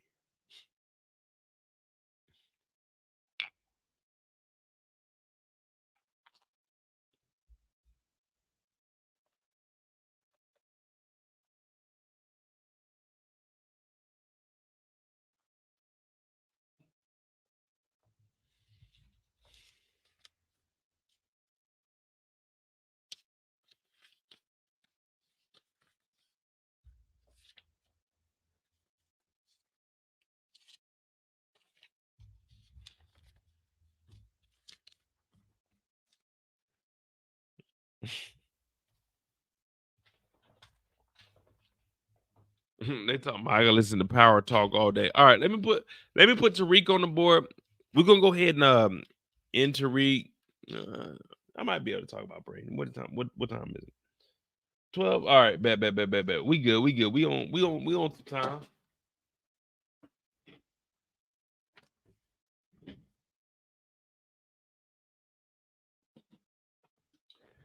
Now, mind you, on the board, I haven't put up Monet. I haven't put up Tasha. None of that right now. We'll get to it as we get to it. Of course, we got Don. next episode we're gonna probably put Dine like down here. I'm gonna put everybody across. Excuse me.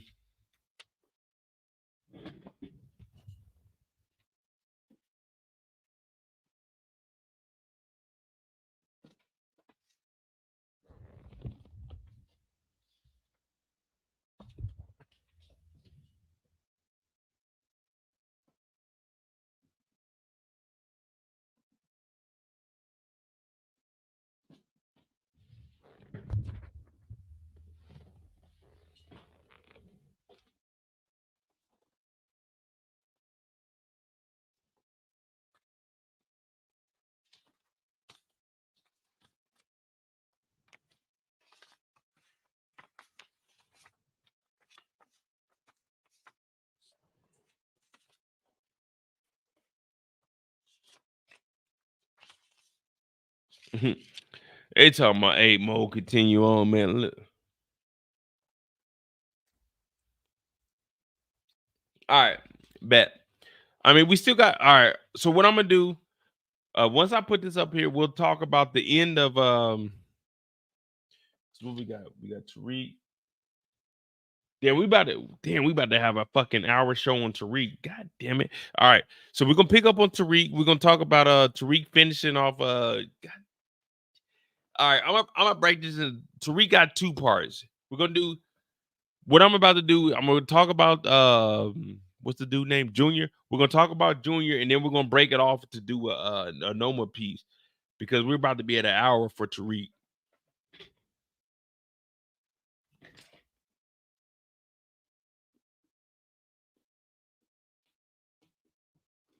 All right. So we started at Tariq at 313. Fuck, it's already 404. All right. So what we're gonna talk about Tariq versus Junior, and then we're gonna go ahead and matter of fact, hey, we're good on Tariq. We're good on Tariq. This is gonna start off with a Noma shit. God damn it. Y'all got me fucking around, man.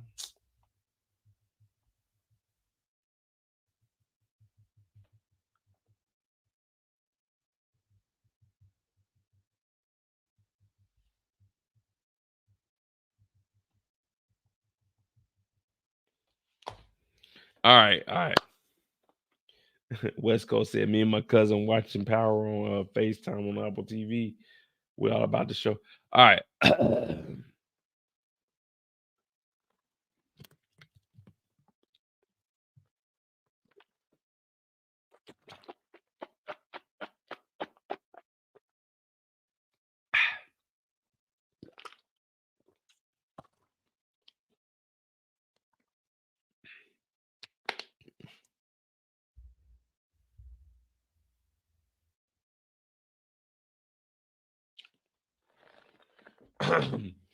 La la la la la la la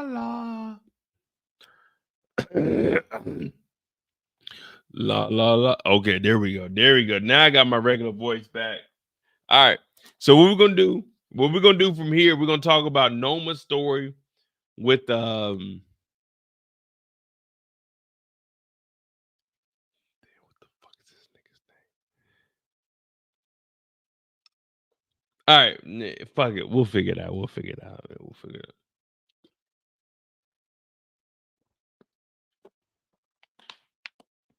All right, man. I apologize to you guys.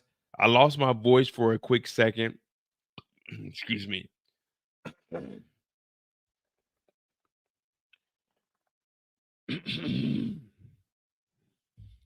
Matter of fact, give me 1 sec. Give me 1 second, man. Like, golly. I apologize.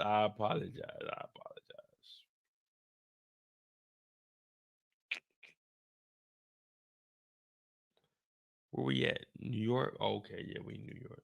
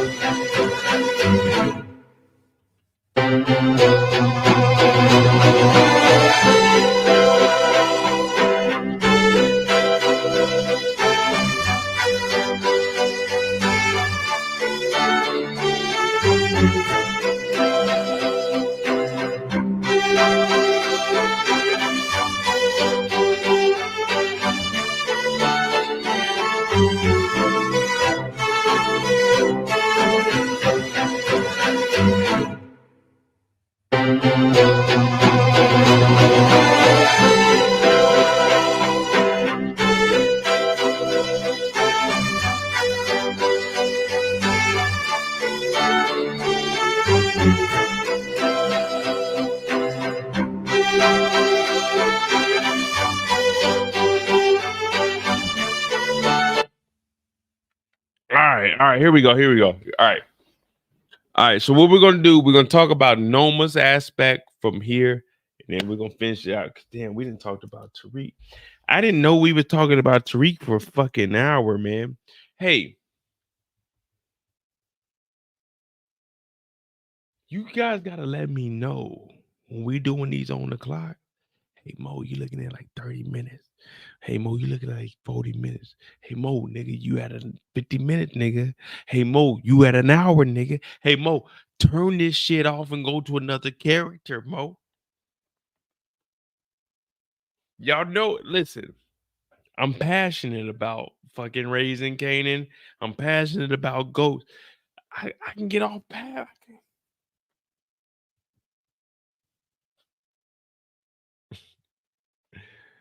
You know I can go talk about. So all right. Look, what we're gonna do. Let me see. We got 1, 2, 3.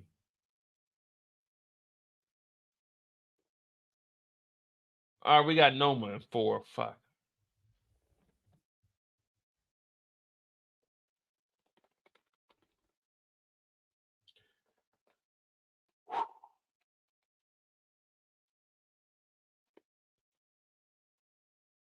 All right. First of all, give me a list of the people that are gonna go on Noma's story, and then that's what we're gonna talk about. We're gonna talk about Noma because we got Drew and Diana, Kane and Effie. I talked about a little bit of Noma and JR with Brillo. So that's what 1, 2, 3. Tariq, we did an hour, so that's 4. And then we're about to talk about Noma right now. So with Noma, who all are we touching bases on? So as far as Noma's story, we got Obie at the beginning. We got Obie on the flirting. We got her talking to the Tejadas. We got Noma talking. What else? Obie and the kids. Just to make it easy, Obie and the Tejada kids. Obie and I'm trying to figure it out. What up, Havana? We're trying to figure out how many stories does the damn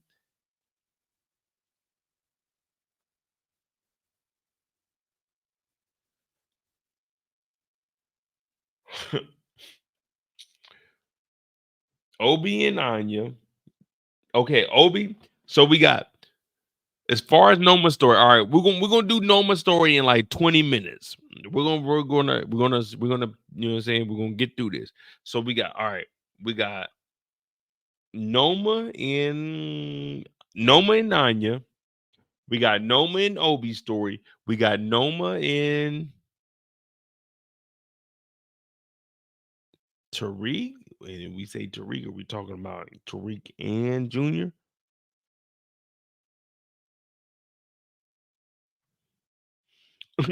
Hey Havana, we on some serious shit right now. We trying to figure out like what's going on right now. You talk about goddamn Professor Carrie. R.I.P. to her, Professor Carrie. If you out there, if you can hear me, follow me on Instagram, MOEDOTJ. I gotta ask you a few questions. You know what I mean? Like if you want to go out and eat, we can go do that too. Like let me know. Let me know. But give me like a month update. You know what I mean? Let me know. All right.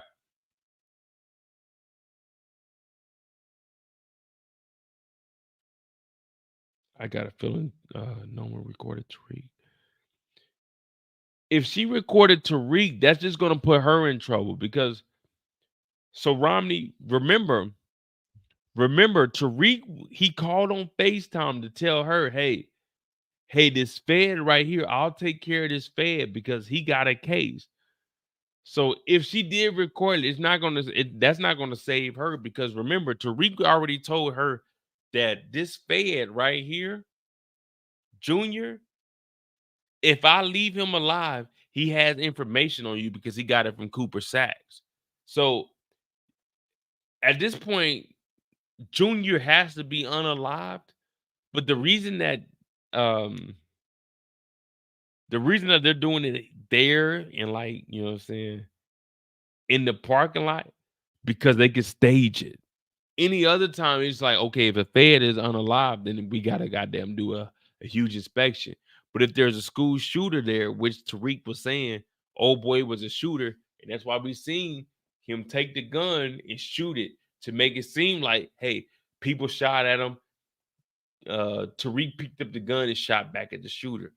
So outside of this, Tariq and them, they can't leave this. Him and Brayden, they can't leave because their story is connected to Junior. Even though Junior's unalive, their story is connected as if they were the hero. So it's not like it was a random person that just flew in.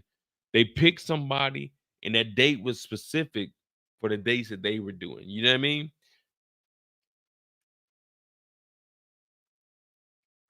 I mean, you probably know. I'm just laying it all down. You probably know what I'm talking about. Like if I was to tell you, okay, like listen, this person was flying out, but they couldn't fly out because we put, you know what I'm saying, Junior shit on that. That's not what I'm saying happened, but I'm just saying like we line that shit up like that. All right, so with Junior showing up, Junior shows up to talk to Tariq, and he's telling Tariq, I know who you are. I know about the damages you have done. I know about my auntie Angela. Well, Tariq is standing on business. Tariq is like the young version of me. So I'm like, hey, bro, your auntie, she was a whore. Your auntie used to fuck my pops. Like, there's nothing I can do. I can't sit down with my dad and say, hey, dad, you got to chill out. Like, at the end of the day, once the shit get on the manifest, it goes out. So for Junior is trying to be an overachiever. Now, you know, and we all know, and we've all seen people that are trying to do too much work. Like, let's say we sending some stuff out. This is just like personal experience. Say we sending something out, but it's not on like our bill or our manifest. They gotta like handwrite they shit on a piece of paper instead of waiting for us to put it in the system, typing it up, and putting it on like a legitimate paper. So if they send that shit out, if anything happens, that's on them. We didn't do that. We don't agree with that. But that's what motherfucking Junior is doing. So Junior pulled up on Tariq and them. He didn't have a warrant or anything. That's why Tariq was talking so reckless. Tariq is saying, hey, your auntie was a whore to my pops. You can't do nothing to me. But see, Junior, his feelings are involved. So for Junior, he's like, nah, if you saying that this is a connection, then I gotta talk to you. But everyone else is saying, no, there's nothing you can do because they're protected. Because if they decline anything that happened, they don't know. But Junior, overzealous, he puts himself in a situation. And this is the same situation I always tell you guys. Now, y'all might laugh at me. Y'all might say that the nigga Mo is talking shit, but I never go above and beyond. I'm sorry. I'm trying to do my job. I'm trying to go home. But listen, Junior is trying to go above and beyond because we know this. Why? Because when his auntie talked to him, he said, no, I got to do this. When his mama talked to him, she said, hey, just chill, come back here. He said, no, I got to do this. So for Junior, I'm not saying that it was his destiny, but he put himself in a situation like that. And let's be honest. If y'all were to book a flight with somebody that was just doing security, it's not your boyfriend, you were just saying, hey, we're going to go on this flight. Let's say he was on the live, y'all would still be on that flight. Facts. I've seen it happen 10 times in my life. Y'all not that cool with him, but y'all like, okay, he gonna travel with us. If something was to happen, y'all gonna be on that flight and be like, hey, it's unfortunate, but we gotta continue. That's how it is. So always remember, even though I'm losing my voice right now, hold on.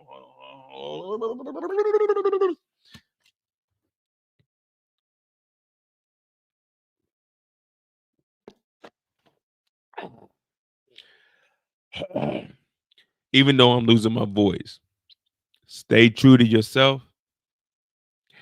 Figure out how you can live, you know what I'm saying, with like references or, I mean, not references, because references, you'd be like Drake. You know what I'm saying? But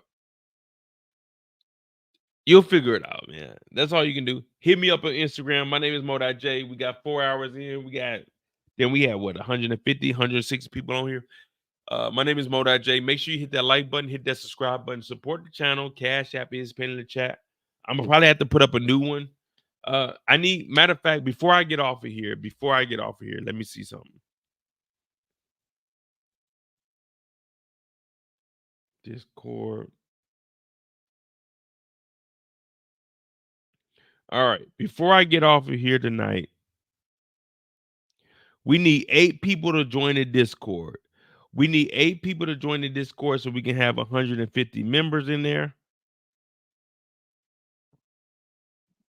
Excuse me. Yeah. So I'm about to put a new Discord link in there. Join the Discord. We need 8 people. We'll have 150 members. You can talk about TV shows, anything outside of TV shows. We got tabs for it. If you're trying to start a YouTube, then definitely we'll support. That's all we're trying to do. Have a good time. So if you'd like to join the Discord, I'm about to pin the new link in the chat. We need 8 people. I need 8 people before I get off live tonight to go ahead and join up. Man, join up to the Discord.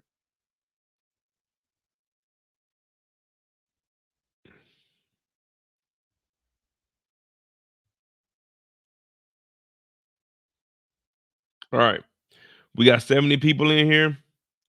Go ahead and hit the new Discord link. If you want to donate to the channel, Cash App will be pinned in the chat also. MOEDOTJ. We're going to get out of here. We got goddamn, what, 4.5 hours? Oh, shit's cool. It's cool. Did I see what Duda did to that passer? So I haven't watched, I ain't gonna lie to you. I watched the first 2 episodes of The Shy. I haven't watched the last couple of episodes. I've been on the road. I've been with the family. I've been lazy. But priority is power. So let me get 8 people to join the Discord. You know what I'm saying? Hey, if you don't want to support the channel, that's fine. If you don't support the channel, just hit the like button. All I ask is you hit the like button and we good to go.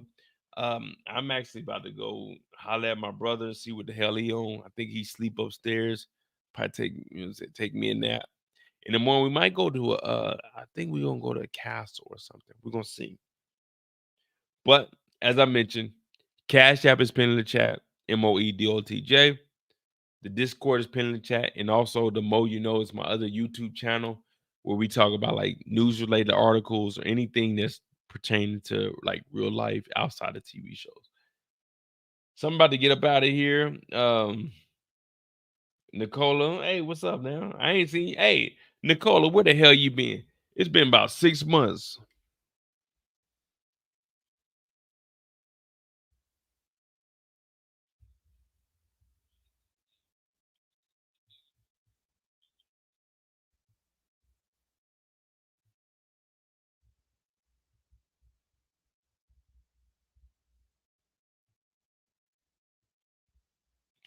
All right.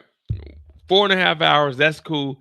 Sunday I might do a live, but I do got to catch up on The Shy. I'm gonna do the clipped episodes and shit. We got goddamn House of the Dragon coming up, so that's gonna take over our Tuesdays.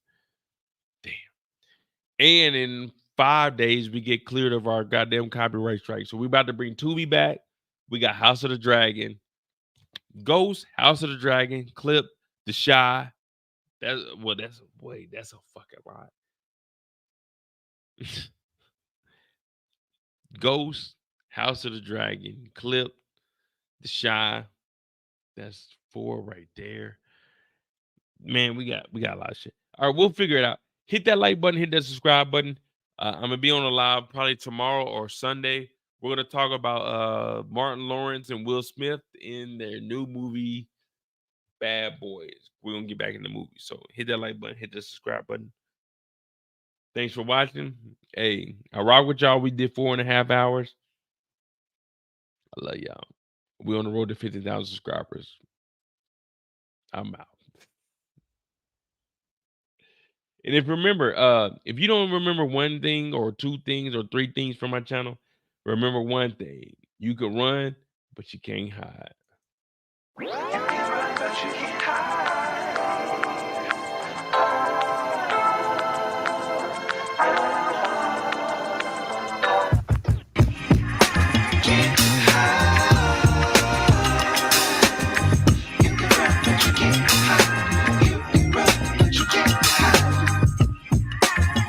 hide.